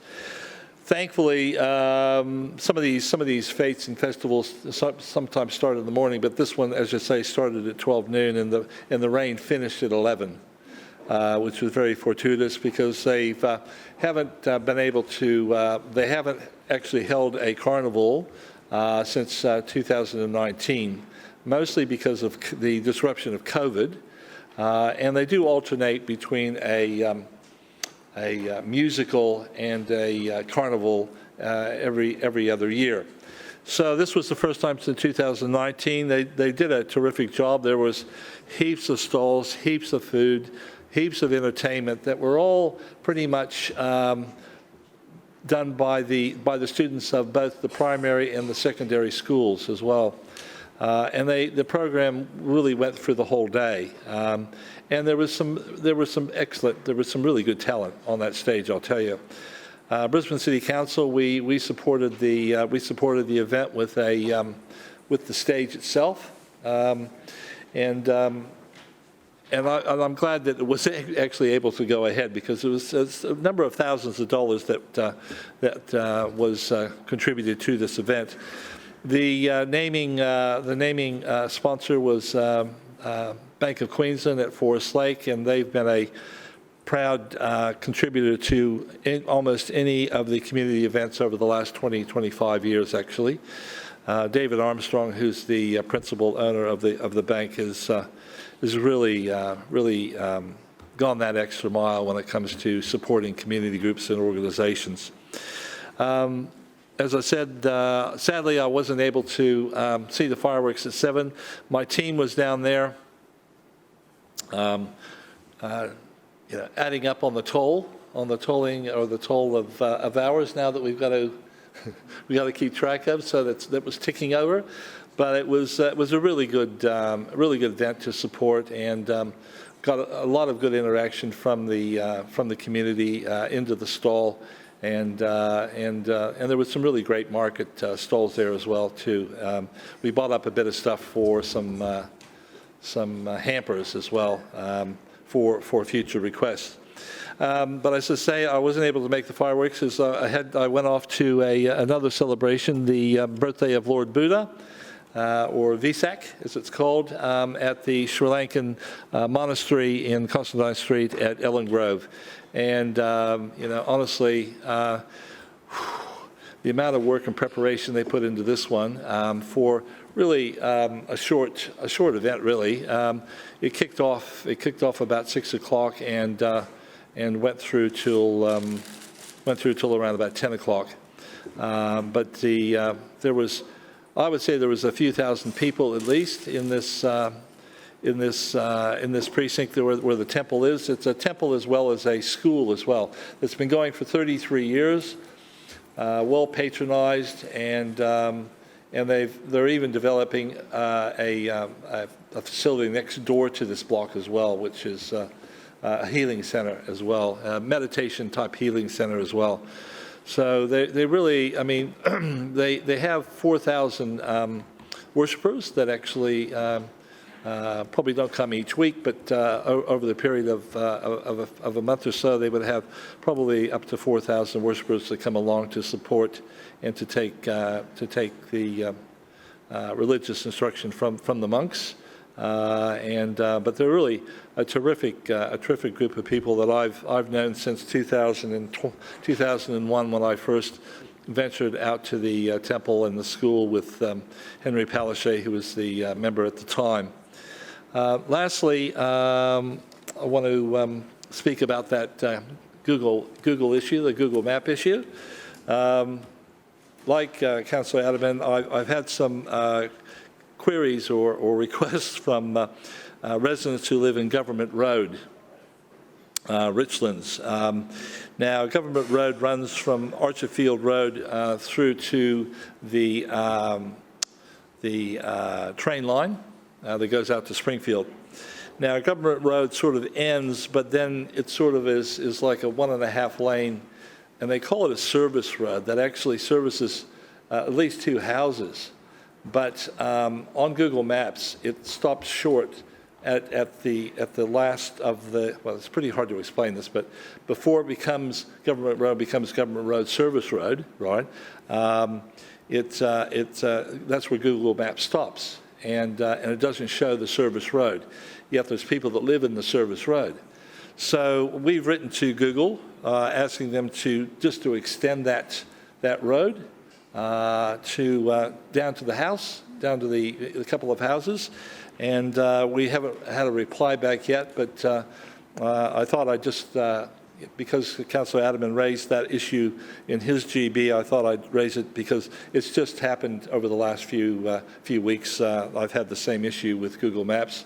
Now, Google Maps probably has a little thing down the bottom of it saying that it's, there are occasions where they'll make errors, but we'll just find out if they will be able to correct those errors so that the emergency services are not confused as to when they come out to those couple of properties. But also there is dumping that's been happening down that service road as well, and the residents up on the main section of Government Road, when they bring through the council, they have a problem. They have a problem describing where the dumping is. Now on council maps, right, it does exist. That service road does exist. But for whatever reason, that hasn't been communicated to the emergency services and I suppose the call center. For whatever reason, I don't know. I don't know what the call center looks at, right? What sort of mapping they look at, but certainly on the plans for the area, it definitely exists. So I'll finish off my remarks there. Thank you. Strong. Third speaker is Councillor Wolfe. Thank you, Madam Chair. I rise to speak on some of the upgrades that are rolling out in the Walter Taylor ward. The Moggill Road upgrade last week rolled out some significant traffic switches. Travelling inbound on Coonan Street, traffic changes with other vehicles travelling towards the city using the new overpass to enter Moggill Road. Some of the current traffic changes also include, if you're heading towards Brisbane City inbound, you can now travel on the overpass to the new traffic signals at Moggill Road, and all vehicles can now turn right at the traffic signals and merges onto Moggill Road.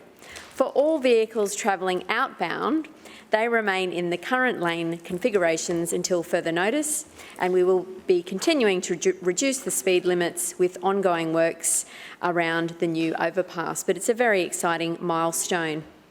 I also want to commend all of the small businesses along the Moggill Road corridor who continue to work hard, trade and demonstrate their resilience during this major infrastructure upgrade that continues to roll out. Secondly, as part of the Brisbane City Council's maintenance program, Council has also begun the uptake of essential repairs on the Walter Taylor Bridge to maintain the structure and for safe access for motorists, pedestrians and cyclists. These works were rolled out at night when traffic volumes were at their lowest. The Walter Taylor Bridge closure began last Monday, the 20th of May, and continued through to the evening of Friday, the 24th of May. I'm also super excited with school holidays fast approaching. Monday Fun Day is back in my ward, and this year being held on Monday, the 24th of June. The first Monday, obviously, of the school holidays. It will be held this year at the St Lucia Golf Links at Currawa Street, St Lucia, from 9 a.m. till 12 noon. There will be free putt-putt, golf simulators for the teens, reptile experience, face painting, glitter tattoo artists, balloon twisters, Queensland Police and the Rotary Club of Toowong will be also there helping out with activities. There'll be snow cones and popcorn for the first 400 for free and coffee for those that are there at the first 300 for free. I hope to see many of my constituents there enjoying the day and spending time with their families for school holidays. Thank you. Point of order, Chair. Point of order, Councillor Dixon. Chair, I move that Council now adjourn for 1 hour, which only commences when all councillors have vacated the chamber and the doors have been locked. Point of order. It has one moment, Councillor. Councillor Johnston. Yes, it's not 6 o'clock yet, Madam Chairman. I'm just wondering why we're going to the dinner break early. It's been moved and seconded, Councillor Johnston. It doesn't have to be right on 6 o'clock. Right, it has been moved by Councillor Dixon and seconded by Councillor Aderman that council adjourn for dinner for a period of 1 hour, which commences only when all councillors have vacated the chamber and the doors have been locked. All those in favour say aye. Aye. To the contrary, no. No. No. Division. Yep. Division. Seconded. Division has been moved by Councillor Johnston, seconded by Lord Mayor. I mean Deputy Mayor. Those to the right, those against to the left.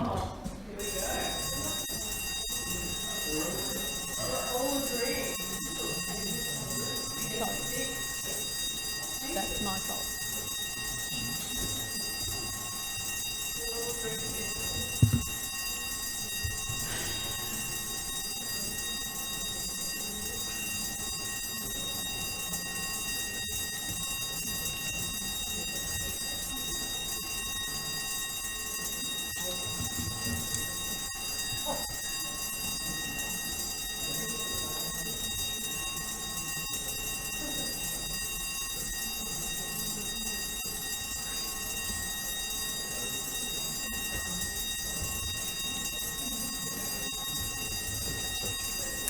Thank you. Clerks, if you can read the results. Madam Chair, the noes have it, the voting being 22 against. Thank you. Thank you, councillors. Please resume your seats.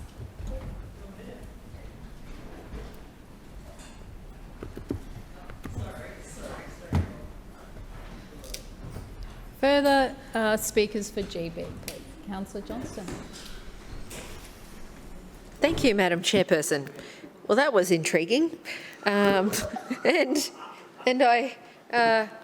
just say I'll speak on 3 issues very briefly. 1, river and creek projects. 2, the Kadumba Street light. And 3, the deputy mayoralty.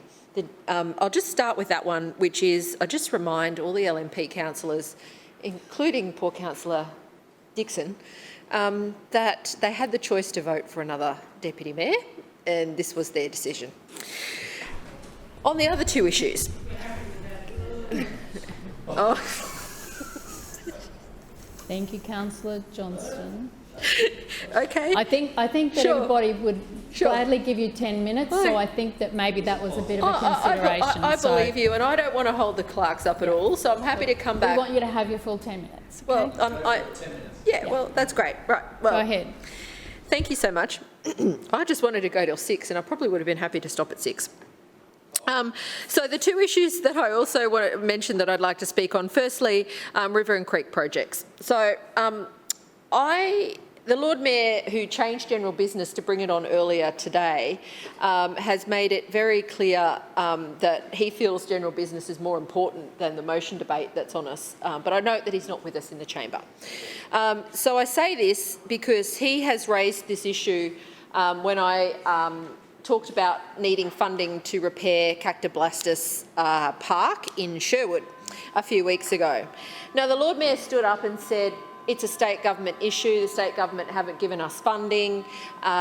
It's a river issue, and it's not our problem. Basically, that's what the Lord Mayor has said about Cactoblastus Corner, a riverside council park in Sherwood.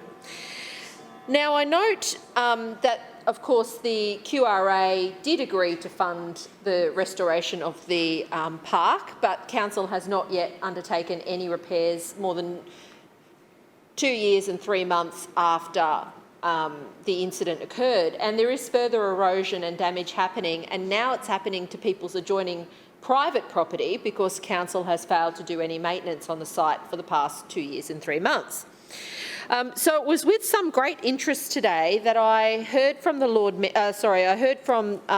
the councillor from Maruka Ward, Councillor Griffiths, that council is funding a project smaller project, to be fair, of around $250,000 in Councillor Marx's area at Stable Swamp Creek at Dyson Avenue, Sunnybank.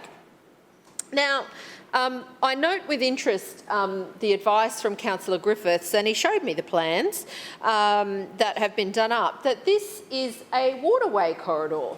And where the Lord Mayor says in Tennyson Ward that Council's not responsible for doing any works within the waterway corridor, apparently that's a rule that only applies to Tennyson Ward, and that Council is responsible for doing the works within the waterway corridor in Stable Swamp Creek in Sunnybank in Councillor Marx's ward. Yes. So it's very interesting to me that there is one course of action in an LNP ward and one explanation about why work can't happen in a council park in an independent ward, yes. But then in a LNP ward in a creek where there is, it doesn't even look like it's that bad. I mean, no. When you look at what's happened over at Sherwood, it's pretty bad. So when you look here at what's happened at Sunnybank, there seems to be a different way of doing things in the LNP areas. And perhaps Councillor Davis is going to hop up and tell me why I'm wrong here, why a council park in Sherwood on the river isn't being funded, but a council park in an LNP ward in Sunnybank is being funded. So, yes, well, it's the river over there, but yes, Stable Swamp Creek does run into Oxley Creek. That does cause flooding in my area. So, I note with some interest that there appears to be a pretty good double standard happening with respect to river and creek projects in Brisbane City Council. And I note that those news people yes, perhaps they were busy off jet setting around somewhere, Councillor Griffiths, to take your interjection. But I do note with some interest that there does appear to be a pretty clear double standard here. I also note that's made even worse by the Lord Mayor's own actions with respect to the Kedron Brook area on the north side. This council invested $220 million of its own funding directly after the floods to fix, you guessed it, a waterway corridor in several marginal LNP wards. So there's not just one example of LNP wards being given preferential treatment, Stable Swamp Creek at Dyson Avenue, Sunnybank. There's two, which is Kedron Brook on the north side. So, I mean, it's of great interest to me that a small but important piece of riverside parkland that our community fought so hard for is being neglected by the LNP. Their actions show very clearly that they are prepared to fund projects in their own wards that are 1, creeks, 2, in council parks, and 3, within the waterway corridor.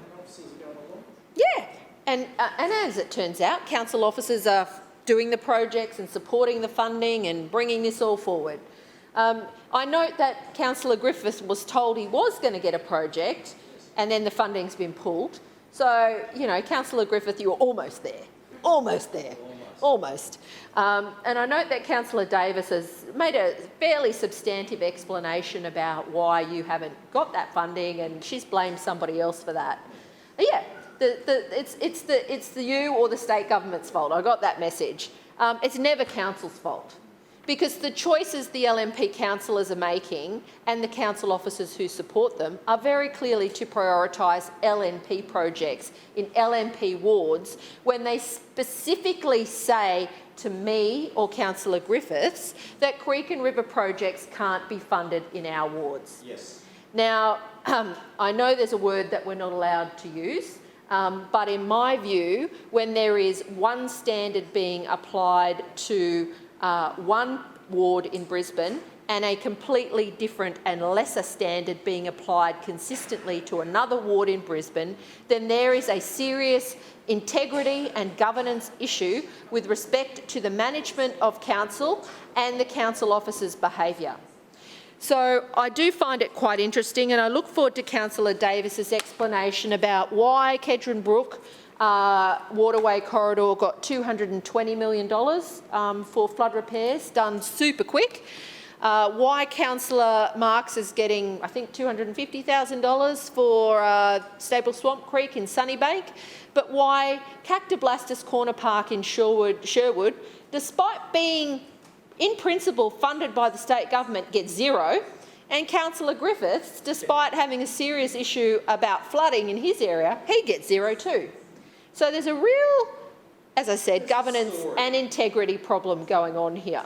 And the hypocrisy of the decisions of this LNP administration, and this is under Councillor Davis, these are the decisions that she and her council officers are making that clearly highlight the differing treatment and standards of funding being provided in LNP wards versus other wards.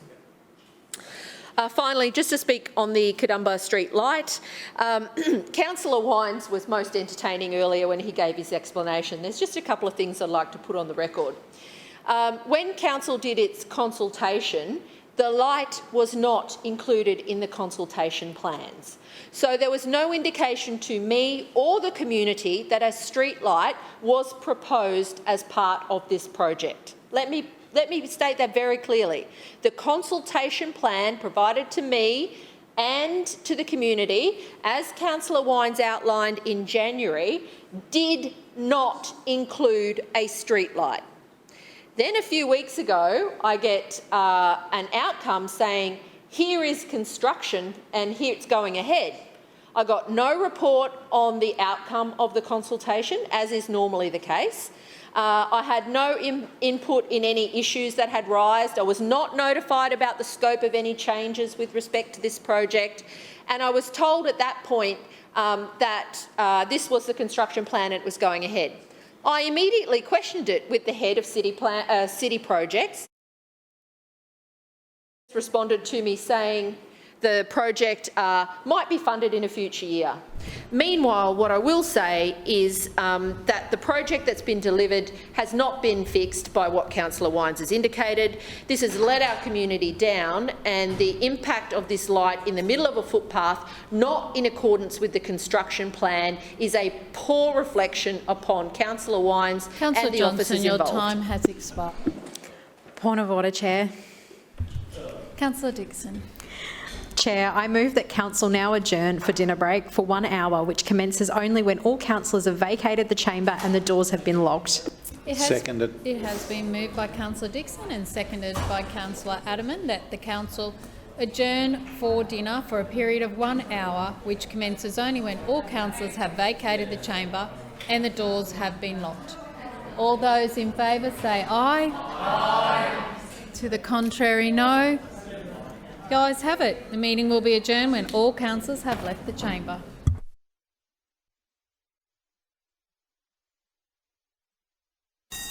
Further speakers for general business.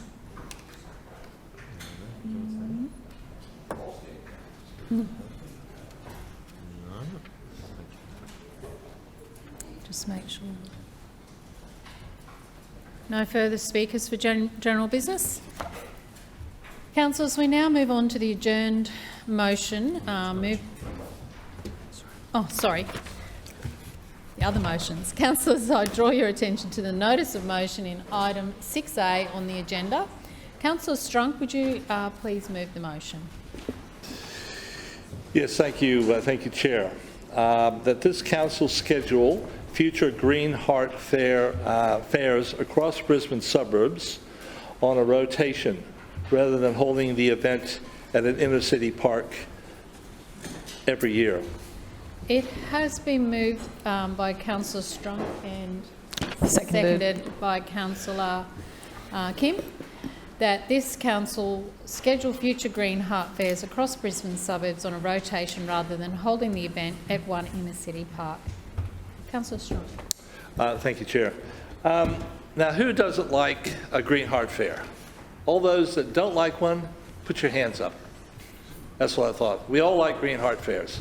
And so it's the reason I moved this motion is because I feel that the Brisbane ratepayers should have the opportunity to attend a green fair not too far from where they live. So, now, a few years ago, when I was sitting down with council officers on a pop-up that was being held in my ward in Bluebird Street, they were telling me about the pop-ups, and we got to speaking about the Green Heart Fairs, and I said, I think we should possibly look at it, if you haven't already done so, look at maybe holding the Green Heart Fair on a rotation basis right around Brisbane. And to that they said, yes, that's we've been thinking of that, and we would like to do that, but we're not allowed to do that. So I said, well, I'll bring it up in a presentation that was due to come up in one of the committees I was in, and I raised that very issue, to which there was a number of reasons why they wouldn't do it, and which to me really, because they have, you know, if you go back, I mean, these have been being held for 16 years now, and if you go back a little ways to say 2014-15, they used to hold Green Heart Fairs, certainly mostly on the north side, but Carindale did receive one in the Carindale Recreational Reserve, and they did hold one there as well. So it's been something that has happened in the past, and I think we should revisit that and look at a rotation from north, south, east, and west. Now, the issue that was raised when I raised this issue with council officers some time ago now is that you obviously have to have a fairly good sized park or an area that actually has a reasonable amount of parking, because they do attract a lot of patronage, but I think and one that popped into mind recently when we held a multicultural festival at Durack was in Dogs, Queensland, because they've got a 300-car park within the precincts of Dogs, Queensland. And I think that is probably a little bit more than actually Victoria Park has anywhere near where this is being held. It also has, I think, a better public transport node as well going through it. If you look at Hurston Station, it's a pretty fair walk from Hurston Station to Victoria Park. It's about a half a kilometre, and pushing a pram or maybe carrying a child is a fairly good distance to walk on your way to a Green Heart Fair. So I think that, and we're not the only ones, of course, that do hold these type of events. Of course, Logan actually holds one each year and they attract about, from what I gather, about the same amount of patronage as we do with ours, and they're a much smaller city. So I had because I was going to raise this motion, I decided to have a look at some of the YouTube stuff that Green Heart Fair posted over the years. And it was quite interesting to actually look at the ones that were being held back in 2014-15, as opposed to the ones we're holding 10 years later. And the program changed a bit over the years. There's a bit more entertainment factor now than there was in the past. And I suppose you've got to increase the entertainment component to attract people to come to it. So that they can be informed about those eco-sustainable programs that council puts on, and other organizations as well that actually come along and take up a stall. So I think it's just really important that we be fair about this, that we rotate it around Brisbane, that we have plenty of, I think we have plenty of venue if we really look hard. That are on probably even better public nodes, and also that have maybe a bit more parking as well. Victoria Park, yes, it's a great park, but I just wonder if well, a lot of people that I know right? That when I say what we're doing at Victoria Park, not necessarily the Green Heart Fair, but other things as well, a lot of them don't know even how to get to it. I mean, there's Google Maps and all the rest of it, but they don't really know. They've never ever been there, and they don't really know how to get there. But that's the people that I talk to, are, of course, in the western suburbs. So I just think it's important that it's a great program. We should continue to do it, and I just think it's a program that needs to be made available to people right across Brisbane, and not just people necessarily in and around the CBD area and on the north side of Brisbane. Thank you. Further speakers. Councillor Davis. Thank you, Madam Chair, and I rise to speak on this motion, which we won't be supporting tonight, because our fantastic Green Heart Fair events program has become bigger and better than ever since moving from the suburbs to a single central event. As you'd know, Madam Chair, Victoria Park is increasingly becoming one of Brisbane's favourite venues. We've had more than 200,000 people attending events in the park since it reopened to the public in 2021, including around 60,000 people attending what is Brisbane's premier sustainability event since it moved to the central location. And this is in no small part thanks to the very things that those opposite criticise about the Victoria Park location. Because Victoria Park is in a more central location with great access to public and active transport, and for the benefit of Councillor Strunk, the Hurston station is actually at Victoria Park, so it's right next door. You can get to the events very, very easily from there. There's also plenty of parking there, and he also alluded to the fact that these larger events require that, and that's absolutely available at the Victoria Park site. So it's easy to get there, no matter where in Brisbane you live. In fact, if all of the opposition councillors bothered to attend the Green Heart event, they would see residents from all over Brisbane pouring into Victoria Park and having a fantastic day out. Every time I attend the Green Heart Fair, I meet people from my ward. In fact, I had the pleasure of chatting to some of my residents on Sunday when I was handing out some free native plants at the Brisbane City Council zone. And I know that councillors on this side of the chamber can say something about their residents in their wards attending event, no matter what part of the city that they represent. But councillors need not take my word for it, Madam Chair. We actually have real empirical data that we gather through the event survey that the BSA team undertake every year. And we know from this survey that attendees are coming from across the suburbs of Brisbane because this is actually a destination event. And they absolutely love it, Madam Chair. Even Bluey comes along. And it's because of the size and the centrality of Victoria Park that we can provide even more to see and do in what has really become a bit of an action-packed family day out. There's room for multiple stages to host a variety of events and activities.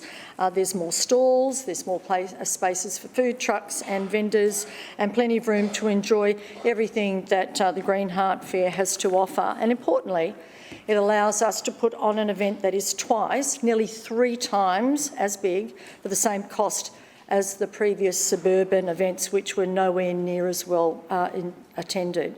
So we think that Victoria Park is a fantastic location for the Green Heart Fair, and we know that residents of Brisbane are voting with their feet and continuing to attend the annual Green Heart Fair in record numbers. But Madam Chair, we are continuing to deliver Green Heart events in the suburbs at the same time through our pop-up events. The team at BSA work very hard to make sure those pop-ups are evenly spread across the city. The pop-ups are held in shopping centres, and these locations are identified for their geographic region, the foot traffic that comes through the shopping centre, and their ability to book an appropriate space, and of course the cost-effectiveness of that booking.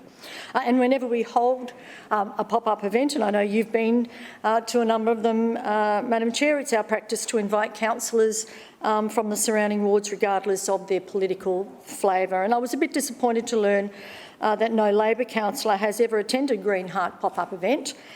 So it's a little bit disappointing that they've come tonight with a motion about Green Heart events in the suburbs, despite never having made the effort to actually attend one. But I will say that Councillor Massey and Councillor Johnson did attend the pop-up that was held in Greenslopes earlier this year, so good on them. Madam Chair, Councillor Strunk might actually try to attend and support and promote the event that we have now. Listen to the people of Brisbane, including those in the suburbs who make their annual pilgrimage to attend the Green Heart Fair at Victoria Park. As I said, we will not be supporting this motion tonight. Further speakers. Councillor Collier. Thanks very much, Chair. And just to be clear, I think on this side of the chamber we are absolutely supportive of all of the objectives of the Green Heart Fair, and certainly having attended on Sunday and made, taking time to attend the event, and certainly speaking with people, local residents who did attend as well, the feedback was, of course, very positive. It's a wonderful event. It's really engaging. And what this motion truly does seek to do is to make it more accessible. I note that Councillor Davis, in her remarks, mentioned that there was some, feedback or research done, and I bet that if there was a question, would you like to see one more locally to your area, the feedback would be a resounding yes. Of course it would be, because it's a fabulous event. There's no doubting that. What we would love to see on this side of the chamber is to see that influence and that positivity spread out throughout the suburbs of Brisbane. On pop-up events, often they are a bit inaccessible. I do recall that the Coorparoo one was held on a weekday. I would have loved to attend, but I wasn't able to, unfortunately, because I had another commitment. It was a Saturday. Okay, well, I don't know about you, but I certainly have a whole bunch of other things to do, so I'm very sorry that I couldn't make it, but please let me know when the next one is on. Loved attending the one in Victoria Park. Would love to have one in Morningside Ward. Can think of at least 2 amazing venues that you could have it at. Perth Street Park would be a great option. Of course, Bulimba Memorial Park. I think Councillor Cunningham would love to see it in Perth Street Park. I know that's quite close to the boundary of her ward as well. Certainly, this isn't about taking away from the fact that the Victoria Park event is a destination event and it is positive. We would like to see more of that. All of the outcomes that were achieved, lots of activities, lots of education for young children, that is a great thing. We think it's a fantastic initiative and would love to see more of that out in the suburbs of Brisbane. So certainly isn't being critical of the event itself in any way. It's just that we would like to see that influence amplified across the suburbs. So disappointed to hear that the administration are unwilling to support that out in the suburbs of Brisbane tonight. Further speakers. Councillor Johnston. Yes, I rise briefly to speak on the motion to expand the Green Heart City Smart program to other areas around Brisbane, and I thank Councillor Strunk for putting the motion on the agenda today.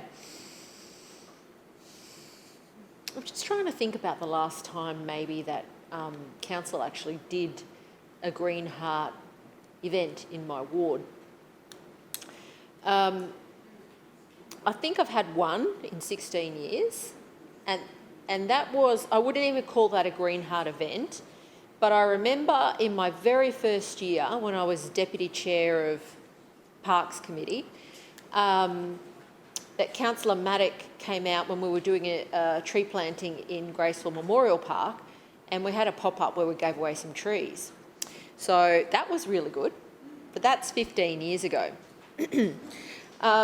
Occasionally council does turn up to hold stalls in my area where we ask for the pop-up library, although I don't know if that's still going, or the waste team and so forth. But I'm not certain when the last time is council might have given away the odd tree out in my ward.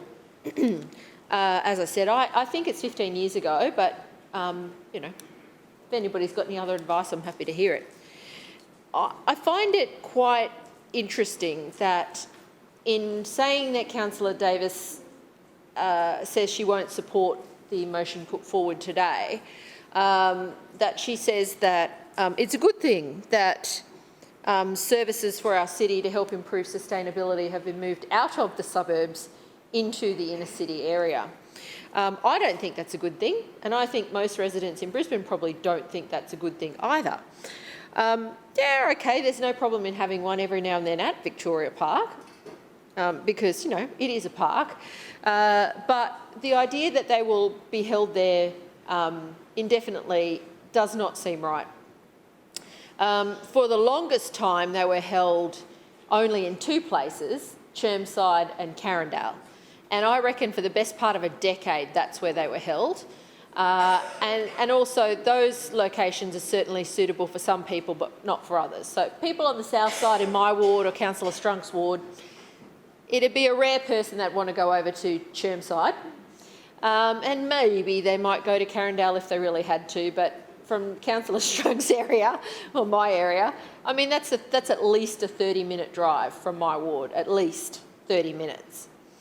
So I think it would be a much better exercise for these big events, which Bluey comes to apparently. You give trees away. I imagine there's barbecues and stalls and all these wonderful things that council does. It probably cost a fortune. I imagine that they could be quite useful in other parts of Brisbane. Now, I don't want to be greedy. I haven't had one of these big ones, so that's fine. So then I listened to Councillor Davis and I'm like, oh, a pop-up one. She's right. I did go to the pop-up event over at Greenslopes. I was thinking as she was speaking it was Cooperoo, but it was Greenslopes. That's not even the ward adjoining my ward. The ward adjoining that ward, which I think was actually Councillor Adams' area, because she had a stall adjoining the council stall in the shopping centre. I think giving away lots of council merchandise in the lead up to the election campaign, but we'll let that go. I just thought about it. I thought it was very weird that I got invited, number one, because my ward doesn't adjoin that ward. It's quite a distance away from the residents in my area, and the ward of Moorooka is in between my ward and Holland Park ward. But I went along because, one, I was invited, and I thought, oh, I'd like to have a look. What happens at these things? So I accidentally went to the wrong shopping centre. So I did get there and the event was underway. We had people lined up to collect one tree. Or there was a native ground cover, a native violet, just a couple of different types. So not big trees or anything. They were lovely little natives. They looked beautiful in a bag. But you had to give, and this is the worst bit, you had to give your email to Brisbane City Council to get one free tree. So Brisbane City Council was data harvesting at this event to give people a tree. Now, most people had turned up just wanting something to plant in their garden. Then they had to wait in a queue. I mean, there was a good system to, get it working, and all the councillors all chipped in to help. But it was quite shocking to me that council, you couldn't get the free tree unless you gave council your email. I'm just wondering, what happens to that now, whether it goes to the Lord Mayor's office, Councillor Davis's office, whether it's into council. I don't know where that data actually goes. Does it go to Councillor Adams? I have no idea. But I don't think that forcing people to give the council their email to get a free tree is a good trade. I really feel like if we want residents in Brisbane to contribute to our city's biodiversity and sustainability, the best course of action here would be to give them one or even two or even some more if they had the capacity to plant them native trees. So it was quite an illuminating event to attend this Green Heart pop-up. And I'd like to say I'd like one in my ward because,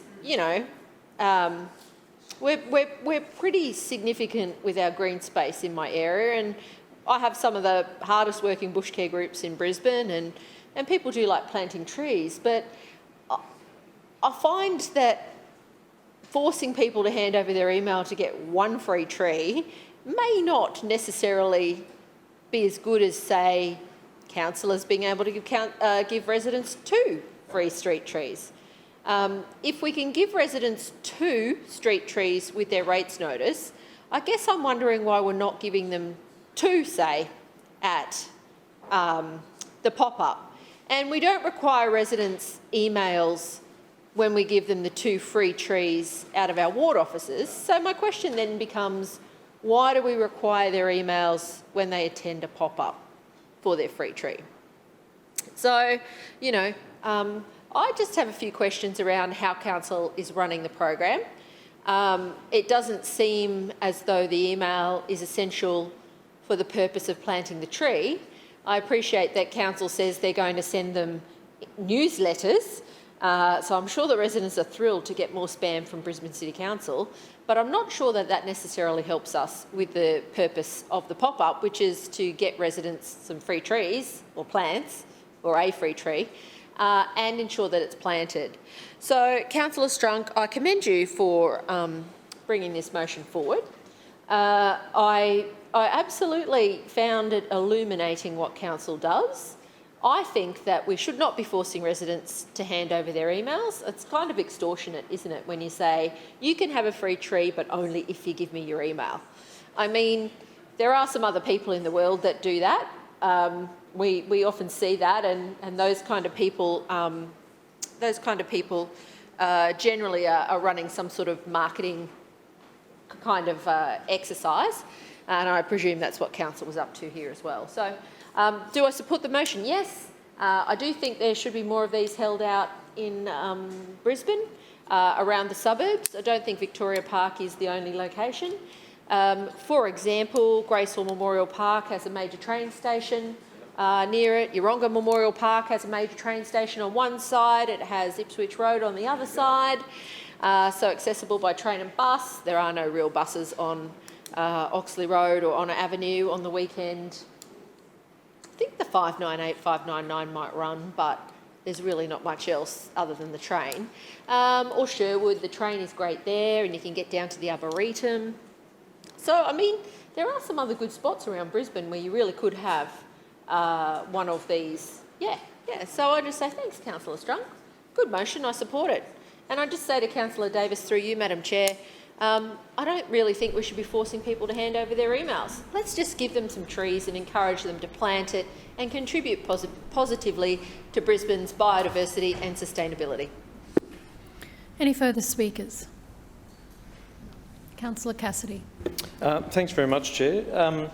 I too want to say thank you to Councillor Strunk for bringing this motion, and I listened intently to his speech. I didn't know what he was going to say before he got up and spoke, and it was very well researched, I have to say, and wasn't very political. He didn't mention the LNP once. I listened very intently. It was well thought out.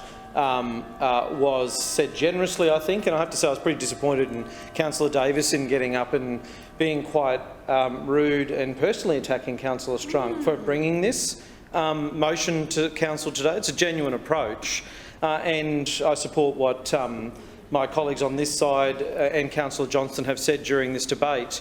There is no reason other than the fact that a decision has been made by the administration, clearly, to continue to hold this at Victoria Park. As Councillor Strunk said, organisers and people working within the Sustainability Agency in the past have made it very clear that they have attempted to have the Green Heart Fair moved into other parts of Brisbane, but unfortunately a political decision, or a decision at a political level I should say, has been taken to ensure that it is now centralised in one inner city location.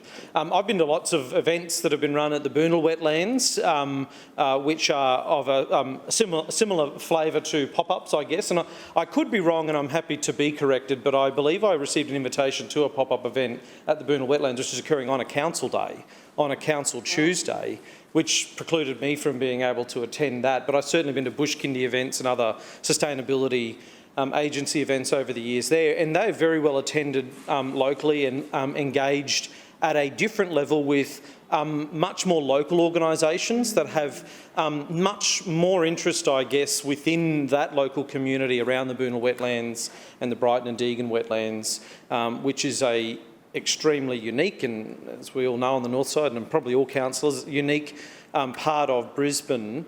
I'm not suggesting that would be the location for a full-blown Green Heart Fair, but certainly there's options there on the table to expand this kind of service that council offers and partners with other stakeholders, businesses, community groups, schools, kindies that want to engage, not necessarily at a centralised location on a major scale at Victoria Park, but there's certainly options out there to engage more deeply. And I think that's the kind of thing that people are really craving. They love those unique events. They do. More and more. We held a sustainability event with Jerry Colby-Williams in Sandgate a few years ago, and the cost of that, I think, was probably a couple of $1,000, maybe $2,000 in total.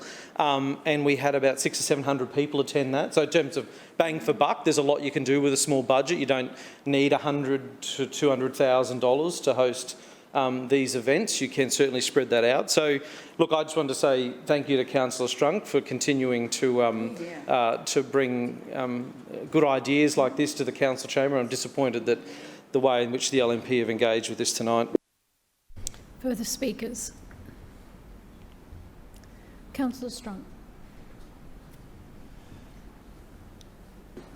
Well, I thank those people that contributed to the debate, and I would have thought that we'd hear a little bit more from the other side, their experiences, and I would suggest that a number of the councillors on the other side would probably like to have one of these Green Heart fairs in their wards as well. But as Councillor Cassidy said, a decision was made at the executive level. And that doesn't seem to want to move past that decision to hold it at Victoria Park.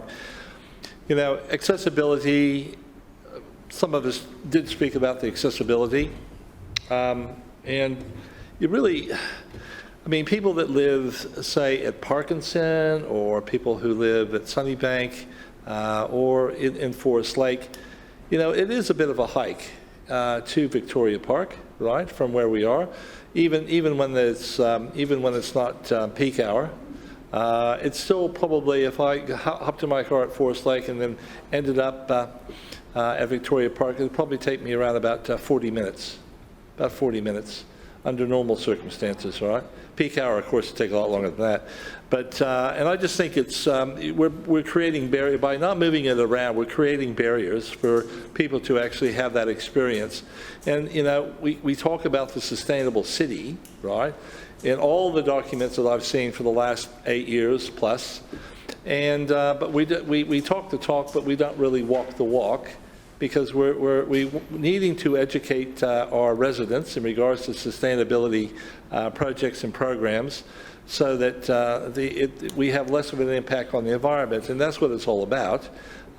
It's not about going out to see Bluey. Right? It's about that education, starting the kids from a very young age to have an understanding about what a sustainable environment that we need to create into the future, their futures. And so I'll just finish off there, but it's a bit disappointing if something that will benefit all of Brisbane, right, isn't able to be supported here tonight in the vote. And I'm really disappointed that the other side are not seeing it that way. But I won't give up. I'll keep advocating for this in the future at every opportunity, and maybe probably at the budget as well. We'll have a look at what it actually costs to hold that Green Heart Fair. It'll be in the budget papers, and I'll continue to advocate. Thank you, Madam Chair. Thank you. I will now put the motion. Those in favour say aye. Aye. Those against, no. No. The noes have it. Division. Division has been called by Councillor Cassidy and Councillor Collier. Councillors ayes to my right and noes to my left. Please ring the bells.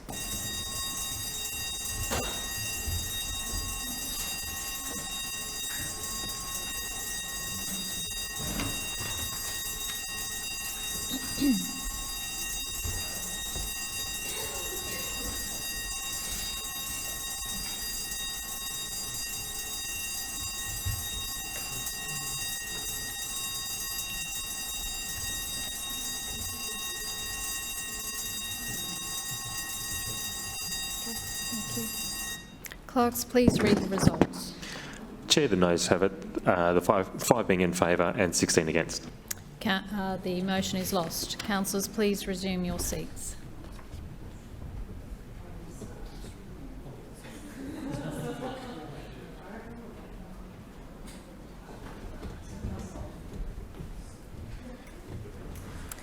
Councillors, I draw your attention to the notice of motion at item 6B on the agenda. Councillor Cassidy, would you please move the motion? Thank you, Chair. I move that this council congratulate the Miles Government on the announcement of 50-cent public transport fares and further calls on the Schrinner administration to do everything in its power to ensure increased patronage on the Brisbane fleet of buses, city cats and ferries, thereby ensuring Brisbane residents can maximise this cost of living measure into the future. Seconded. It has been moved by Councillor Cassidy and seconded by Councillor Collier that this council congratulate the Miles Government on the announcement of 50-cent public transport fares and further calls on the Schrinner administration to do everything in its power to ensure increased patronage on the Brisbane fleet of buses, city cats and ferries, thereby ensuring Brisbane residents can maximise this cost of living measure into the future. Councillor Cassidy. Thanks very much, Chair. A reduction in public transport fares is a great thing, and I know the LNP will support this because they've been saying that for years. And we heard earlier today from the Lord Mayor as well how much this LNP administration supports this recently announced policy for 50-cent fares. Quite an amazing thing that you can get for a little 50-cent piece these days. When I didn't, obviously I haven't started yet, but I thought to myself, I wouldn't even have a 50-cent piece catching the train. I tapped on with my card this morning at Deagon train station. But we have certainly on this side of the chamber been strong advocates for cheaper fares. We took, of course, a policy to the last election to help achieve this on our bus network, but could never go as far as we have seen now that the state government go with this policy. And a reduction in this magnitude is unprecedented. Just to think that from close to $5 travelling in Zone 2 to someone's place of work to now be just 50 cents is quite incredible. But what we do need to see, of course, and this is what the Premier has said, we need to see this policy working for it to stick around. We need to see people taking up public transport at all times of the day, in peak hour and throughout the day as well, and to see people make that shift from private vehicle transport to public transport to help break the back of congestion here in Brisbane. We know that today Brisbane is, on many measures, the most congested city in Australia. We've seen not only a low uptake of public transport here in Brisbane after COVID, or too low a uptake in public transport in Brisbane post-COVID, given the net migration we have seen in Brisbane as well. But even taking that aside, we know that there are far fewer people taking trips on our buses and our ferries and on our city cats than there were 10 years ago. It's close to 20 million fewer trips across our council-controlled public transport network today than we had 11 years ago, and that's in a city that has grown by 450,000 people. So not only do we have a significantly smaller proportion of our population than we did 10 years ago catching public transport, our overall population has significantly increased as well. So it's a no-brainer as to why Brisbane has become the most congested city in Australia. So what we want to do and why we brought this motion today was to not just congratulate the government on a well-thought-out and very good policy, but also to ensure that it is a success by working together in the future. And it was encouraged by what the Lord Mayor said earlier today, and the LNP will support this motion now, because what I am saying is exactly what the Lord Mayor said earlier today when he was with us. Some simple ways that Council could join this initiative in promoting this initiative and ensuring that it is a success are very simple in fact. We know Council has a power and a far-reaching platform of communicating with people. We've seen to date, since the 1st of July to date, Council spent $3.5 million on advertising across all mediums.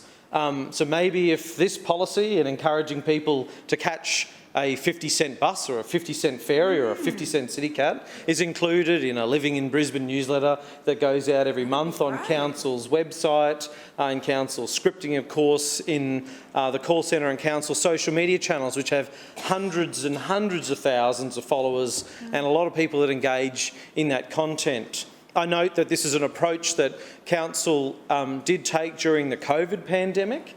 I reached out to the CEO through that process and encouraged Council to spread the word of vaccinations, and we saw Council take that up on its social media channels as well, because that was a good policy to get people vaccinated during COVID. I think this is good policy to get people to catch public transport at this amazing rate of just 50 cents per trip to make sure it is a success. And as I said, ensuring that this is a success is critical for our city's future as the most congested capital city in Australia.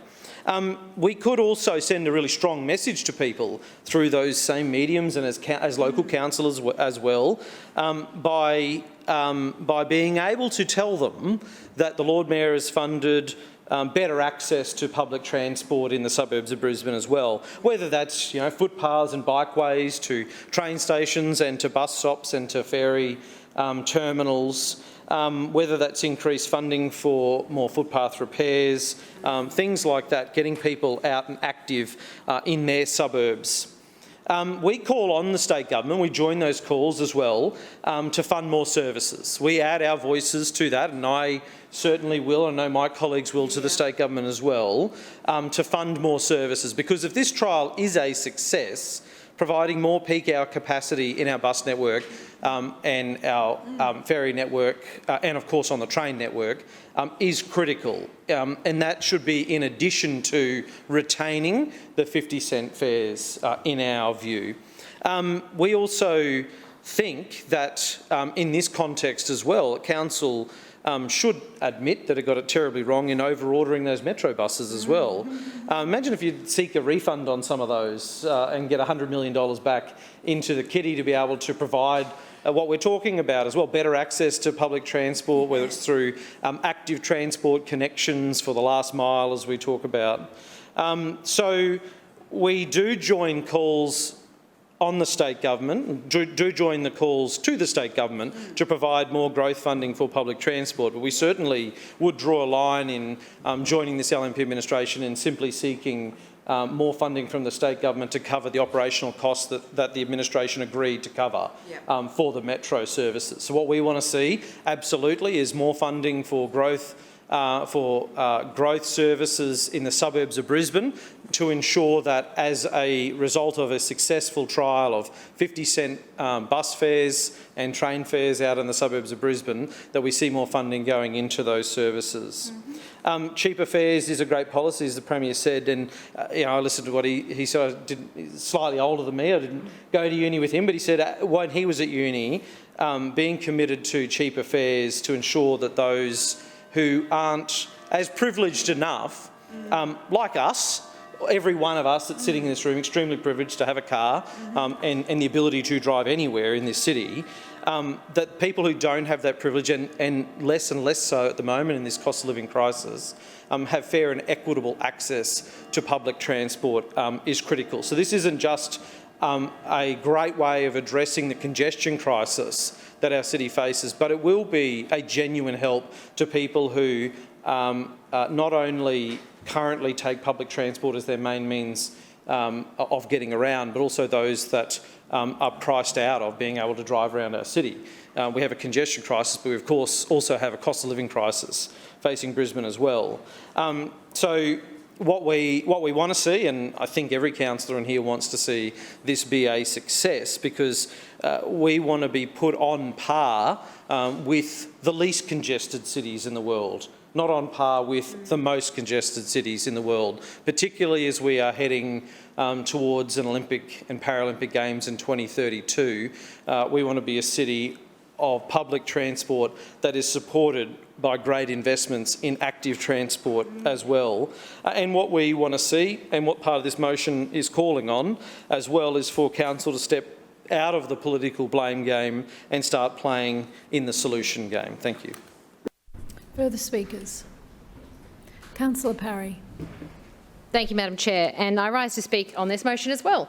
So, Madam Chair, another week in this place, the fourth week, a whole month of Councillor Cassidy thanking other politicians. Anthony Albanese, Mayor Flannery, Premier Miles, David Crisafulli, and now the entire Miles government, Madam Chair. Even worse, this week, not content with just a standard level of appreciation, he requested a special level of appreciation. He wanted to supercharge his thanks. To put it into perspective, last week we moved a special appreciation motion to thank the hardworking volunteers in our city to acknowledge Volunteer Week. And that's what Councillor Cassidy wants to do with the Miles government. Now, not just one member of the Miles government, but every single one of them. So it does make you wonder, has he run out of politicians to thank? Who's next? What can we expect next week? Should we start maybe a market on who will be next for Councillor Cassidy? Last week, Councillor Murphy described politicians patting other politicians on the back as lame. I won't say that. What I will say is that it's pretty feeble to get up in here and congratulate another government, another politician.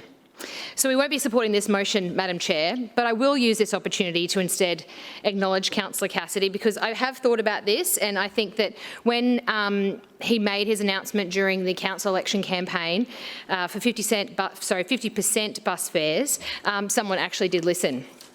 And I think it was the state government that listened. They listened, Madam Chair, but I do fear that they misheard. You see, Councillor Cassidy produced a policy that was 50% cheaper public transport fares, but they must have heard 50-cent fares. Either that or the state government didn't think Councillor Cassidy's policy was very good. And perhaps that level of discernment does deserve a special appreciation motion. But when Labor announced 50% fares during the election campaign, the Schrinner Council pointed out, as the Lord Mayor said earlier, that this policy would effectively see Brisbane ratepayers' money going directly to the state government's purse. So it would be ratepayers paying the state government for cheaper public transport fares. Hundreds of millions of dollars going into the state government coffers. And that would be a shame, Chair. It would be more than a shame. It would be a disaster and an irresponsible use of ratepayers' money. So it is heartening to see that the state government has now come to the party to prevent that from happening. It seems that the state government has finally woken up and realised that congestion across Brisbane is a problem. And even better, they've recognised that public transport is a key to avoiding traffic congestion. But as the Lord Mayor said earlier, cost is just one element. There are three main factors that can help get passengers on board public transport. One is cost, of course, but there are two others: frequency and reliability. There's no point in getting on a bus for 50 cents if it isn't going anywhere. There's no point waiting at a bus station with 50 cents in your pocket if your bus can't pick you up because it's full. So we welcomed the announcement from the state government at the weekend. 50-cent fares will undoubtedly encourage more people to catch public transport. Indeed, they will encourage passengers from Moreton Bay, Logan, Ipswich, the Gold Coast, the Sunshine Coast to board Brisbane buses, which is fantastic, it's great. But remember, these are all councils that don't fund public transport services like we do and rely on 100% state government funding. Brisbane buses will become even more congested for Brisbane residents. The state government can't do this half-baked, Madam Chair. What our network really needs, what this Schrinner Council is fighting for, is better buses for Brisbane, more frequent services, more reliable services. And to Councillor Cassidy's credit, he's right. We need to see this policy work. Success by working together is absolutely on the money. So congratulating the state government today is frankly letting them off the hook. It would tell them that everything's fine. It's not fine. Brisbane residents deserve more than what's on the table here. Sure, it's a whole lot better than what was offered in March by those opposite, but if the state government is really serious about improving traffic congestion in our city, then they need to do more. Brisbane residents need more services more often. The state needs to improve the frequency of public transport services, and they need to help make the services more reliable. And I'll tell them how they can do that, and I won't charge them even 50 cents. Madam Chair, I'll tell them for free. All they need to do is give Brisbane City Council its fair share of public transport funding so we can continue to deliver the services that Brisbane deserves. Thank you, Madam Chair.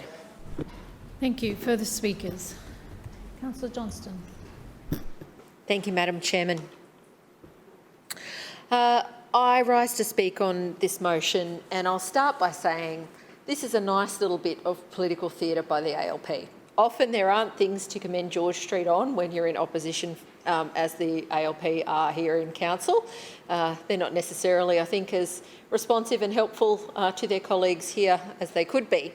So I see a nice election stunt, and I thank the Leader of the Opposition for putting the motion on the agenda, because very importantly, not only does it recognise that 50 cent public transport fees for residents is a good thing. That's been widely recognised by all the vox pop done around Brisbane with people using public transport. So we know that it will be a good cost of living savings for residents. I mean, it cost me nearly $10 to come into council when I catch the train, as I've done today. That's, return. And it's going to be $1. So certainly that is a huge saving for me, and it will be a massive saving for people who live in my ward, many of whom catch the bus and the train. They can't catch the ferry because the LNP oppose all measures to extend CityCat up the river, but that's a different issue for today. But it did sound suspiciously like Councillor Parry had a foot in both camps there, didn't it? On the one hand, she was very effusive in, they're welcoming the announcement, that's a positive thing, but then very, very critical of the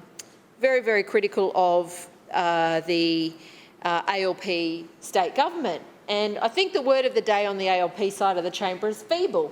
I wonder if that's what they do in their party room meetings. Yeah, because Councillor Wines has used it and Councillor Parry's used it. The only thing feeble about Councillor Parry's response to the motion before us today is her failure to recognise the second part of the motion, which in my view is the important part of the motion. And that's the part that reads, calls on the Schrinner administration to do everything in its power to ensure increased patronage on the Brisbane fleet of buses, CityCats and ferries, thereby ensuring Brisbane residents can maximise their cost of living measures into the future. So the LNP are going to vote against a motion that calls on Brisbane City Council to deliver better public transport services to the people of Brisbane. Now, I know this is their position. They don't want to deliver better public transport services, certainly in Tennyson Ward. In the bus review of 2011, they massively cut services in my ward. In the bus review of 2023, 2024, and who knows how much longer, they want to cut bus services again. And I raised a question in the chamber today about whether or not council would restore the 105 bus loop through Yeronga West. So this is an essential service that connects Fairfield and Tennyson with its closest principal activity centre, which happens to be Indooroopilly. So this service was cut by the LNP in their submission to the state government. Residents in my area spoke up in their hundreds calling for this service to be restored. They also have petitioned in previous years to have the 105 increased in frequency and reliability. And we've also petitioned for the 196 to be extended into Yeronga West. It is 2 kilometres from the closest rail station, and there is a bus service now that is an hourly service until 6 o'clock. And when the LNP has its way, Yeronga West is not going to have any reliable bus services west of Cairnsdale Street at all. So when Councillor Parry says there are 3 reasons, not just cost, she talks about frequency and reliability. The biggest impediment to frequency and reliability in relation to Brisbane's bus network is this LNP council. The only people who have cut bus services in Brisbane City Council are the LNP. In that submission that Council put to the state government back in 2011-2012, Brisbane City Council said, yep, cut these services. They cut the 104, they cut the 101, they cut the 102, they reduced the frequency of the 198, they reduced the frequency of buses in Annerley. There's a whole raft of things they did that directly reduced services in my area. Now, it is, I think, quite appalling that the LNP refused to support better public transport services in this city. You heard the Lord Mayor here earlier today. He refused to say whether or not the 105 bus loop would be restored. And again, I think my next letter to the residents of Yeronga is going to be full of useful information about what the LNP won't do. But the big issue here is, of course, Councillor Parry's justification of not supporting this is because the Schrinner government is delivering better bus services for Brisbane. Well, certainly not in Tennyson Ward. They want to cut the services out there. And I'm sure that's the case in many other areas. We're not getting any improved bus services in the western part of my ward. There's not a single change down the Oxley Road corridor to any bus service proposed under the bus network review. Not one. So not only is what Councillor Parry said here today not true, Council is not interested in improving bus services around Brisbane. They're also not interested in improving CityCat services outside of their own areas. Now, we know that there is a focus on the north side when it comes to CityCats. There are more stops on the north side of the river than the south side. We know out Councillor Collier's way they cut stations, or what do you call terminals. And out my way, they just won't even consider expanding the services at all. I think we should be investing more in public transport services. Do I think the state government can do better? Yes, I do. Do I think this Brisbane City Council can do better? Absolutely they can. And the dishonest part of what the LNP do is when they stand up and say it's all the state government's fault. They're the ones that fund these services. Well, for the new councillors in the room, Brisbane City Council directly funds numerous bus services, which they established for their own political reasons over the years. And I think a couple of examples of those are, I think the Blue City Glider might be directly funded and the Maroon City Glider might be directly funded. There's certainly, I think out Pullenvale Way, there's a bus service that was directly funded by council, and that's just 3, and I know there are more than that, and perhaps someone will stand up and correct me and give me the full list of all the bus services directly funded by council, because it is completely untrue when the Lord Mayor earlier today stands up and says, no, it's all the state government's fault. Or Councillor Parry stands up and says, oh, the state government's got to fund these bus services, yet, the LNP will fund them where it politically suits them directly from the council budget. What a surprise that the LNP is not being honest in how it invests in bus services in Brisbane.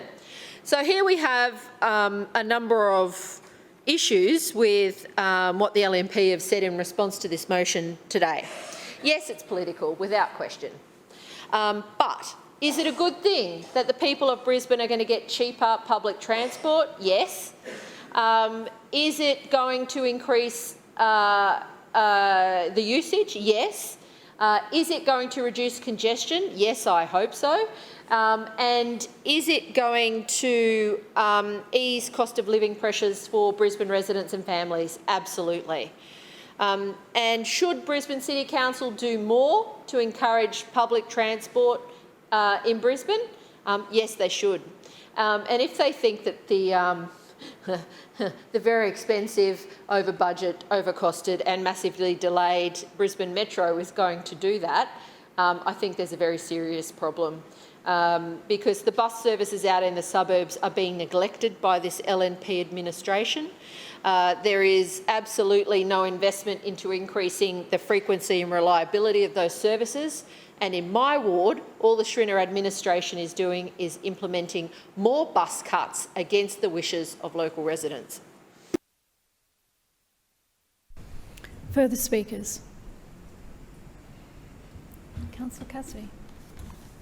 Thanks very much, Chair. Just in summing up, I appreciate Councillor Johnston's contribution. I talked about it, and so did she, the impact this would have on battlers here in Brisbane, people who are going to benefit financially quite massively, even over the first 6 months of this trial, and hopefully if this policy is extended. And I was pretty disappointed to not hear Councillor Parry talk about that. I note, I'm pretty sure I saw most of the state LNP politicians back this in. I saw federal LNP politicians back this in, saw, what's his name, Luke Howarth post about it on the day, say what a fantastic policy this was. I think, I don't know, it was Luke Howarth that Councillor Parry worked for, maybe Peter Dutton, I think previously. Certainly had a starring role in Nemesis, the TV show, I believe. But so all of those people, of which LNP politicians here have deep connections to, the shadow Transport Minister at the state level, Steve Minikin, and a close personal friend of the Lord Mayor, they all back it, and I presume they are going to continue it as well, I think. It will certainly be interesting to see it if they were to win the next state election.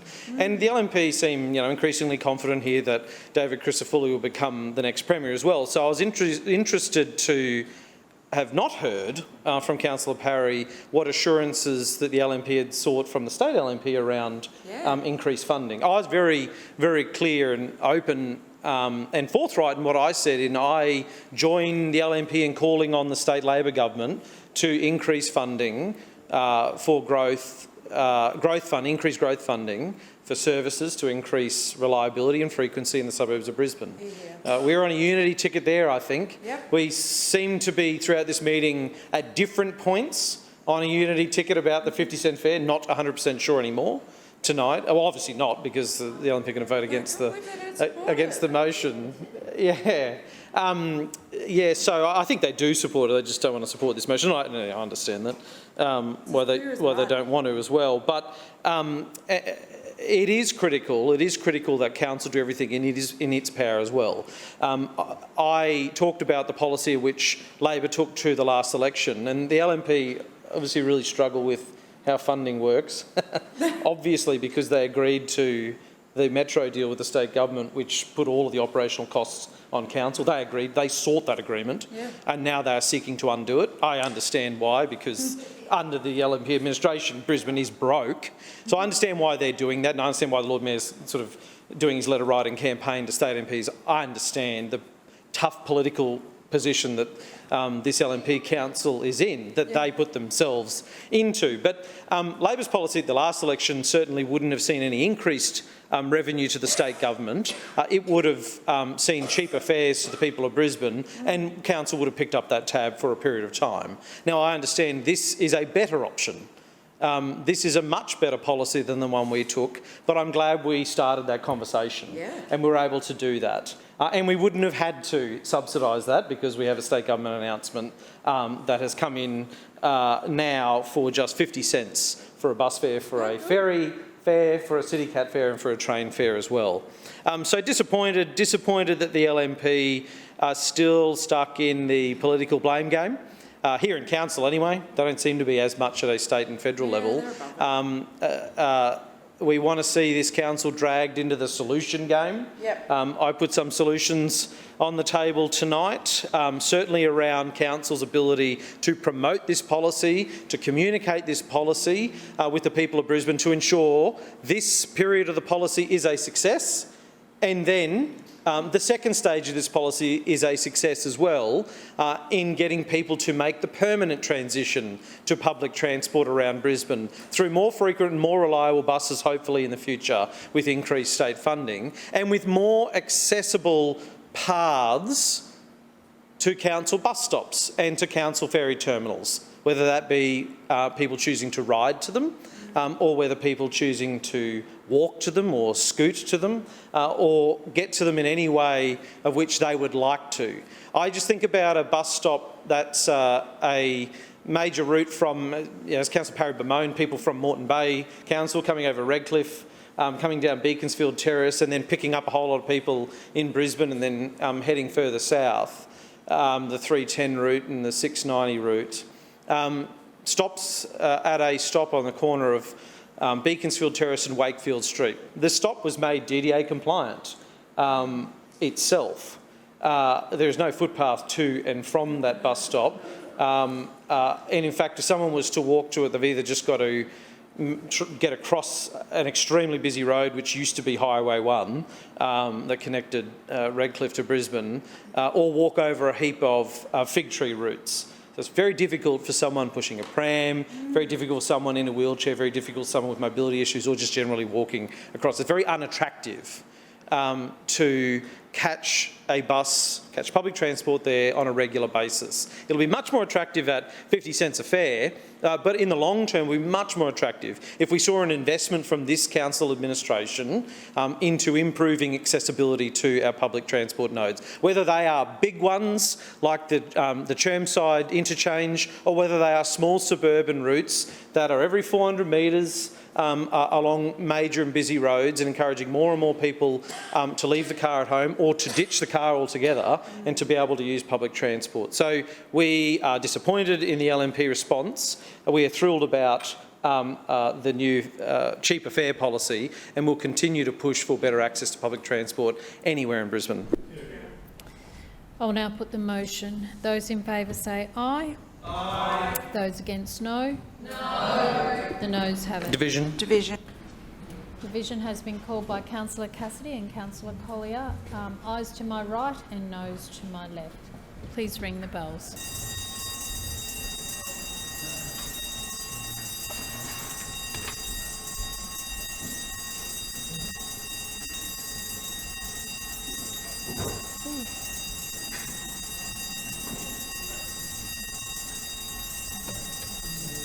Is it your birthday? Happy birthday.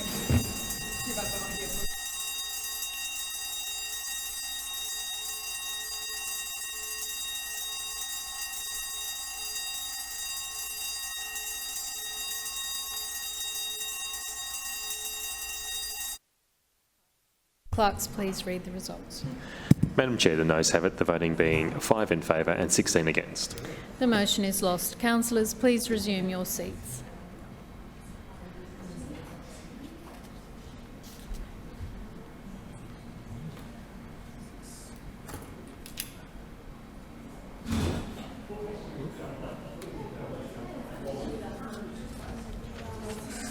Councillors, I draw your attention to the notice of motion at item 6C on the agenda. Councillor Collier, would you please move the motion? Thanks, Chair. I move that this council work with the LGBTQ Domestic Violence Awareness Foundation to develop a customised free workplace training program designed specifically for our council workforce to support LGBTQ+ people experiencing domestic and family violence. Seconded.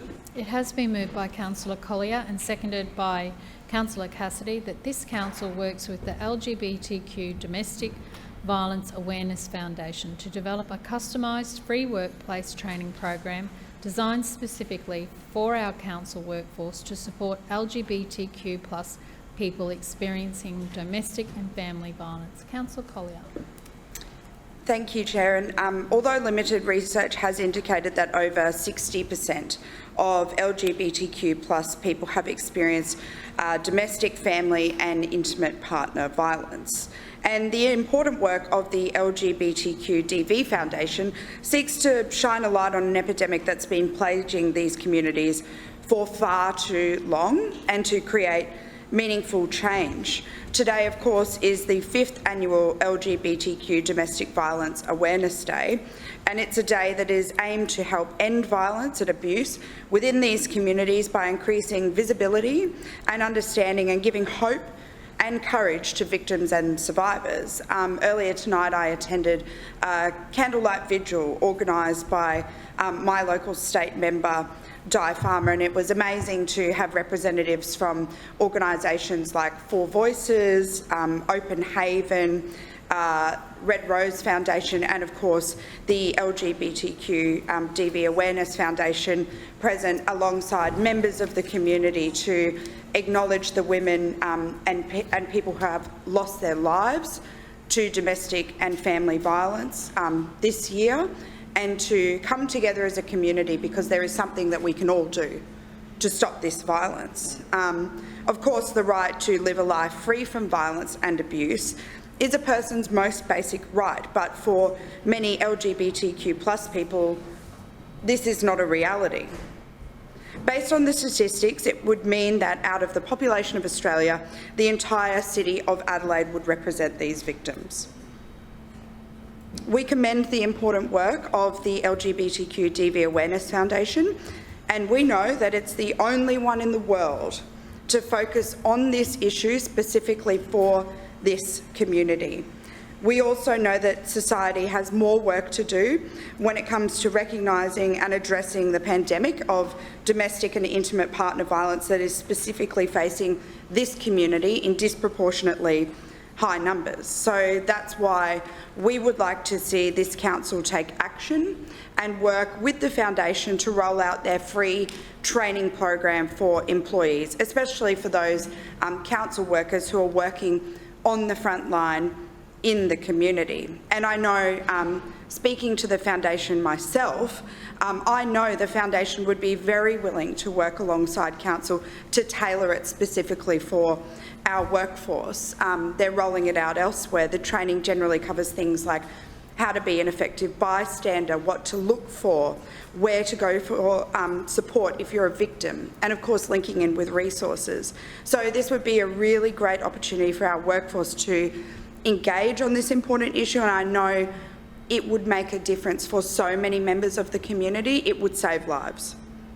We can ensure that there are no invisible victims in the future, and that everyone, no matter what their sexuality or gender identity is, can feel seen and believed and gain hope and courage. Thank you, Councillor. Further speakers? Councillor Cunningham. Thank you, Madam Chair. I rise to speak on the motion before us this evening. At the outset, can I join with others in especially acknowledging that today is LGBTQ Domestic Violence Awareness Day. I wore my purple for special reasons. As a city, we're proud to recognise this important cause through lighting up the Story Bridge and also providing significant community support funding for the Light Up the Night Gala held at City Hall each year. Unfortunately, I was unable to attend this year. Brisbane City Council has a proud track record in being a leading workplace for the LGBTIQ+ community, and also in providing support, resources and leave entitlements for employees affected by domestic and family violence. We know that a significant number of LGBTQ+ people experience abuse, but sadly, they are far less likely to reach out for support or to report it. The LGBTQ Domestic Violence Awareness Foundation work incredibly hard to shed a light on this and to make change within our community. Council was proud to invite the foundation to speak to council staff recently as part of our events for Domestic and Family Violence Awareness Month. In fact, the recording of the webinar remains on council's intranet for anyone who might be interested in viewing it. As part of the resources on this topic, Council has a specific section on DFV in LGBTIQ+ relationships, as we recognise there shouldn't be a one-size-fits-all response, and that those in this situation do, sadly, face unique challenges. We also provide a dedicated directory of contacts for LGBTIQ+ staff, including a dedicated LGBTIQA+ Connect line, which Council has funded through our employee assistance program. Council is proud to be an early partner of the organisation Workhaven and provide the Fresh Start for Me program free of charge to any employee who needs it to help them rebuild their lives after leaving a DFE situation. Employees can use their DFE leave for when they need to complete this program. The number of resources to support people at risk of, currently facing, or rebuilding from DFE situations continue to emerge and grow. And there are many, many different organisations doing this important work and providing services and businesses to their employees. We recognise there's also different challenges for LGBTIQ+ people experiencing DFE, and that more needs to be done. Council's LGBTIQ+ employee network, River City Pride, works to increase visibility and advocacy for people in Brisbane City Council and foster workplaces that are aware, respectful and inclusive for all people. Our communities of inclusion in Council are a way for employees with relevant lived experience to raise and progress important matters and initiatives in a safe way. It's a bottom-up approach which sees these communities drive change within their workplace and within our community. So, Madam Chair, with all that in mind, I will move the following amendment. I move that after the word council, insert the words continues to work. After the word with, replace the next 10 words with various domestic violence agencies in consultation with River City Pride to ensure. After the word training, replace the next 3 words with programs continue to be made available. The amended motion, which I have here, would read: this council continues to work with various domestic violence agencies in consultation with River City Pride to ensure free workplace training programs continue to be made available for our council workforce to support LGBTQ+ people experiencing domestic and family violence. Seconded. It has been moved by Councillor Cunningham and seconded by Councillor Dixon that the motion be amended from this council works with the LGBTQ Domestic Violence Awareness Foundation to develop a customised free workplace training program designed specifically for our council workforce to support LGBTQ and people experiencing domestic and family violence. After the word council, insert the words continue to work. After the word with, replace the next 10 words with various domestic violence agencies in consultation with River City Pride to ensure. After the word training, replace the next 3 words with programs continue to be made available. So the new motion will read: this council continues to work with various domestic violence agencies in consultation with River City Pride to ensure free workplace training programs continue to be made available for our council workforce to support LGBTQ and people experiencing domestic and family violence. Thanks, Madam Chair. I've covered much of the rationale for the amendment in my earlier remarks. But in summary, we recognise the important work of the LGBTQ Domestic Violence Awareness Foundation and note that there are a range of agencies who Council partners with, from that foundation to Workhaven, Challenge DV, among many others. Ultimately, though, the administration feels it's important to reference River City Pride in this motion, as it really is important for them to feel empowered to drive and lead new initiatives in this space. As the Chair responsible for people and culture in Council, including our communities of inclusion, I will certainly raise this within the organisation to ensure that they know they have our support to ensure we can continue to provide every possible support to LGBTIQ+ employees dealing with the blight of domestic and family violence in our community. Further speakers? Councillor Collier. Yeah, thanks very much, Chair. And of course, the administration, you've got the numbers, you'll do what you want to do. My respectful request is that someone picks up the phone to the foundation and engages with them on this specifically, because as I outlined earlier, this foundation is the only one doing this work of this specific kind.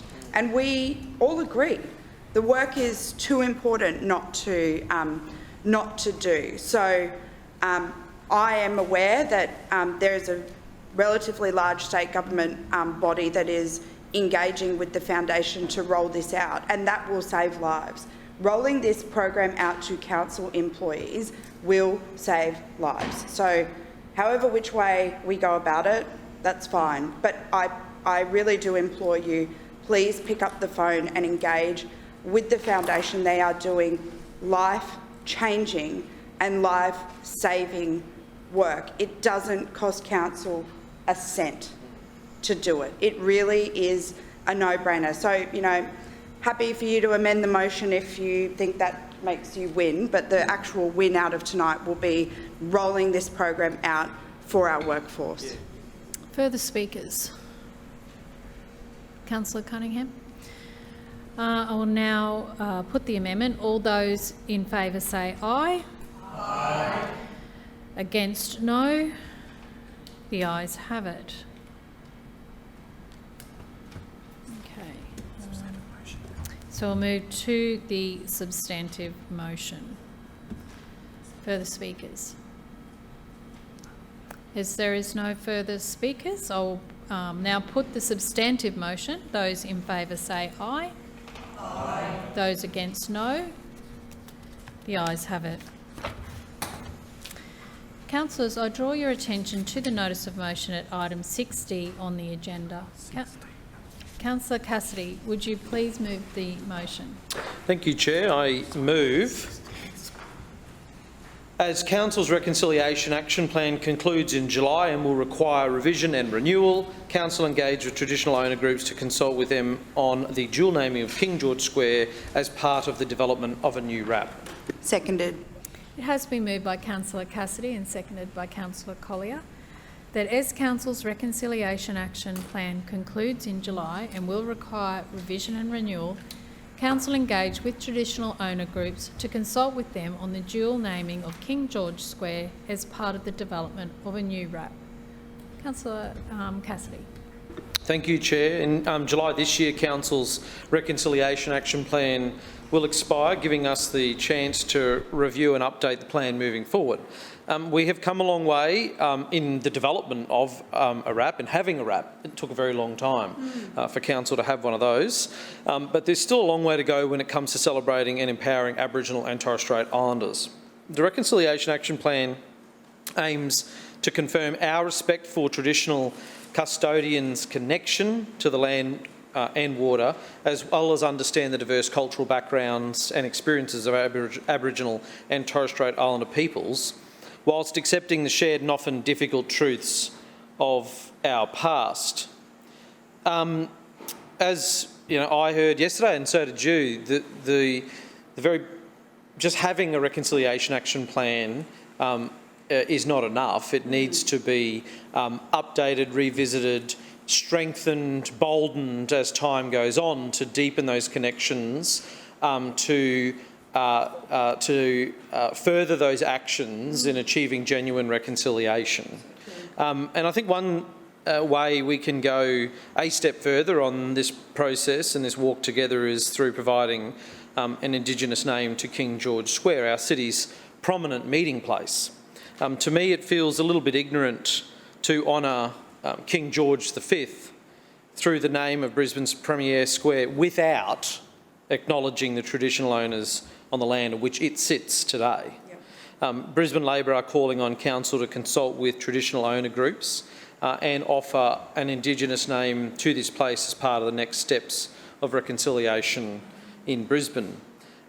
Just last week, when we were discussing Sorry Day and Reconciliation Week, I talked about how King George Square was the endpoint for the People's Walk for Reconciliation back in 2000, and where then Lord Mayor Jim Sawley used National Sorry Day and welcomed those 70,000 people, and Brisbane Elder Uncle Herb Bligh to symbolise that Indigenous people are welcome and have a symbolic right of access in Brisbane with the handing over of the keys.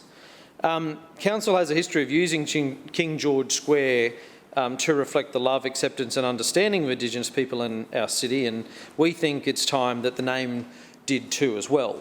What struck me in the aftermath of the recent referendum defeat, and talked about this a bit, was the need for an enhanced process of truth-telling.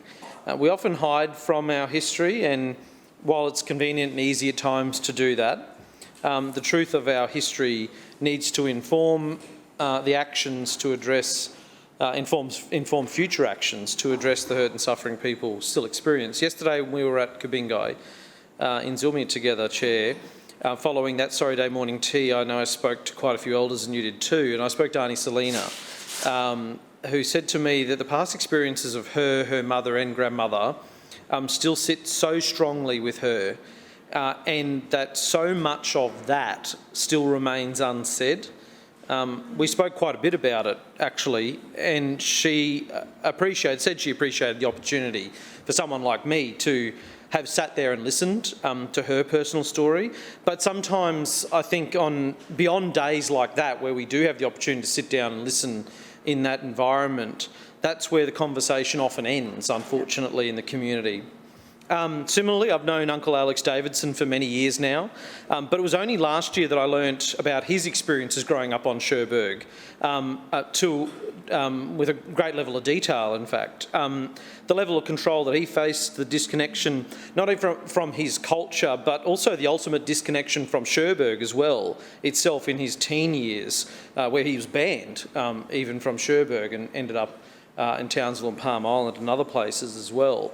These painful experiences are so often personally held, sometimes because people want to keep them personal, of course, but sometimes too because there is a tendency to not talk about the past and not tell the truth because there is no forum in which to do that.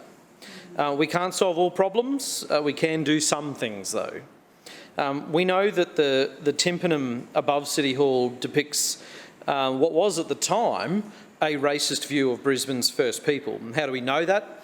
Because the artist herself said so. In 1953, Daphne Mayo said, and I quote, "Of course the figures show the retreat of the Aborigine, isn't it true? As a civilisation, they simply couldn't stand up to ours," she said.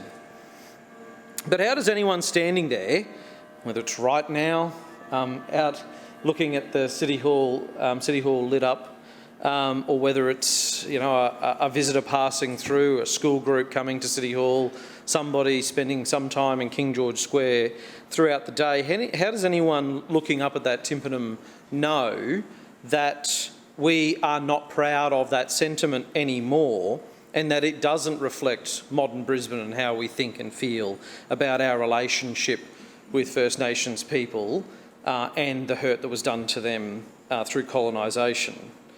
Telling the truth about our past is important. The land on which this hall was built, and King George Square, of course, was taken, not given, not bought. We then named the square after a British monarch of German descent who didn't have any ancient connection to the land on which that square is so named, and in fact I don't think he had much of a connection to Brisbane at all. We're not saying tear the whole place up. We are saying more steps need to be taken because the Reconciliation Action Plan is an evolving document that should continue to build on its work, gather a head of steam and fundamentally change the way that we think and act, or certainly help to do so. We saw that inclusive process recently in the recognising traditional names of Gari, Minjerribah and Mulgumpen closer to Brisbane here. We've seen Council act quite quickly in recent times as well in dual naming significant places in Brisbane. We now refer to Victoria Park as Victoria Park Brisbane. That was a process that was undertaken quite rapidly.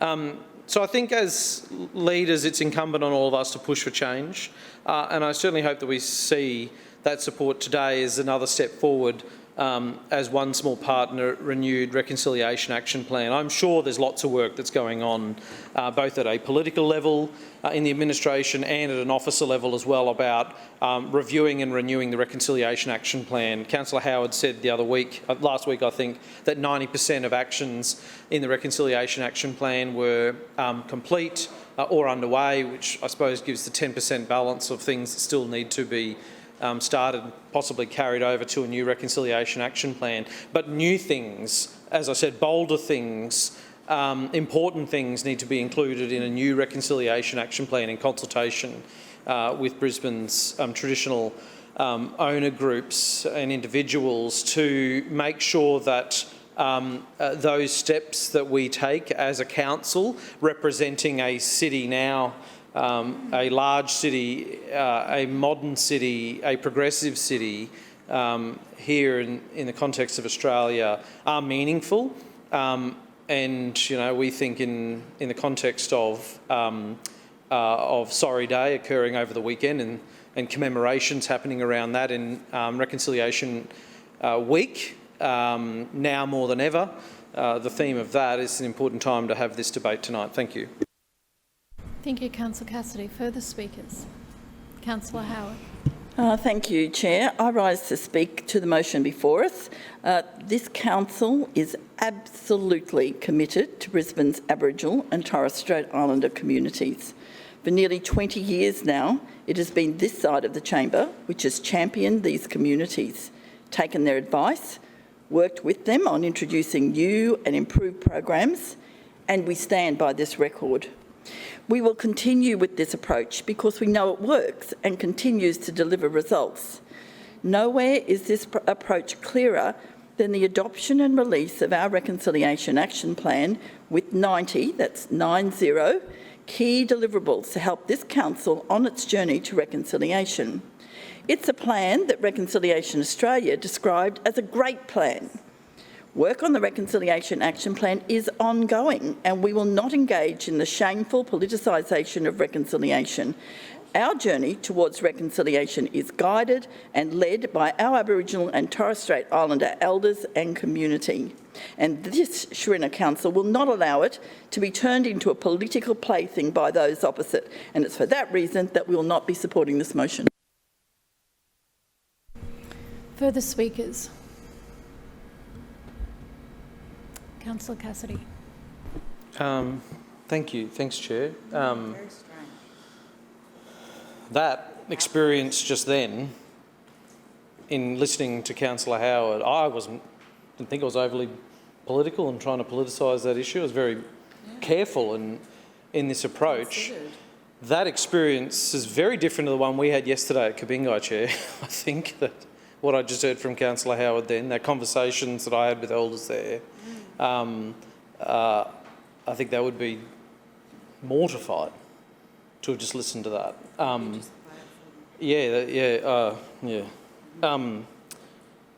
As I said, there's been respectful processes undertaken around dual naming, renaming in some instances. We've said dual naming here because that's a step forward, I think, just like Council did with Victoria Park Brisbane. That was really quite rapid. I remember that debate when we were having that on Zoom back then. I remember sitting in my ward office and where we moved an amendment to the committee responsibilities in which Councillor Howard was specifically responsible for the development in that committee of a reconciliation action plan, and soon after that Victoria Park was dual named and signs were updated and documents were updated.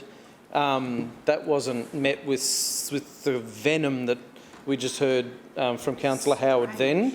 And as I said, the consultative process of which Stradbroke Island and Moreton Island are now known as Mulgumpin and Minjerribah and Gari as well. Having a dual name for something that is as significant and symbolic in the heart of Brisbane would send a very strong message that Council cares about reconciliation, cares about those next steps, cares about those connections to our past as well. I simply read what Daphne Mayo said about her own work. It's called the Advance of Civilization, the March of Civilization. I'm sure that can be corrected. The exact title of the Timbenham slipped my mind.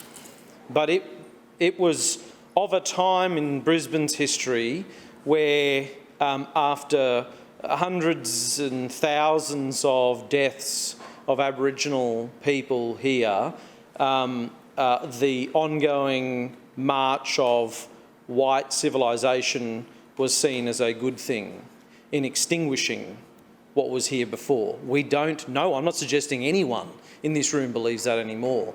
That's the point I'm trying to make.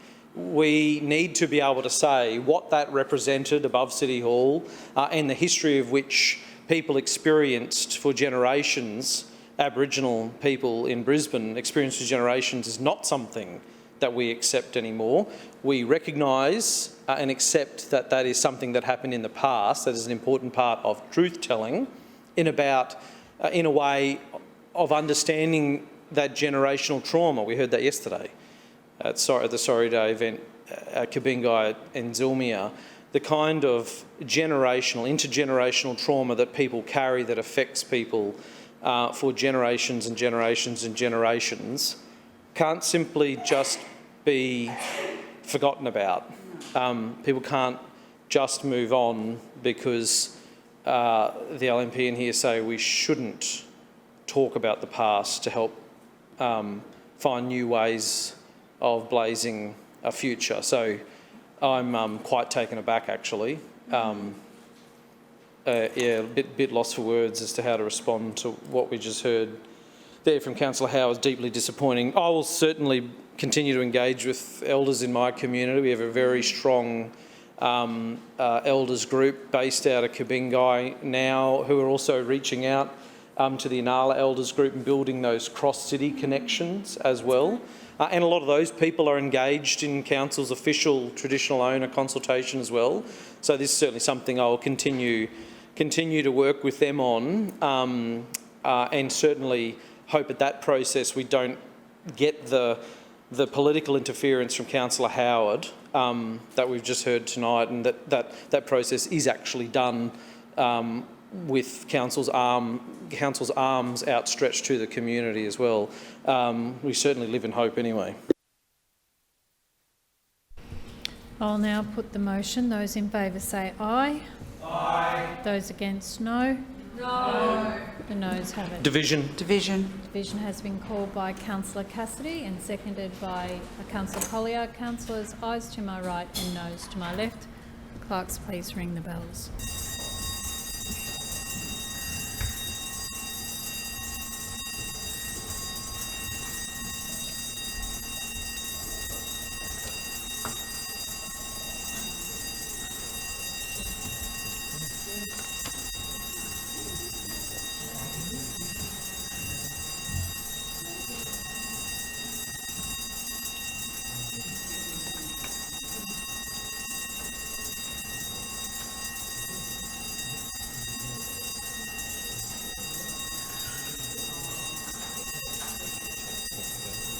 Thank you. Clerks, can you please read the results?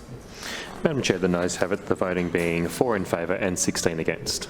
The motion is lost. And councillors, that now concludes today's meeting.